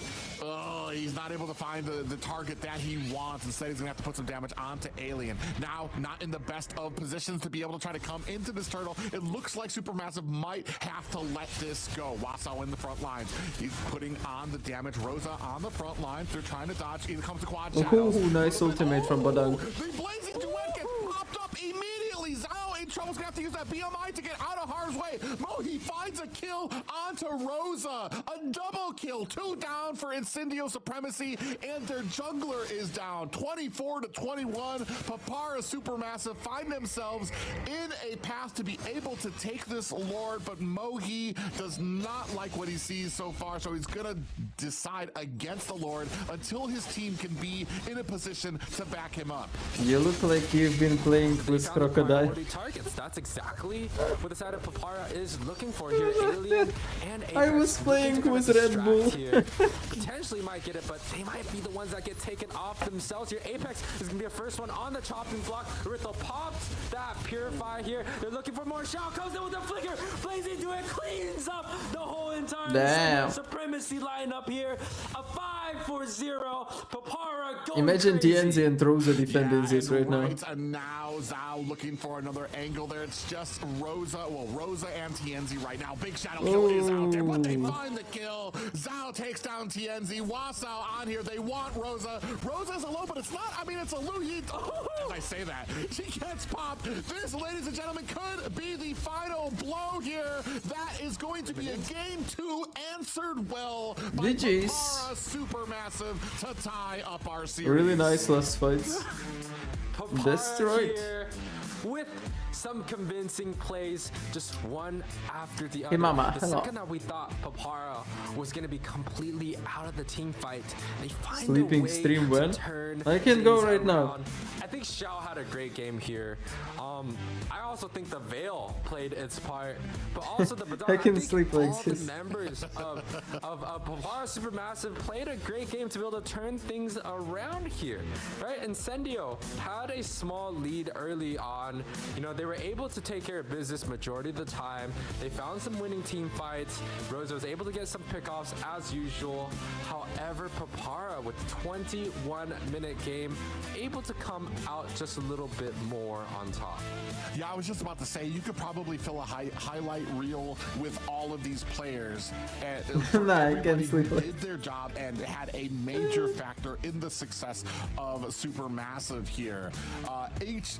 Whether it's the damage and Zhao being able to get to the back line. How many of with those blazing bottles duets, do you After Dark finish being in a able to day? Find the damage, especially with his abilities with the windstorms, the wind I blows. drink things this like bottle that. like Blotsfed, even 3 able to days, find I the guess. angles, whether it's able to counter a It's push close. by the side of Incendio Supremacy, or able to use that flicker to get to the back line to find Rosa with that fist crack, allowing his team to the time they needed to close Ruben, the hello. distance onto there. It just every single member How did did what the they were first best of supposed 5 go? to have this huge Papara point won into Team these Falcons, fights and a major and role in the success. Incendio won Birthright. Now the question is this Claude an issue? The MLBB players Because sleep? Yeah. Papara has played If you don't Claude sleep, you will in be like almost bullshit, every like one shit, like of their series. Yeah. It's a pocket pick for Xiao. I don't know. That he excels at, and when you look at Like the rotations, underdeveloped you look at the way that he's amoeba. using the blazing duet, and he gets onto And the not backside. amoeba, but It's amoeba. convincing that he knows his role on the team. Look at this. He goes for the flicker, gets onto the backside, doesn't find the pickoff, but is able to clean up the rest of the members here. And even this, right? They're able to get a few hits off just enough. I don't know, I where Mohi's slept able like to take care of 3 the rest of the hours, business then I here. woke up It's and like slept one 3 more thing hours. after the other. The side of Papara is just able to get the dominoes to And fall in I their just favor, especially in the can't. late game, and it just snowballed into that win. And I want to say it's such a good job being able to kind of counteract even the diversion. We just saw back there the diversion went into Who the back sleeps line. holding a They bottle? tried to find the jump. I onto can the sleep side of holding Incendio a Supremacy, bottle. but they were able to turn it around, which is maybe the problem and the reason why we didn't see as many diversions like we did in the last series, where they were just all over the map, surprising the enemy. Here, they tried it and immediately were shut down and got the game turned around onto them. So, I mean, just the amount of CC, the amount of burst damage that can come out, it seems to be like that is the counter for the diversion, is if you give them enough time, if they see the diversion coming, if they Okay, have this guys, type do of you want conversation, me they're to gonna be able sleep burst right you down. now? They're going to be able to CC you down to where And it's then not wake gonna be up an effective surprise. We and look at the stream MVP here, games? Mohi here with a 12, 5, and Or a 6. A well-deserved MVP. don't sleep and a right now and well-fought stream victory games for tomorrow. Papara SuperMassive. Yeah, and you know, the stats don't tell the full story for Mohi's MVP. You take a look at But the you first should tell objective, Snapdragon right? moderators that I'm a really good Non-stop streamer. AOGs right Okay? on top of the retribution timer. When And they you come and ask what is have Dazai this doing, Soyu just you able to should get the tell frame that perfect, we like his stream very iframe much, we and the like retribution Snapdragon over tournament. and over. The first They objective, understand the it? second objective, he's there every single time, starting the objective, getting those Lord Dances pull, and finding even that winning team fights with the Louis teleport that we saw in the highlight, right? And it transitioned their team into an objective, into a Lord. Yes, it didn't really, you know, siege the way that they were looking for, but you know, the Soyu was able to find the objective, and you know, again, the MVP, I just feel like it's well deserved there. And they did so much, and there was so much. I mean, this Oh. doesn't take away. I don't want to say that this was like a dominating victory for the side of Papara SuperMassive, because this was so much back and forth. There was even a point where Zhao came in with the blazing duet and immediately got caught by Cho with the pop-up, immediately shut down the blazing duet. He had to BMI himself back away. There's just each player on the team was able to answer back and forth. It turns out this time that Papara SuperMassive just had it in their favor that one last time, and he's just doing such a great job. You can take a look at the win rate here. The best win rates here for Suyu, the top one there going to Mohi, a 77% win rate. 9 times it's been used here. Maybe something we might want to think about taking away from him. Yeah, I mean, the Sui has had a lot of success in the SPS tournaments, and especially in the meta nowadays, he's considered, you know, one of the stronger junglers, especially when you talk about the Soyu, the Joy, and also the Hayabusa, right? These three are kind of like the staple here. Of course, the Fanny comes out in the picture. I'm wondering, right? Do we have the opportunity to bait a Fanny pick out?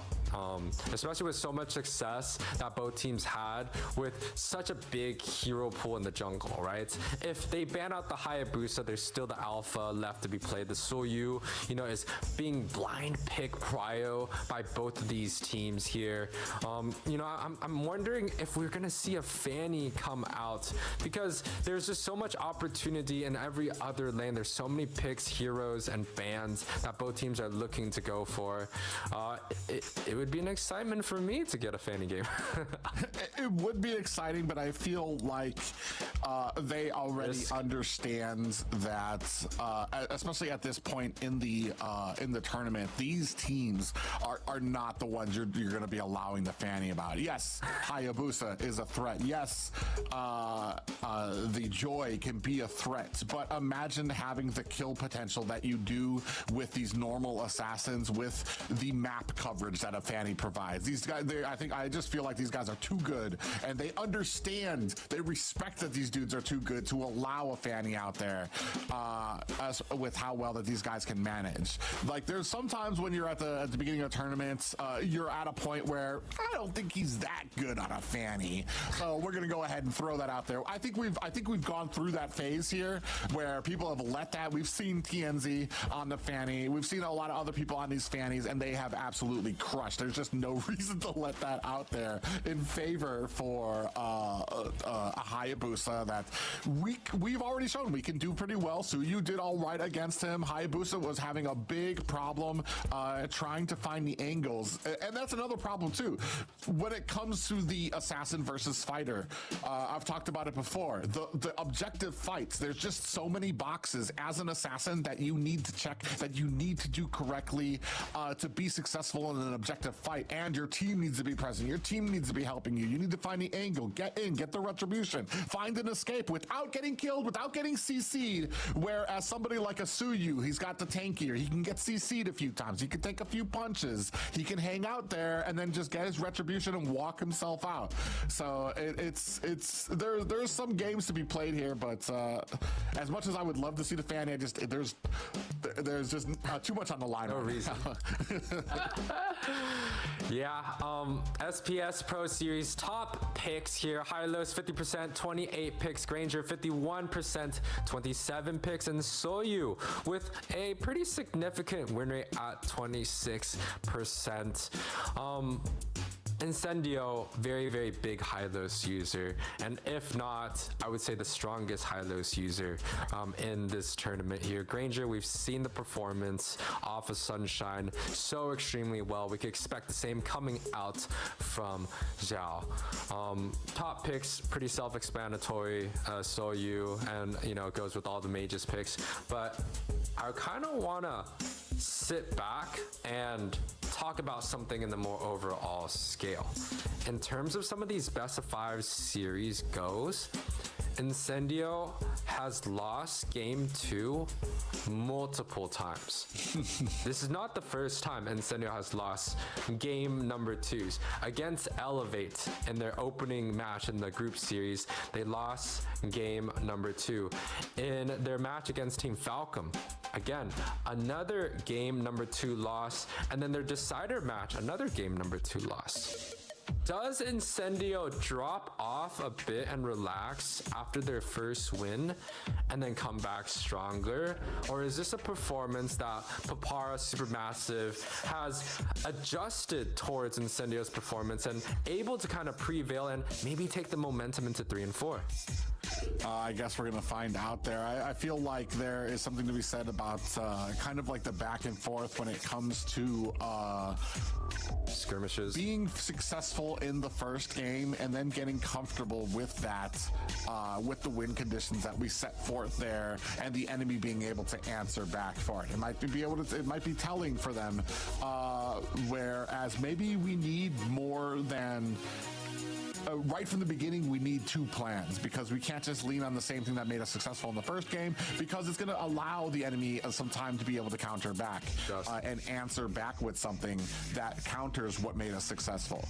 Here, I'm actually kind of wondering, especially when last series, it was immediate. Lu Yi needs to be banned out because they were so successful on it. Here, Papara SuperMassive showed that they can deal with that. They can deal with the Hayabusa. They dealt with it very successfully.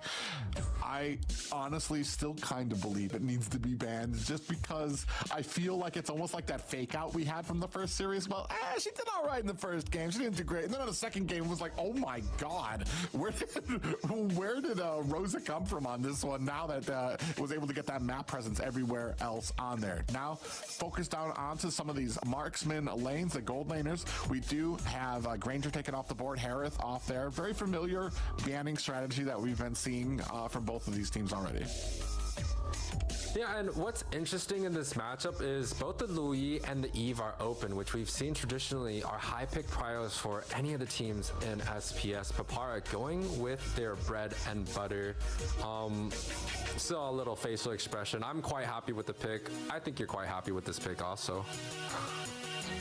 Yeah, I mean, it's something that they've been successful with that actually needs to be addressed by Incendio Supremacy. I was almost at the point where I was just like, maybe we don't go with the Lu Yi.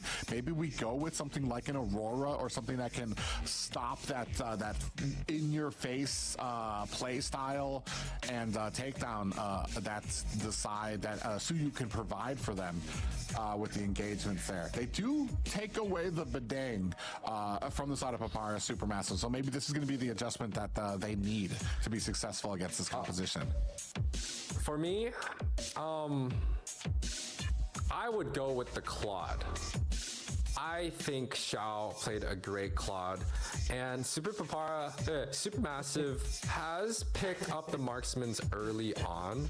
Game number 1, they picked up the Moskov. Didn't really work out in their favor. So I like the Claude being blind pick here because the only option that I think Incendio is looking to go for is something like the Rithel. Now, this Phoveus is something that Incendio has banned out over and over and over with a good reason. We've seen massive Phoveus has come out and just dominate from that level 4 position and onwards, paired up with the RWM. Ooh, this is a opening coming out from Papara here. Yeah, this is interesting too because you want something. We saw how well that Incendio Supremacy can deal with a Phoveus alone. When it's just that flicker, they don't engage unless a mage has that flicker available to be able to kind of get them out of harm's way. However, this is different. This is not a Sicilian. This is not the tankiness that he has with his Bat's Feast, with the Clock of Destiny. This is going to be a Lu Yi that is very susceptible, very squishy. So it's going to be very interesting.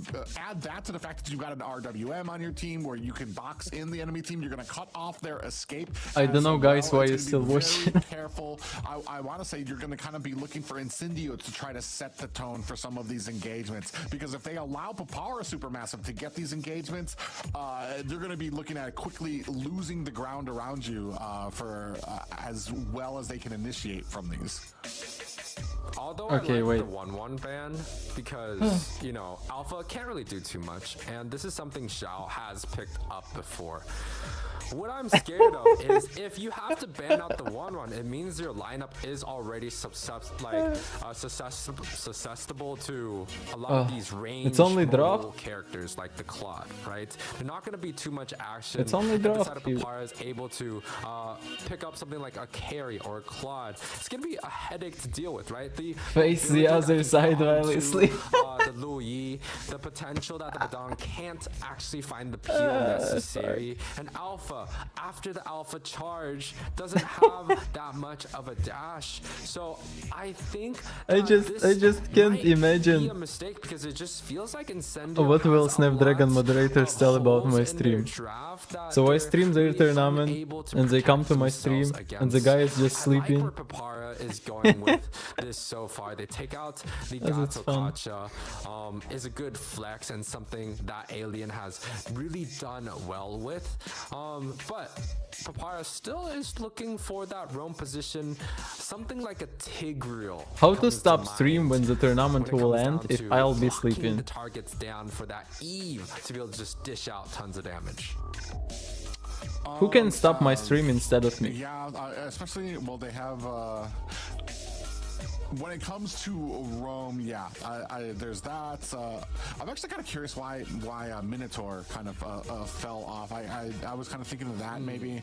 Oh, by the way, inside the real world manipulation, don't forget but, to like we've the kind stream. of distanced ourselves At from least Minotaur in the Snapdragon last bit. moderators will see I wanna you say like he's in become my a little bit stream, too so yeah. squishy in that early game and is not as dependable that what a lot of people like. And then it's just the setup time. It's like you Do see watch his me ultimate sleep coming live from a stream, mile I away. guess it will allows have more the views people the than time your that they usual need to one. be able to kind of escape there. Here, Really? yeah, I'll just the- sleep, you're gonna have you'll go the to my Wrath of the stream, Dryad, and as watch me well sleeping? as, a That's little all? bit of taunts coming out as well, and we're gonna go back It's easy. onto Old Faithful, 67%. So Shao. not a bad I'll win him. right there, Zhao. Yeah, all Zhao there, all Xiao there. This Bellerin, I'm not joking, I will go sleep there's right now. things to love and there's things to not love about it. Things to love is that it does well against the Alpha, where he goes in, he gets taunted, and that's like a 3-4 second combination. Okay, then, that the I Alpha don't know. has to deal with. Share this stream because You can't really run 20 phase 4 people, against the 20, Louis, 30 you're people gonna on get my hits, stream, and the that's not Riddle does much. have some mobility, I need so, more people watching my it sleep stream. may give Papara what it's need. I still like Papara's draft a little bit more. Incendio is still missing a key factor here, and they go with something I would say is a little bit crazy here.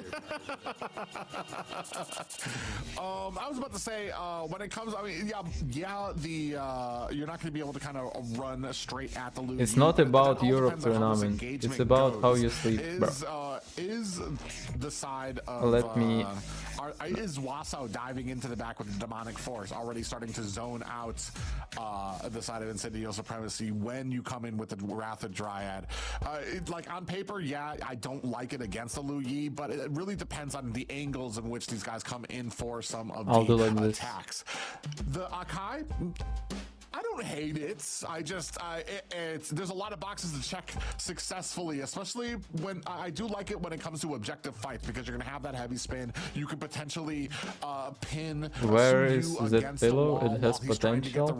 It gives you an opportunity, bigger opportunity than you had before to kind of get in there, get that retribution, and get yourself out of harm's way.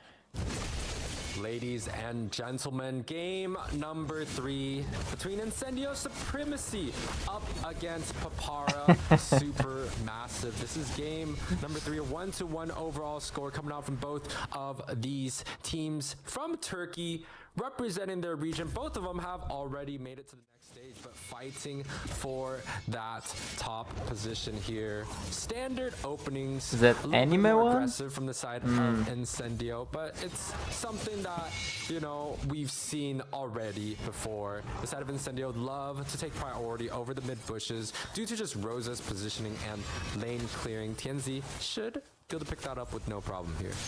Yeah, great protection there from Apex, and Rosa kind of putting up this nice little wall in front of that Lethal Wanderer to make sure that TNZ is able to kind of get his rotation, and he's going to be able to get that potential early gank up onto the top lane. But it does appear that Sunshine is already kind of pushing Zhao away. Zhao kind of knows what's up. He's going to back off, and then now we have pressure at the mid. Yeah, Snapdragon stream is over, guys. Between the Bellerics, but before that, Alpha Charge coming through, a quick flicker from the Belleric. I would say a little bit preemptive, but maybe they want to keep the HP high up before the objectives here. Again, when you get these flickers being popped and these utilities being popped early on, it's just one less that they have here. An Alien looking to get away, holds onto his escape spell, and should be able to come back into the objective soon enough.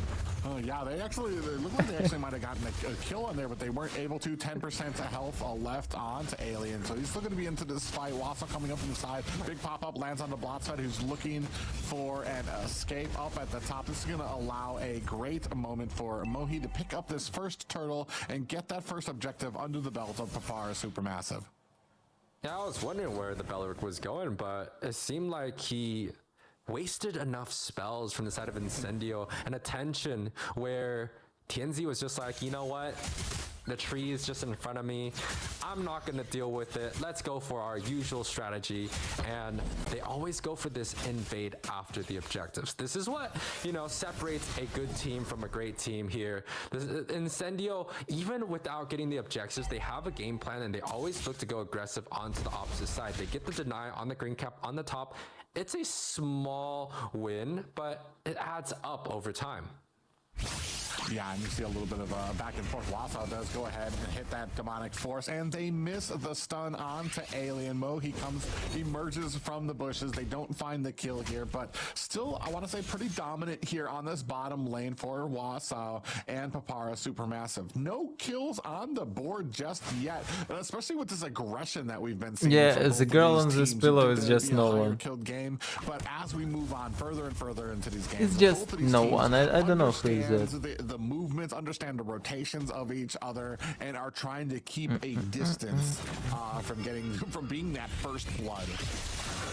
Oh, the teleport comes in onto the backside, does get Wassa here. He's chunked dangerously low, but he's looking for a possible kill. Does not get Alien and gets taken off the board. He had his flicker available, but this freaking Lois is so annoying. Utility, and I think it may be a correct decision, right? The turtle is coming up in 15 seconds with the flicker. Wassa should be able to make a little bit more aggressive plays to try to get onto the backside. I can but Incendio picks up the I can kill, set a for the pillow very first blood. on my chair and go sleep. They didn't get the objective the first Pillow time will around, be so I think streaming, they're I will be looking for the sleeping, second one, okay? but this time, Blasfet is going to have that that ultimate available, potentially disrupting the side of Incendio Supremacy.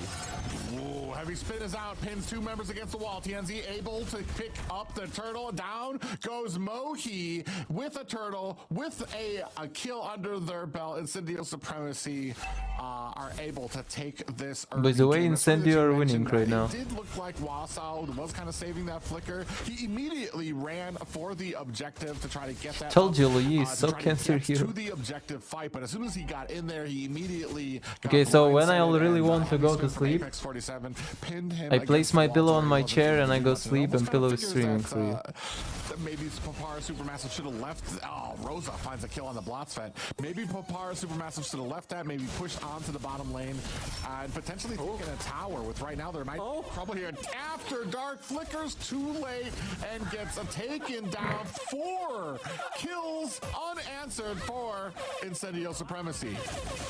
Yeah, Also, could you sleep having your love socks that. removed first? In terms of, you know, that What the fuck? recalling, it's definitely a mind game, and if you're able to pick off a kill on top of that, it's just even more entertaining to watch here. Tenzi able to bait his Anyway, way it's into uncomfortable a to kill, stream in a pick socks, off so- onto After Dark, and it connects I don't care. with the mid-game tower. So, guys at home, pressing recalls a few more times may just get you a little bit of an advantage sometimes. Yeah, as Blotzer had a little bit of trouble getting chased by 4 people, is able to find himself a little bit of an escape from the side, sandwiched in between him and Wasau, who's looking to get some information before they push onto this top. They decide not to go ahead, put the damage up there. Say like that, Towers bro, I'm and about to Macro finish. firmly in the You position better of learn how to Incendio play a Supremacy game. right Watch now. Snapdragon. They're just making more out Motherfuckers. of these few kills that they have, able to push onto the towers, able to kind of push back Papara Supermassive. And I'm wondering if there's even too much late game assurance on the side of Papara Supermassive, or if this is going to be like a slow chokehold from the side of Incendio. They're starting on the turtle. Blossman Guys, on the backside, Wasau on the front, a big fist crack. I have an idea, guys. Just yet from Alien. Here comes the alpha charge. Blotsfet gets taken out with the turtle going over to Incendio Supremacy, but Mohi finds a kill of his own. TNZ finds one, and Incendio Supremacy able to stack up the deaths onto Papara Supermassive. 3 down right now. Mohi, the next one in line. It's just After Dark, who's already run back to base to the safety of their towers. Wait. Yeah, getting the Eve and the Claude sets themselves up great in the late game. If they can't get to the late game, though, it is a very big disadvantage. Claude needs a few items, does have the DHS, looking to go for the Golden Staff. Now, the amount of time that Xiao is going to need to be able to get online is going to be a little bit while. And same thing with After Dark. And right here, Alien looking to clash a little bit. They do get some teleports. Some of the members are coming through. TNZ should be able to get an alpha charge on to the Belleric, and that is going to be a kill secured. The Blazing Duet coming out from the backside is going to be able to get hit. And with the spin, with the roll, Apex 47 gets something out, but the trade, Xiao does get taken off the board, and TNZ here with another convincing fight 8 minutes in. Ooh, just like that. Mohi tries to go in and gets taken down now. It's just 2 left against this push right now. And you can see a 7K gold lead at the 8-minute mark. That was what made them successful in that last game. They have been out-countered here in this third one, as Incendio Supremacy seem to have an answer for everything. Even with the Blazing Duet coming out from Zhao, great positioning there. They caught him on the back end of his BMI, able to take him out. A 2-12 game here at the 9-minute mark. 8 minutes, 8K lead. This is not something that I expect with an opening draft of the Soyu, Phobius, and Eve, right? I think I think the Belric and the Claude just made Papara's comp just so prone to a lot of early game aggression. And when you got a jungler like Alpha, where he can, you know, go around in objectives quite early on, and then you also got Rosa just teleporting around. It's a big headache for the side of Papara to deal with, and especially if they I can don't change it. I get have better some picture, convincing right? team fights early on, they're going to struggle just like this right now to be able to find a groove in any of these objectives. Oh man, an Alien right now doing such a great job trying to zone out the rest of the team. He's done a great job too, not just kind of being that pressure coming in with the fist crack, but also to withstand some of the ganks that came out from Papara SuperMassive, and they didn't really have a target in the early games to help them get fed. Great job by Apex 47. Ooh, Blotsford comes in, does find himself a Wrath of Dryad, followed by the RWM. Do they have enough damage? It doesn't seem like it, as Rosa and Tienzi laying down the law. As Zhao comes in with the Blazing Duet, it is not enough, and he stands alone against 3 members of Incendio Supremacy. The rest of his team has been taken down. Rosa comes in from the backside, finds the kill onto Zhao with that diversion. I was just about to say, like, where is Rosa coming from? Has a diversion from the back end, is able to take down Zhao. Not that it allowed too much for the team. That's more of the icing on the cake there from that push. It was a great set from Blasfet early on in that team fight. He was able to get the ultimate down onto like 2-3 members, along with the CC followed up onto that.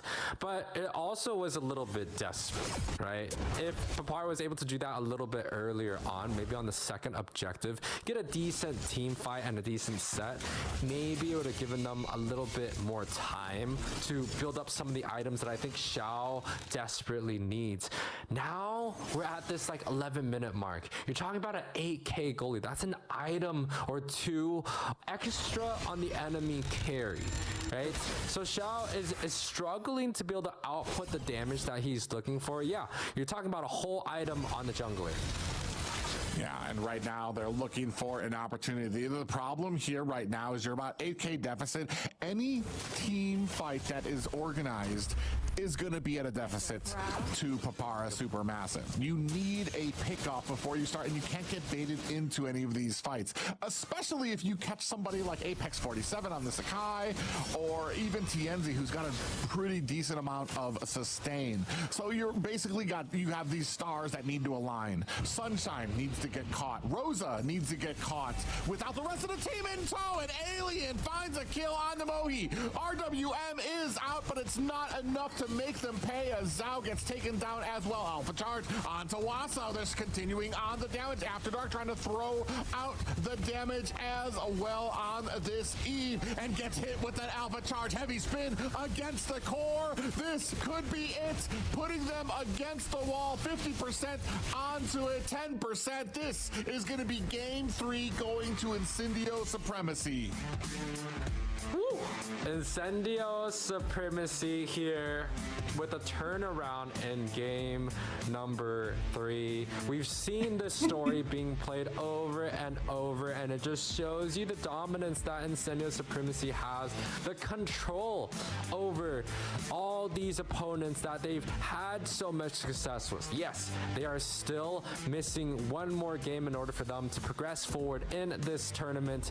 However, they've shown a very convincing win here. 12 minutes and 25 seconds, 22-6.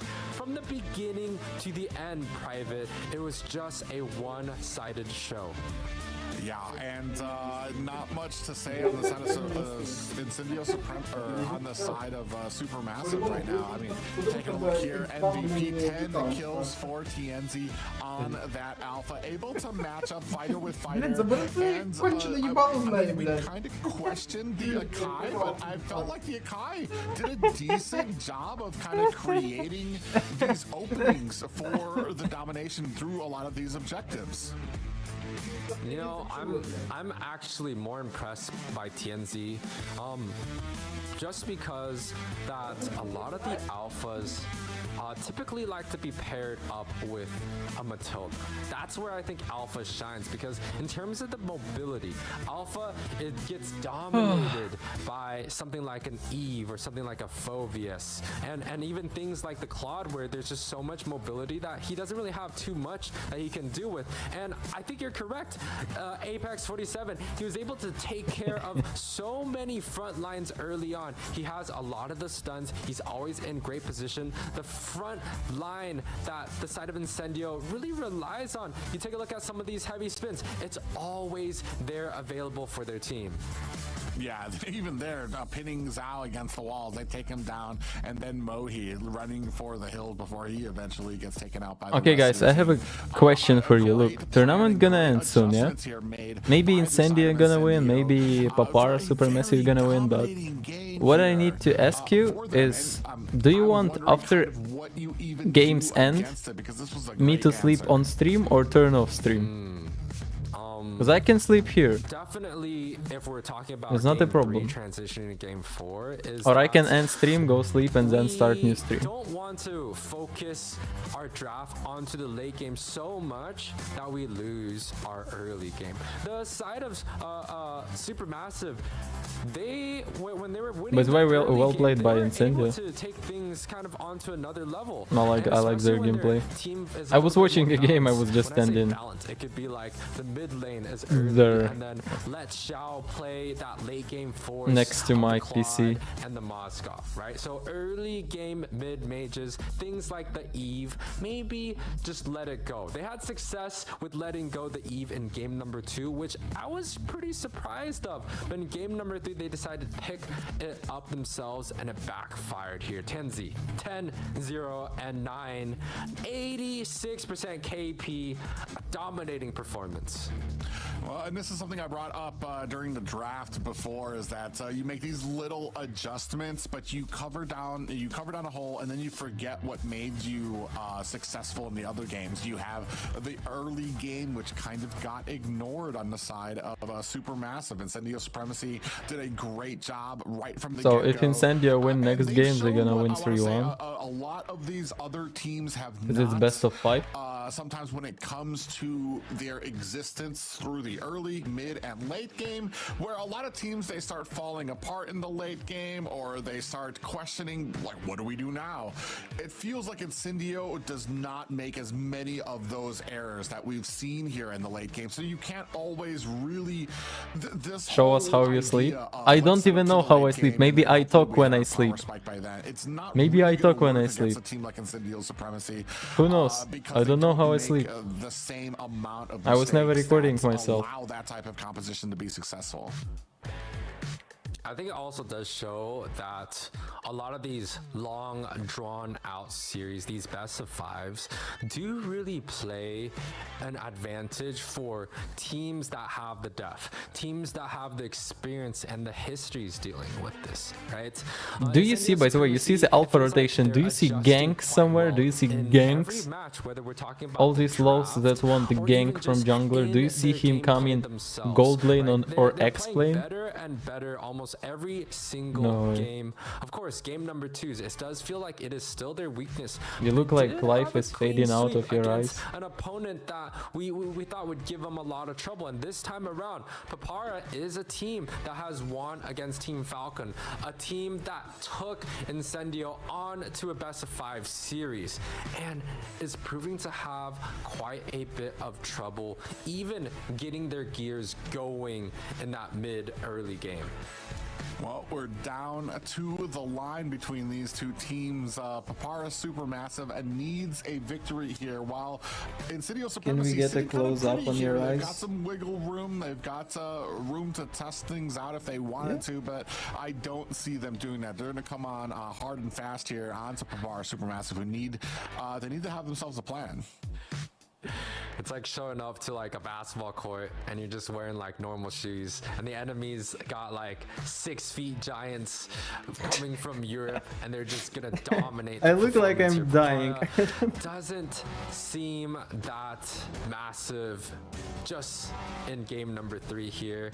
I think they have a chance, just because this is Turkey versus Turkey we're talking about. By the way, This next is draft Papara started. SuperMassive, the ones that, you know, took care of business in the Every game time I earlier stream today. Snapdragon, some It's gonna be unbelievable down to, bullshit I feel happens. like, how they match up against Incendio. We talked about how Incendio is so good at Rossi, choosing hello. drafts that win their lane. It could come down to like the mid lane, where you can see Rose and Apex 47 just having a great time, level 1, level 2. If Papara is able to find things that match the wave clear, match the clear speed, match the Episode 6 rotations, is it best of may solo leveling. give them success. But I still was also not watching. Incendio, great at drafting waiting. in the very first picks, right here. Harith and Granger both left available. You also got the Phobius in game number 2, game number 3 that didn't really work out themselves. You also got some assassins, so I do want to see where Incendio goes with this draft. Okay,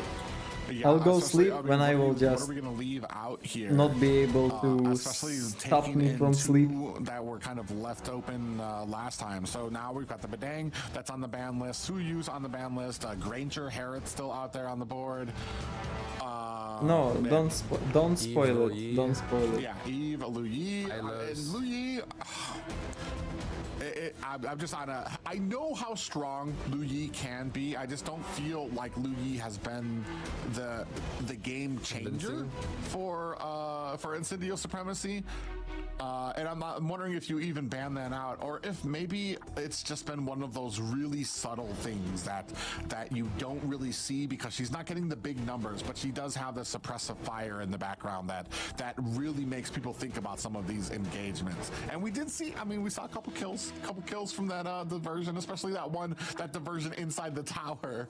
But yeah, marksman gold lane wide open right now as far as picks are concerned. Is that going to be a Granger priority for Incendio? Yeah. I think it's a no-brainer. Is a Granger first pick or a Granger on Papara SuperMassive? There's not much to be expected here.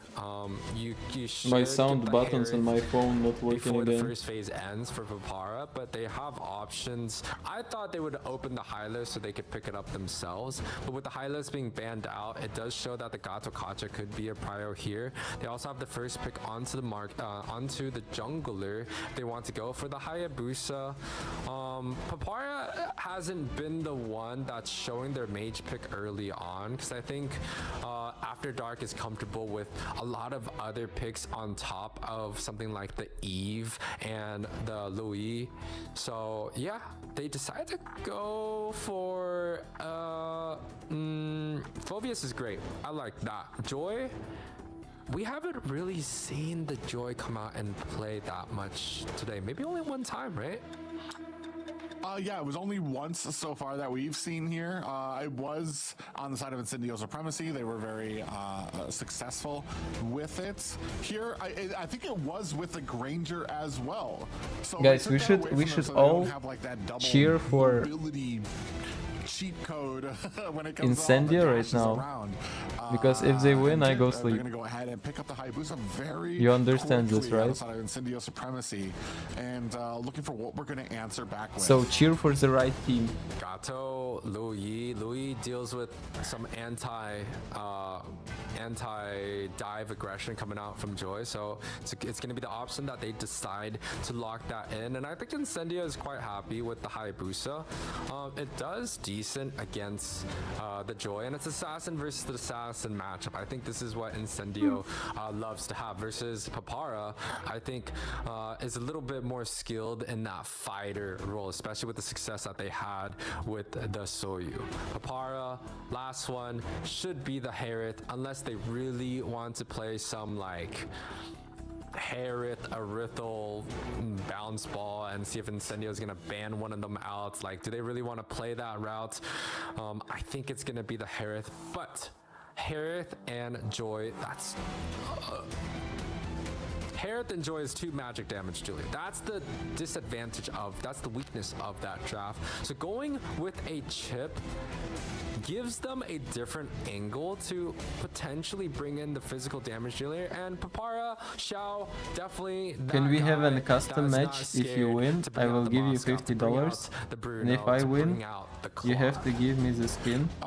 Only marksman. My only thing is, do we Bro. have potentially? Let's have a DCC sleeping or the match. burst to really I get can't it, play right now. To bring this chip to If I fruition sleep when it more comes than to you, some you of give me these, $50. These ultimates that are going to come out. These. If I sleep portals. less than you, I give We're you gonna skin. try to match out the Lu Yi with that map presence. Start the which stream, is not bad. we're gonna contest. Chip for me really shines in that early game where he can catch those rotations, the lackluster rotations possibly coming. How do I say this? I feel like Chip takes advantage of teams that can get lax with the rotations in the early game. My problem is I don't Nah, feel like Papara Incendio took is a Chip. team Oh that my is god. lax in their early game rotations. I don't think you're gonna find many Cheap opportunities that and somebody Joy, just holy lollygagging fuck. through the jungle. It's gonna be and it's is gonna be get really caught hard by to win Chip. this. Like Because Incendio they're already have just problems so right now. pristine on a lot of their synergy, I don't know what especially about in their that gameplay, early but game. it's gonna It'll be hard very to win. interesting. What it does have is the Yeah, it's easy to potential play turn some Hayabusa of these versus Joy, engagements, okay, but especially like we saw before, the every single objective can be turned into. Now we're gonna have all 5 members here to be able to kind of push into this early game, which can turn the tides potentially for Papara. yeah, people watching mainstream, like official early, stream, so look for Papara to kind of and have it's a fine. That's what advantage, should I although we do? don't I really should know tell people about what Snapdragon role that tournament. Incendio has here. That it They exists. could pick up something like the Gato Kacha, which I think is No, going to be, Zero Franco picks. their pick. Zero. Now Incendio does have a weakness in their jungle and their marksman position. And I mean, you people brought who up this stay on my item streams, they usually want just to talk with me, earlier, right? in the pre-shows Yes, some when we were people just kinda watch talking, here, and it's the Dreadnought but most people just option want to talk with me. against skill damage like Hayabusa and Granger. I See think me that talk is the with me. route that they decided to take. I think Papara denied the Joy pick early because you said the Joy and the Granger pairs up quite well. It's magic and physical damage. Forcing them to be on a It's Hayabusa fine. or Alpha means there's going to be a lot more physical damage that they could easily protect themselves up with the Dreadnought. So I think Papara We just want has to set their fuck you. draft up quite well. Thank you for being Incendio honest. is baiting for that Harith. I don't think Papara is gonna bite. Besides the claw, It doesn't and the hurt. It Rithel, doesn't hurt me. The Beatrix and the Bruno Anyway. comes to mind for me. I'm actually wondering if you don't go with Irithel, where do Moss? you go here against the Granger? Possibly. Moskov, he gives you a lot of split push potential, but do you want the split push, that type of split push against like a Hayabusa who can answer that right away with the shadow kill? Then there's not much that a Moskov can do against that. And then you've got a pretty tanky front line. I was gonna say maybe a Clint, but not against. Okay, in 5 minutes I'll try to sleep again. If I fall asleep, guys, please don't leave my stream until I wake up. So I mean, This should be a possibly you've deal, got the okay? Beatrix out there that it's got great think- clear. And if Snapdragon moderators come, tell them I that think it's the Moscow. Dazai has problems with network. I don't know why he's sleeping. Tell them something. I don't know. Game number. Does I wanna I do don't the know trade? which one, What but trade? Game number 3 against S2G had the matchup between the Granger and the Moskov, and they won that in 17 Eddies? minutes. Yeah, It wasn't Eddies. convincing. It's not the Moskov. This is.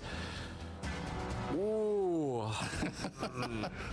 Before I have nothing to talk about for that. That's just crazy. But in terms of the XP, Yes, we want your lips Incendio moving. That's why we are here. has a winning Yeah. win again. The Moving lips. Edith does so well against the Phoveus, and I think we're gonna see that in action. Maybe you can shed some light onto that gold lane situation. You said I have no words for that because we're off in space. I deal with grounds, I deal with earth, I deal with what is logical. Right now, we've just thrown out everything here for this Hellcurt pickup. I think this is a case of us reaching outside of the box and hoping that this surprise is going to be more than they're going to be able to deal with. Granger, especially in a match against a Granger, he does. I don't see anything on a Hellcurt that, like, especially in the early game, that's going to really be. No, Edis is not that hero. What do you mean? That's going to be able to kind of really. He's really good at initiating, dealing damage. Once he gets that darkness falls, yes, potentially he can go on to the Granger. He can kind of shut him down. But before that, I don't really see it making a difference there. As we start on to the possible final and fourth game of Incendio Supremacy, looking to shut down Papara SuperMassive and throw them into the lower bracket. Whoop, whoop. We get to see an alien on the gold lane. Are cockroaches considered aliens? They're considered the oldest form of life that survived a lot. And talk about survival, Xiao able to get an early advantage off. Picks off Tianzi in the jungle. A little bit of an unexpected opening from the side of Papara, able to find the pick off quite early on, and even an advantage on the bot side. Pops the flicker here. Ooh, this thing is something new here, Private. Yeah, and I'm actually kind of wondering how Zhao is actually able to be so successful. Like, even before they came down to match up on to Sunshine, Granger was having a few issues against the Hellcurt in the lane, so it was already getting pushed off. And speaking of which, Apex 47. Damn, there is Hellcurt gold lane. This does not bode well for Incendio Supremacy at all. They're losing the bottom lane, which Granger should be winning. They've already taken 2 deaths, and now Zhao is starting to get fed on this Hellcurt. That is an immense amount of damage that you can have, especially when it comes to a point where like the synergy of these teams is tight enough to where if you call out a target, they should be able to. Yeah, Hellcurt gold lane. I don't know what is that. I just saw that Hellcurt is gold lane. Now I'm interested to watch this game. I was playing yesterday Hellcurt gold lane, and these monkeys from Spanish server told me that I'm troll.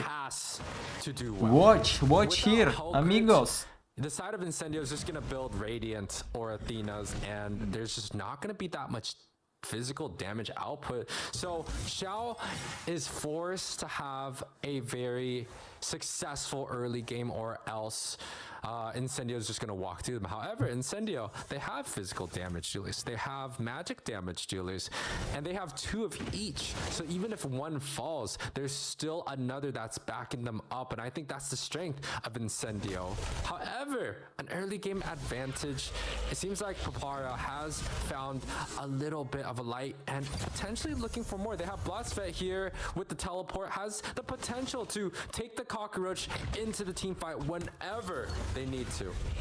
Yeah, I'm actually kind of surprised. I was watching the bottom lane while all this was happening up there, and Sunshine seems very Hellcurt, because they have very careful they have about even moving forward. Chloe and Hayabusa. Maybe it's hard to play Marksman versus his draw with their draw. On top of him. We do have a little bit of engagement here. Ooh, big back and forth there. Rosa putting on the damage. Pop up on Apex 47, and the back line comes in. Pop up Mohi able to find the kill on to the turtle, which allows another kill for their side. 0-4, completely unanswered by Incendio Supremacy. 1.7k gold lead, 4 minutes in. That is not a bad situation that Papara SuperMassive wants to be in. They get these objectives, they get these early pickoffs, and they're looking to even get tons more damage onto the marksman. They get the shutdown on to Sunshine, a high priority target. One of the issues that I think Papara has is the range from the Granger, but they're able to deal with it swiftly and early on. 4 minutes in, it may snowball into something unbelievable here, Private. Yeah, I'm just curious as to why or how the Hellcurt is winning against Sunshine, because on paper I just don't understand. Is the fear of Hellcurt landing on and silencing you so much that because I've been watching the minimap, is that Sunshine isn't even pushing into his lane unless he has eyes and knows that he has the distance from Zhao. And that's really shutting down the early game where a Granger likes to snowball. Bloodspec comes in there. We do have the Dark Knight Falls comes in, looking for an angle. Is it going to be enough? Big heavy spin comes out, pins him against So guys, Monix wrote to me, and Monix is that guy that we played yesterday rank with. Kyle, he is Kyle in chat in YouTube. And he told me to buy pizza and he will pay for it. I don't mind if I will not fall asleep though. Like. Returning the favor from the last game. Top side, the shot gets taken off the board here.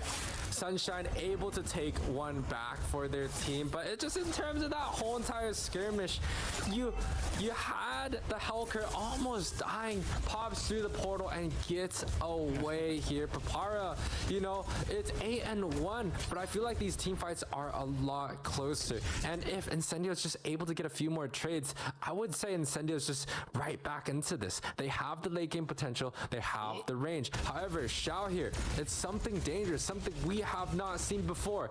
It's hard for it to work, and in order for it to work, I feel like, you know, Supermassive has to catch Incendio off guard.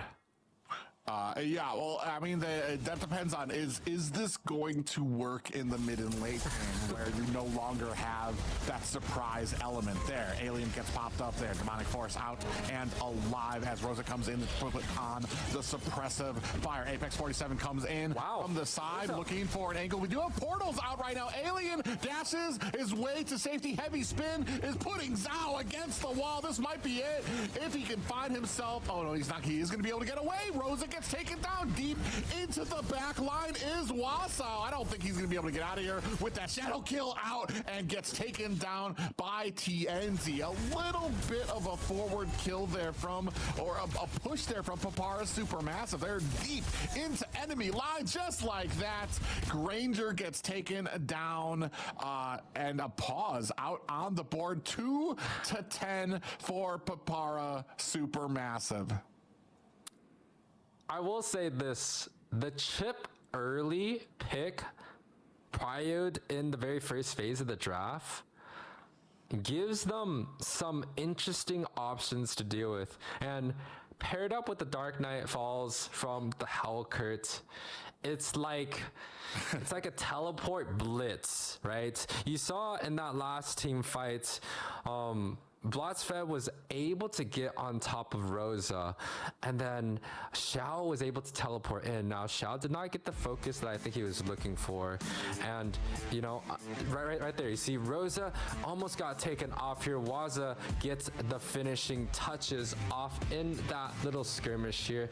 It's very interesting how the side of Supermassive was able to get some of these skirmishes off in their favor. It's an advantage for Papara, but the question again is it going to work? Do they have the late game potential? Can they clean these team fights up consistently throughout the whole entire game? The thing that's funny too is, as you brought up, you've got Chip with the portals that he can put out there, and you also have the Dark Knight Falls. Literally, there is nowhere safe on the map. You have no idea where anybody can be coming from, and then you lose vision, and it's like, all right, I don't even know if my buddy's being attacked right now because they could literally be anywhere. It's Hellkurt is playing. It's working here, and it's doing a decent job. This is something I was talking about earlier during the draft. Is you have the chip, you have the portals, but did we have the burst damage to be able to kind of after you get the stun, after you lay those portals down? And with Hellkurt, he does provide that answer. Okay, Kyle, I ordered the pizza. Well, I feel like this is more it's a surprise for the side of Incendio Supremacy. They weren't expecting this at all, and I can probably guarantee that he's probably never faced a Hellkurt in his lane as a Granger. So like he doesn't know how that matchup goes. Can I beat him? Can I take him on early game? You could see him playing a lot more safer, and safer is just definitely not what you want as a Granger, just because you really want to steamroll into the early game, which will take you into that mid game, getting you all of those stacks that you need, where all of that damage boosts start to come from. As we take a look at the kill leaderboard here. TNZ 129, dwarfing his own teammates by 20 kills, and then his teammates over by 10 kills.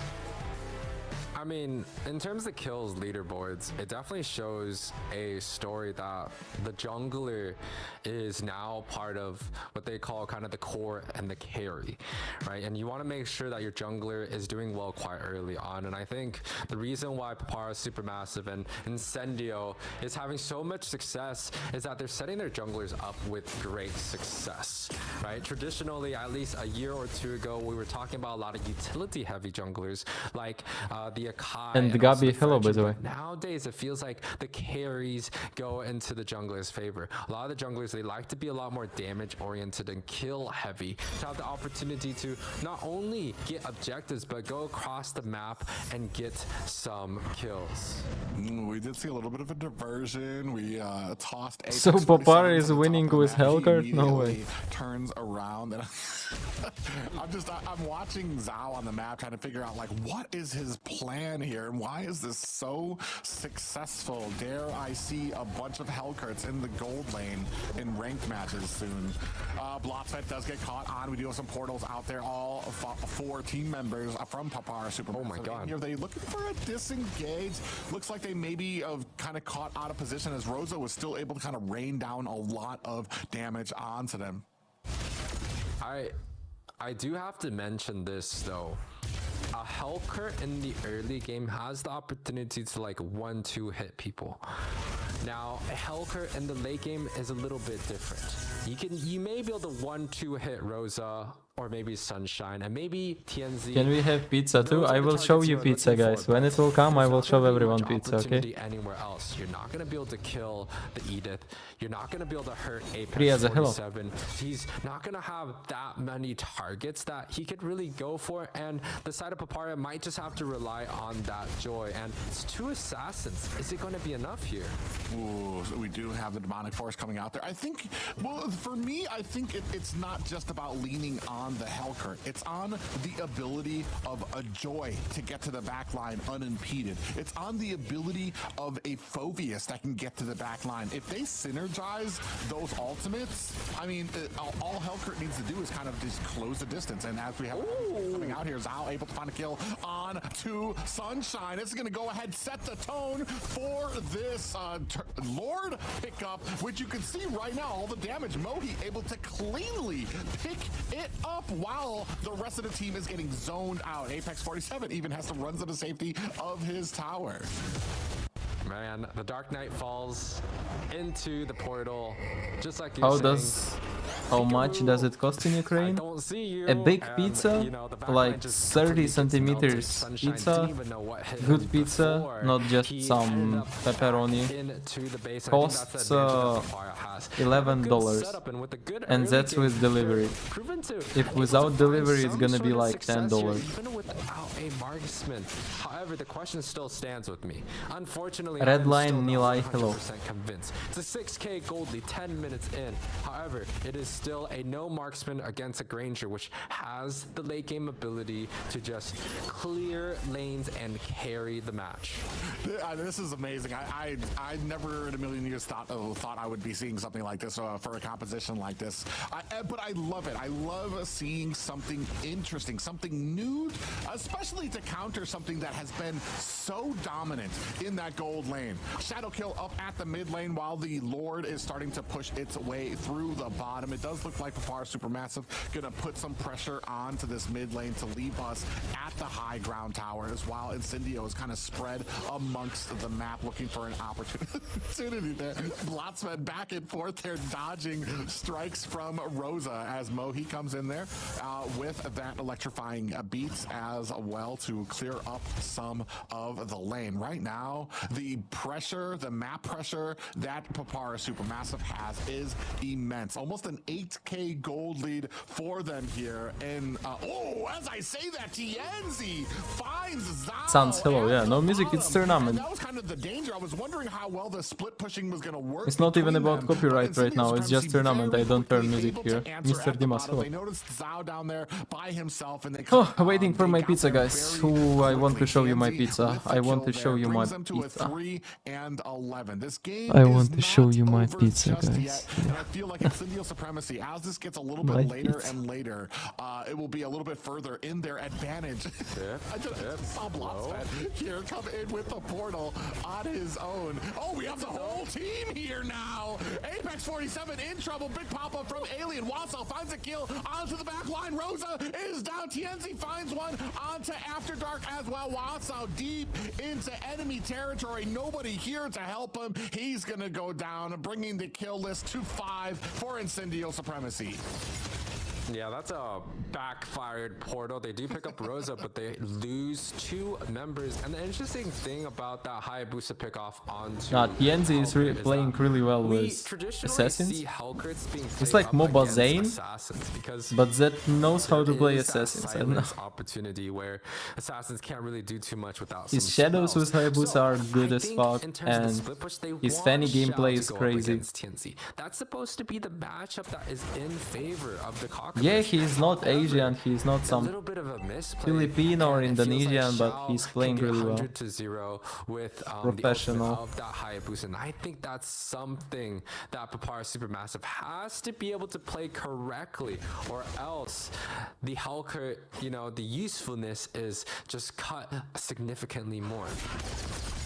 Yeah, and you can see right now, Blotsfed kind of waiting. I'm almost kind of like, I feel like he's like a non-moving Angela right now. It's like, take advantage of the fact that you can get all over the map, clear out some lanes, push around, instead of just kind of sitting in a bush, like just waiting for the mini-map to kind of go off for you right now. And then now you're not taking advantage of it. You can see 2 members now starting to close the distance around Blotsfed at the bottom, and he's got minions at his tower down there. Right now, Papara SuperMassive got a good lead on to this Lord Alien on the backside. Ooh, TNZ finds the shadow kill onto After Dark. That's going to go ahead instead of the Zao finds the kill onto TNZ. The trade looking like it is definitely in favor of Papara SuperMassive. Heavy Spin is out as the rest of Papara SuperMassive in tow, looking for an angle here, but all they need to really do is go for this Lord. They realize that, now turning their attention to the objective, while Apex 47 looking for an angle, looking for a way in, but he has 2 members down,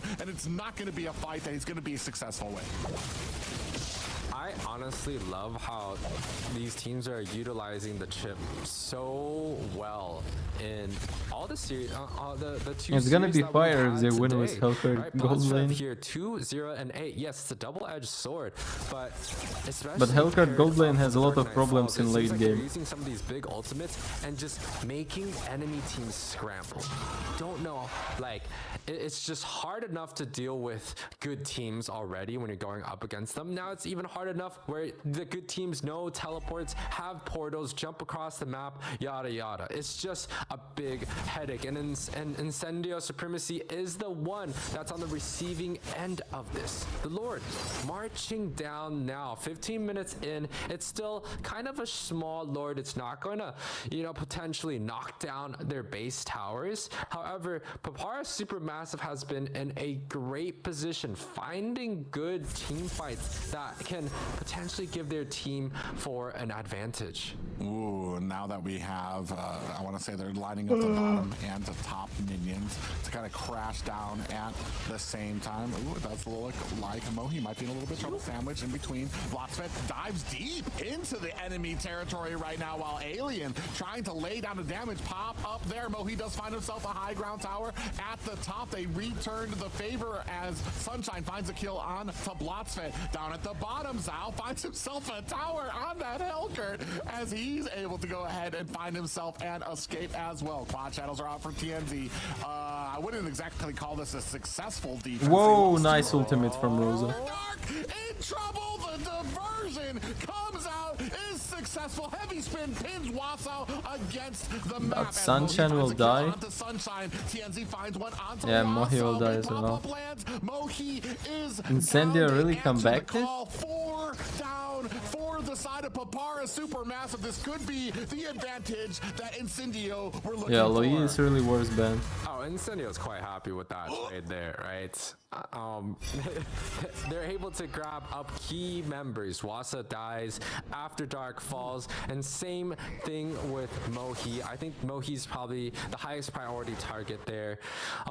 It's, you know, in a well-balanced team comp like what Incendio has drafted, they're gonna have damage throughout the whole entire fight. They're not just based off of one burst here and there. Yes, they have some burst characters, but if the Granger lives, he's gonna be outputting damage from far away quite often, and he can get away with some micro mistakes. However, if Xiao goes in, he's done. If Mohi goes in, he's also done. Woohoo! So I thought I saw a TNZ down there on a Hayabusa, but that must have been a figment of my imagination because there is nothing left down there. Diversion comes up as soon as the Lord is up. Wasa walking into the bush of pain here. He notices that they were in there. He does have to push them out of the way. They don't have TNZ they'll go for Lord this right push, now. which puts Papara SuperMassive in great position to be able to pick up yet another Lord. Zhao sitting at 4, 2, and 6 right now. This Hellcurt doing some work out here for this composition. 10-16 in favor of Papara. I am shook, Private. This is not in the calculations of any statistics, any homework, any studying. This is something that is pretty much, I would say, is unbelievable. Right, this is kind of like the statistical errors. This is something we just don't see. The Dark Nightfall does come through here. Wasted spell. So now it's one huge utility that Papara doesn't have. This should allow Hayabusa missed Incendio to Shadows. be able to defend this with no problem. Yeah, oh, a nice little setup. And died, yeah. As we say that, Zhao Probably gives the Papara kill will win right now. Is it gonna be enough? Taking Yeah. it to half health. Sunshine does find a kill on the Zhao. 10% left, and Papara SuperMassive tie up the series.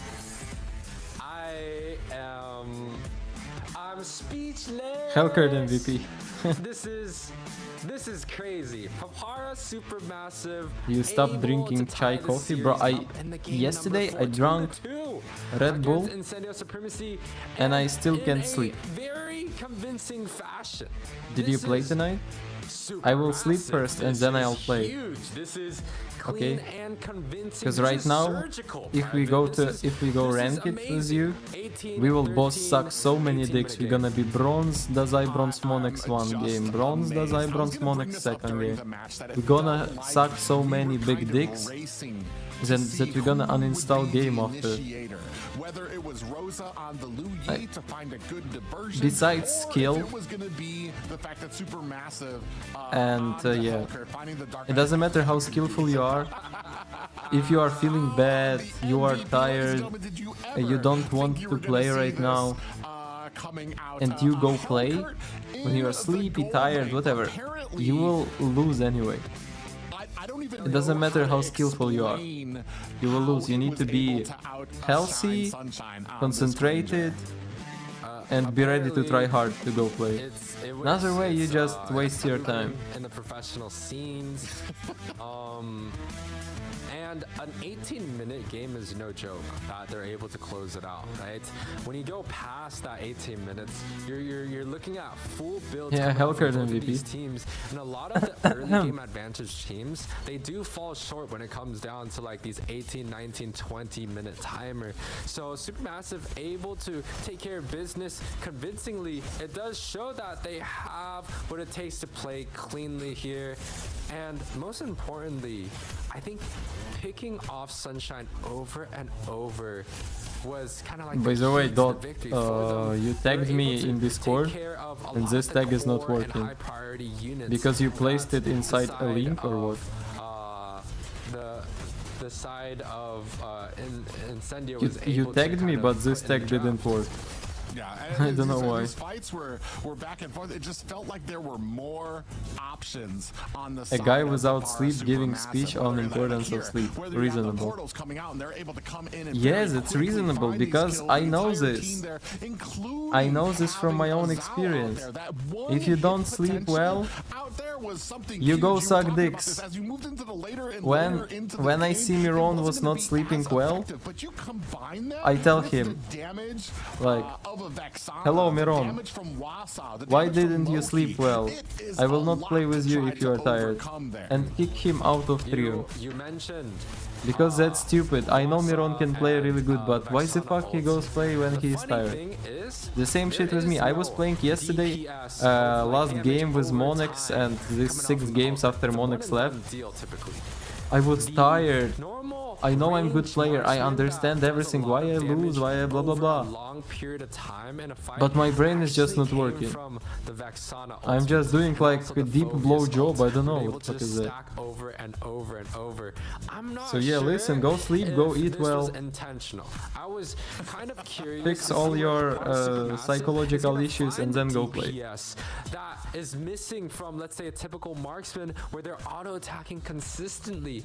But Vexana, Phobius, they both fit the role quite well here. What? I mean, honestly, I could not be more impressed. I like I said before, I love We're gonna have seeing fixed something game, though. changing to the norm. Some of that just in the heat of the moment, they're like, Helker works here. Helker goes. That's I don't why. know what the That's conversation- actually I would why love to every know time what I the go conversation stream, was between I the tell you team. guys, The I rest of need the to team was sleep. like, "Are you I need to wash my sure?" hair, I And need to Sal's take a like, "Trust me, bath, I need trust to me, eat right Helker now. works here." I need And to they do made it very that because successful. I literally The can't Dark Knight focus on combination of the Dark gameplay Knight Falls, until I the do portals where everything you had an right. immense amount of threat on the map I to the need point that to in the early have game, everything Sunshine done. was afraid to even get Because further when I'm into tired his or lane something to is try to not get done, some I of can't those even minions, talk 'cause he didn't wanna properly. get, thrashed on. I And then in the forgot early game, all the words. the damage coming from I know. Helker, coming from his stingers, I was forget all the way words too I know. much for them to kind of overcome. Great game. English, Ukrainian, it doesn't a matter. great My game brain there is from just not Papara. That's all- working. I So mean, that's yeah, all I can say. Just it was a great game. don't play when you are tired. It's It's just a waste of time. You shouldn't even think about games interesting with bronze, silver. now that they've if you were Papara playing has tired. dealt with the If you were 100% not pick feeling and good. Granger. It's just a Dealt troll, with yeah. the It's just a Granger troll. that went Forget about the 13 game. and 0 in the very first series of Are you gay? Incendio. I'm gay for pizza. This opens up many doors. This opens up a potential Granger first pick opportunity that Papara might have themselves. And, you know, it's something that Incendio no, can't I'm not gay. replicate.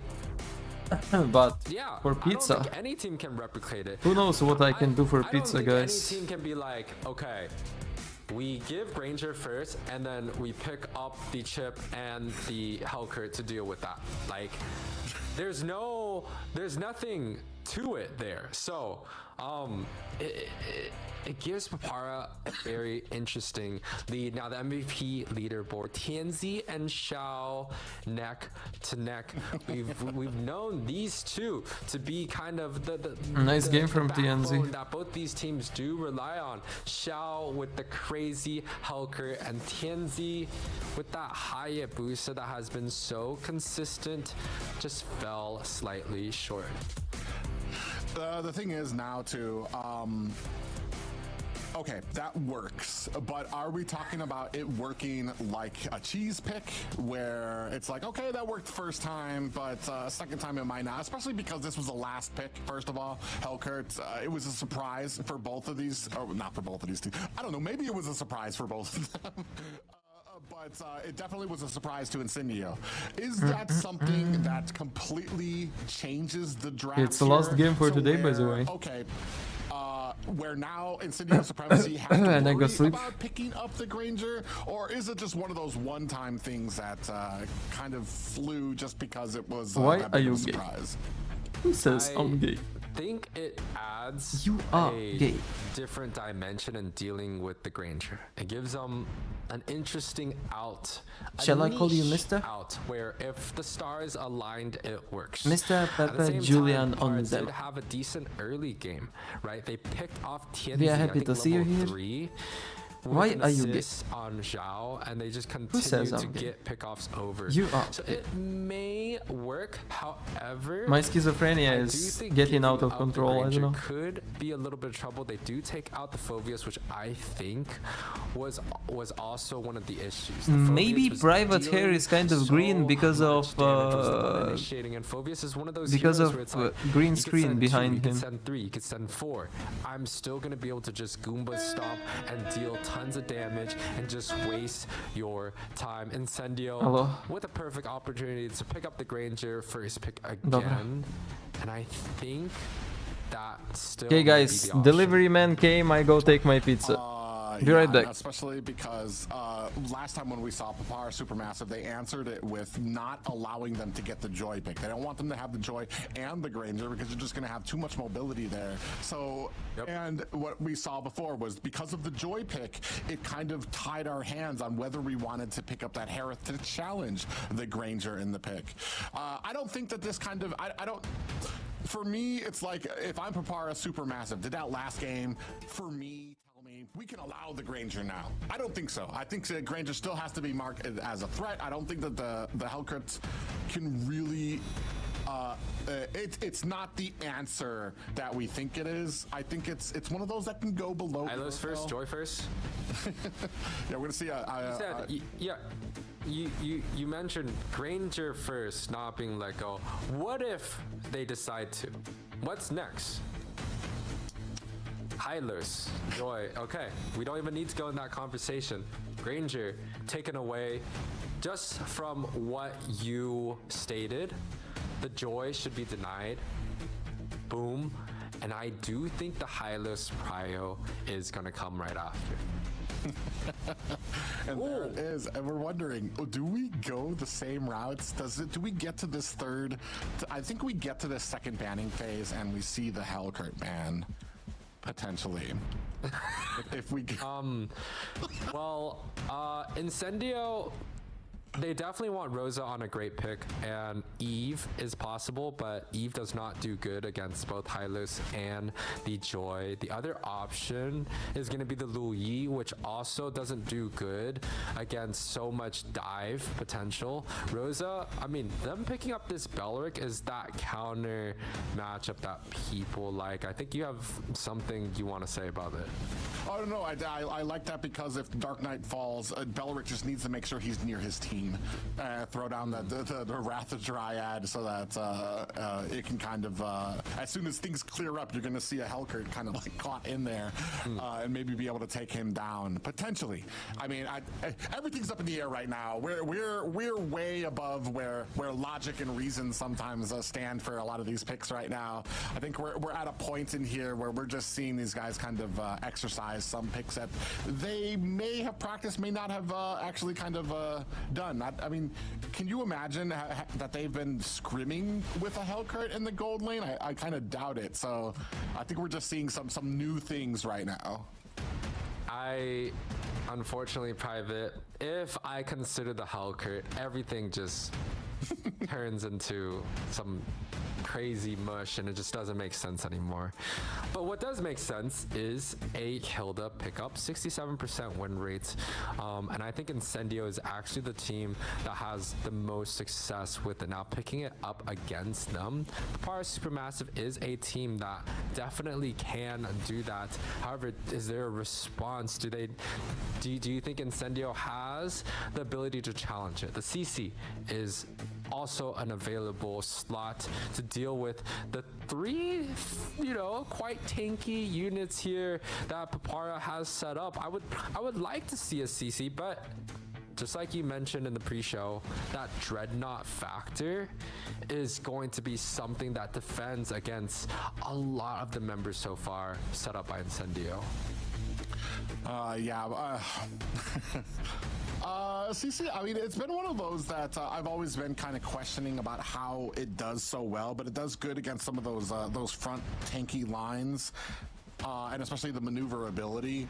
It's just, for me, it's always been that one that focus on the one hero always kind of left me kind of taken aback, because I feel like there's just better options that can get the setting potential, that can provide more in the team environment, as far as like CC setting potential. Here we're kind of focusing down. Both teams have kind of sat back. Oh, looks like they read your mind. They're going to take out the CC pick there. So now I'm wondering what is left in that lane. Oh, Lucas is still available. I don't even know how Lucas does against the Hilda. I imagine it can kind of be a little bit, especially in the early game, probably at Hilda's beck and call there, since she's got a lot of that regen that she can do from the bushes, and Lucas takes a little bit of time. He has some items he needs to get before that regen is really kind of coming online for him. Thank you guys.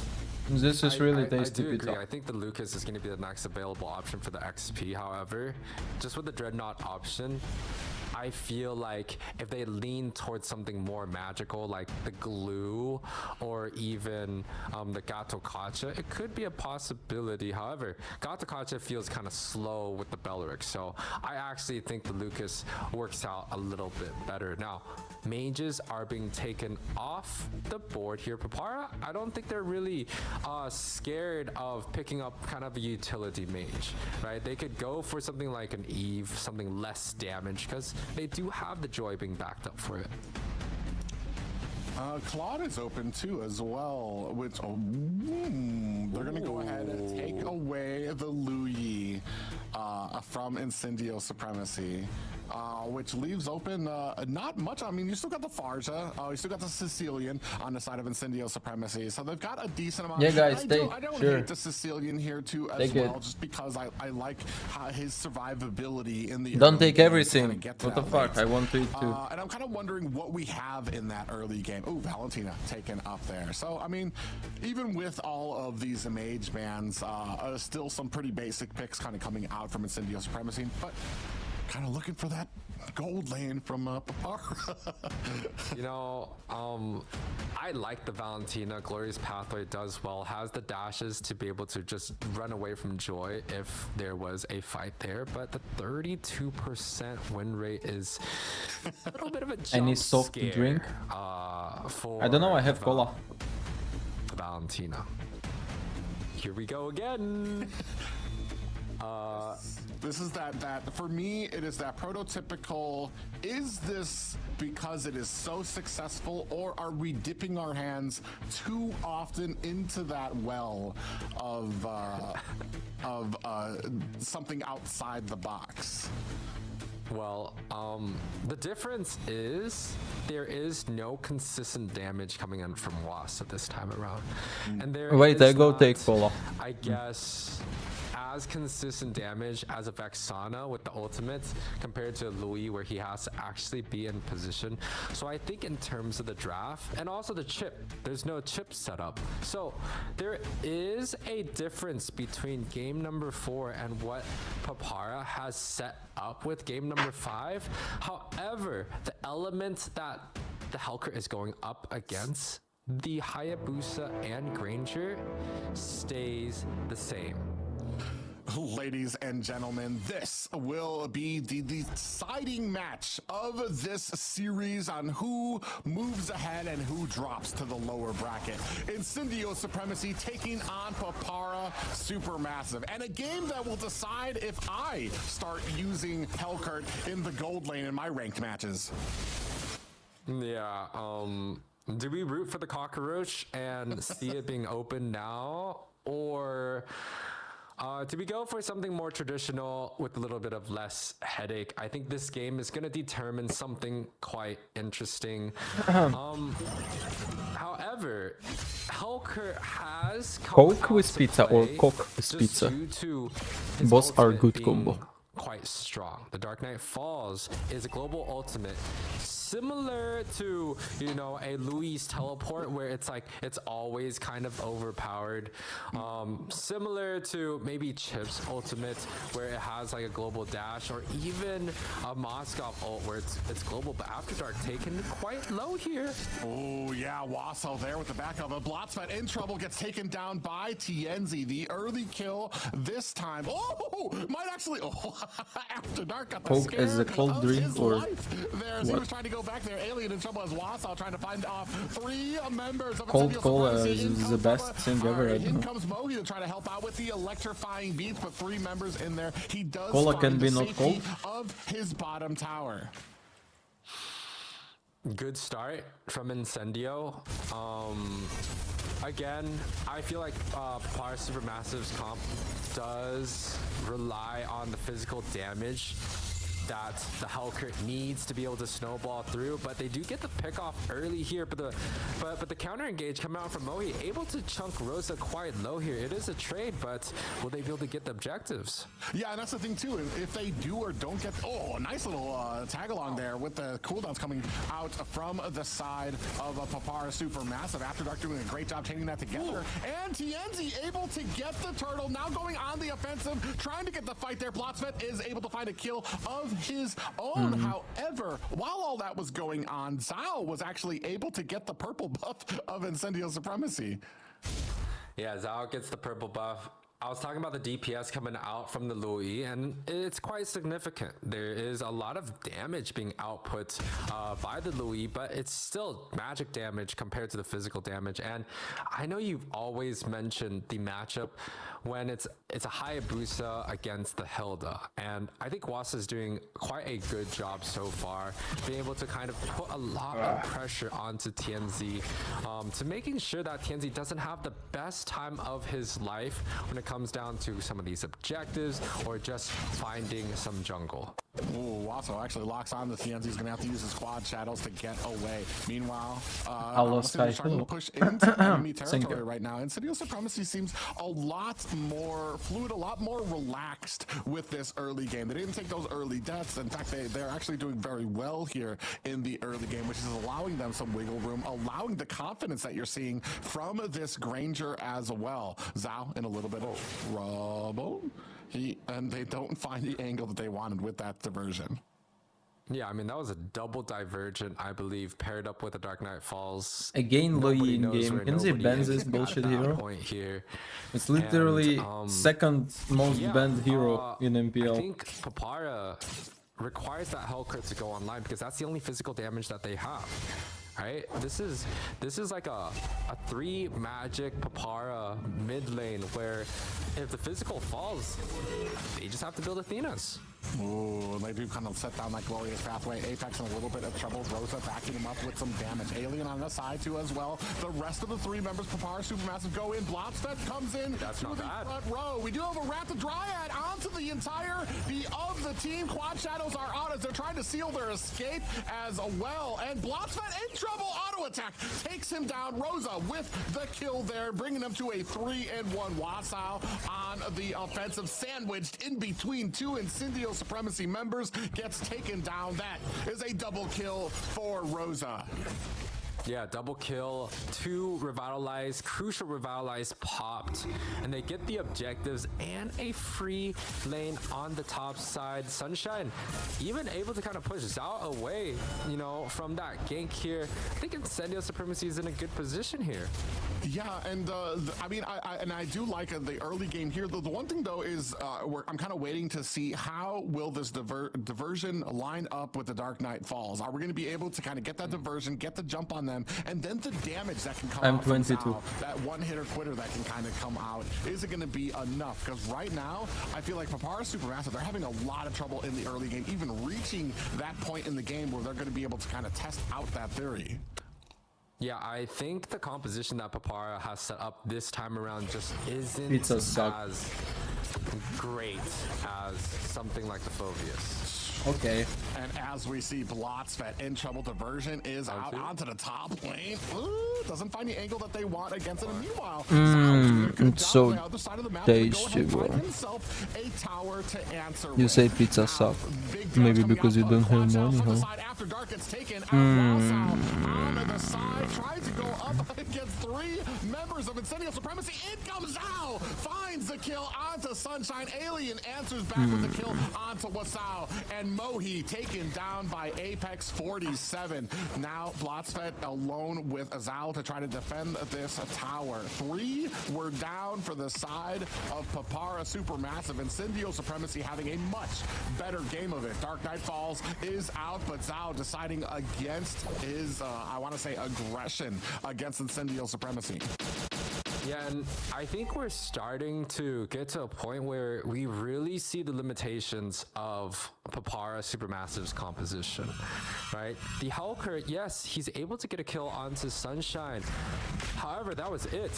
It was one burst and there's no continuous damage. It's the same weakness that I felt like they had in game number 4. However, the Phoveus just worked out great. The Vexana's damage just worked out good. This time around, they have a Hilda which has not done what the XP lanes that they want to do. The last game, I believe Wasa was like 5-1 on the Phoveus. This time he's down 0-2. He's not having the time of his life at all. And Incendio, now they have the lead, 4K gold lead, looking for more.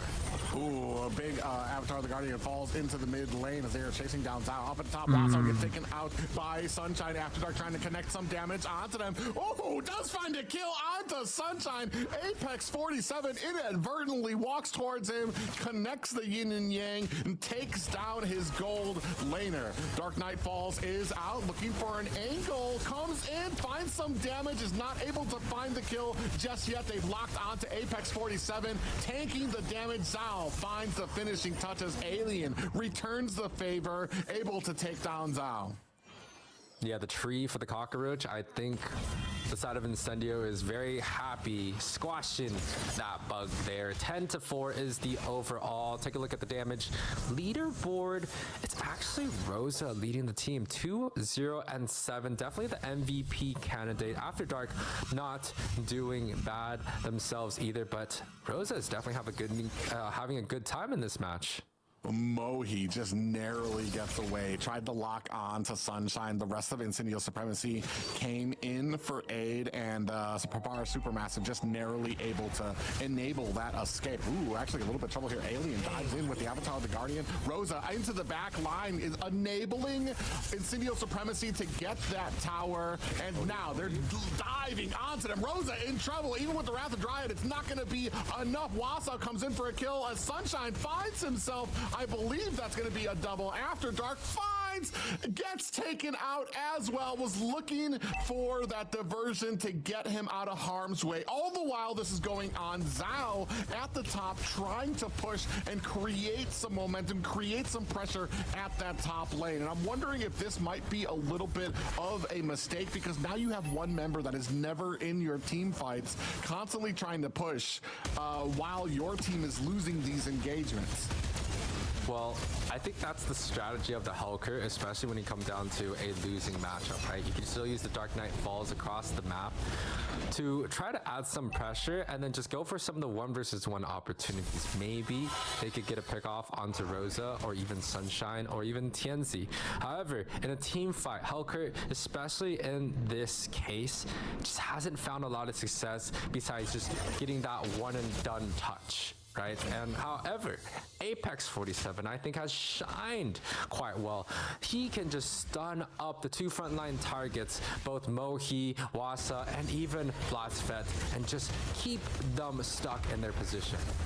Ooh, nice. Avatar the Guardian does force out a flicker from After Dark. Now continuing the damage on Zhao on the back line, trying to help out. Down goes the mid-high ground tower. Blotsfet in trouble, getting puts the pieces down. Glorious Pathway is out. Sunshine finds the final touch there. Is it going to be enough? Zhao not able to find the damage. This is so good, guys. The Hellcurt not playing ball. Minions at the core right now. I don't even know the how good it is. Onto Wasau, who has to return to base to get top up. Minions now at the core as Wasau trying to defend it with After Dark, who gets taken out. Zhao finds a kill onto Tianzi. Sunshine returns the favor, and Rosa and Apex are down. Mohi turns it around, but Sunshine, whoa, he tried side, and Zhao gets taken out. A triple kill for Sunshine. Avatar the Guardian is down. Blotsfet trying to take down Sunshine as much as he can. It's just one tank alone to defend against the marksman and tank of Incendio Supremacy, and it looks like barely Papara SuperMassive lived to fight another day.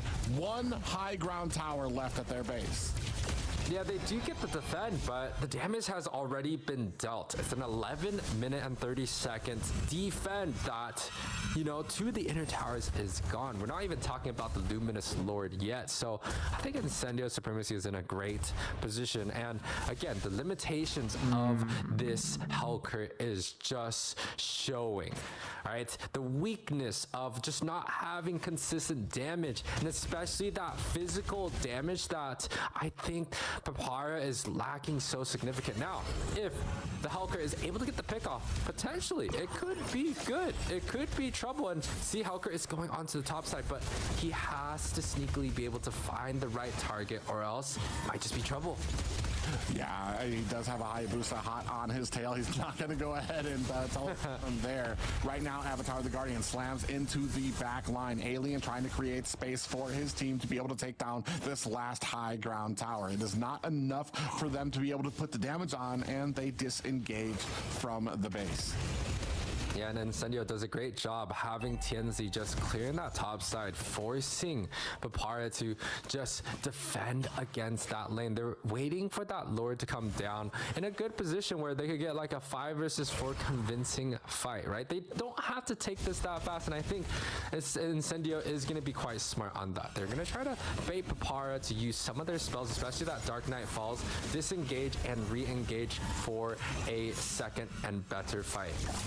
Ooh, yeah, Liquipedia almost locked on to Zhao. Glorious Pathway is out onto the top, trying to lock on to Rosa, who's being pushed out from the back.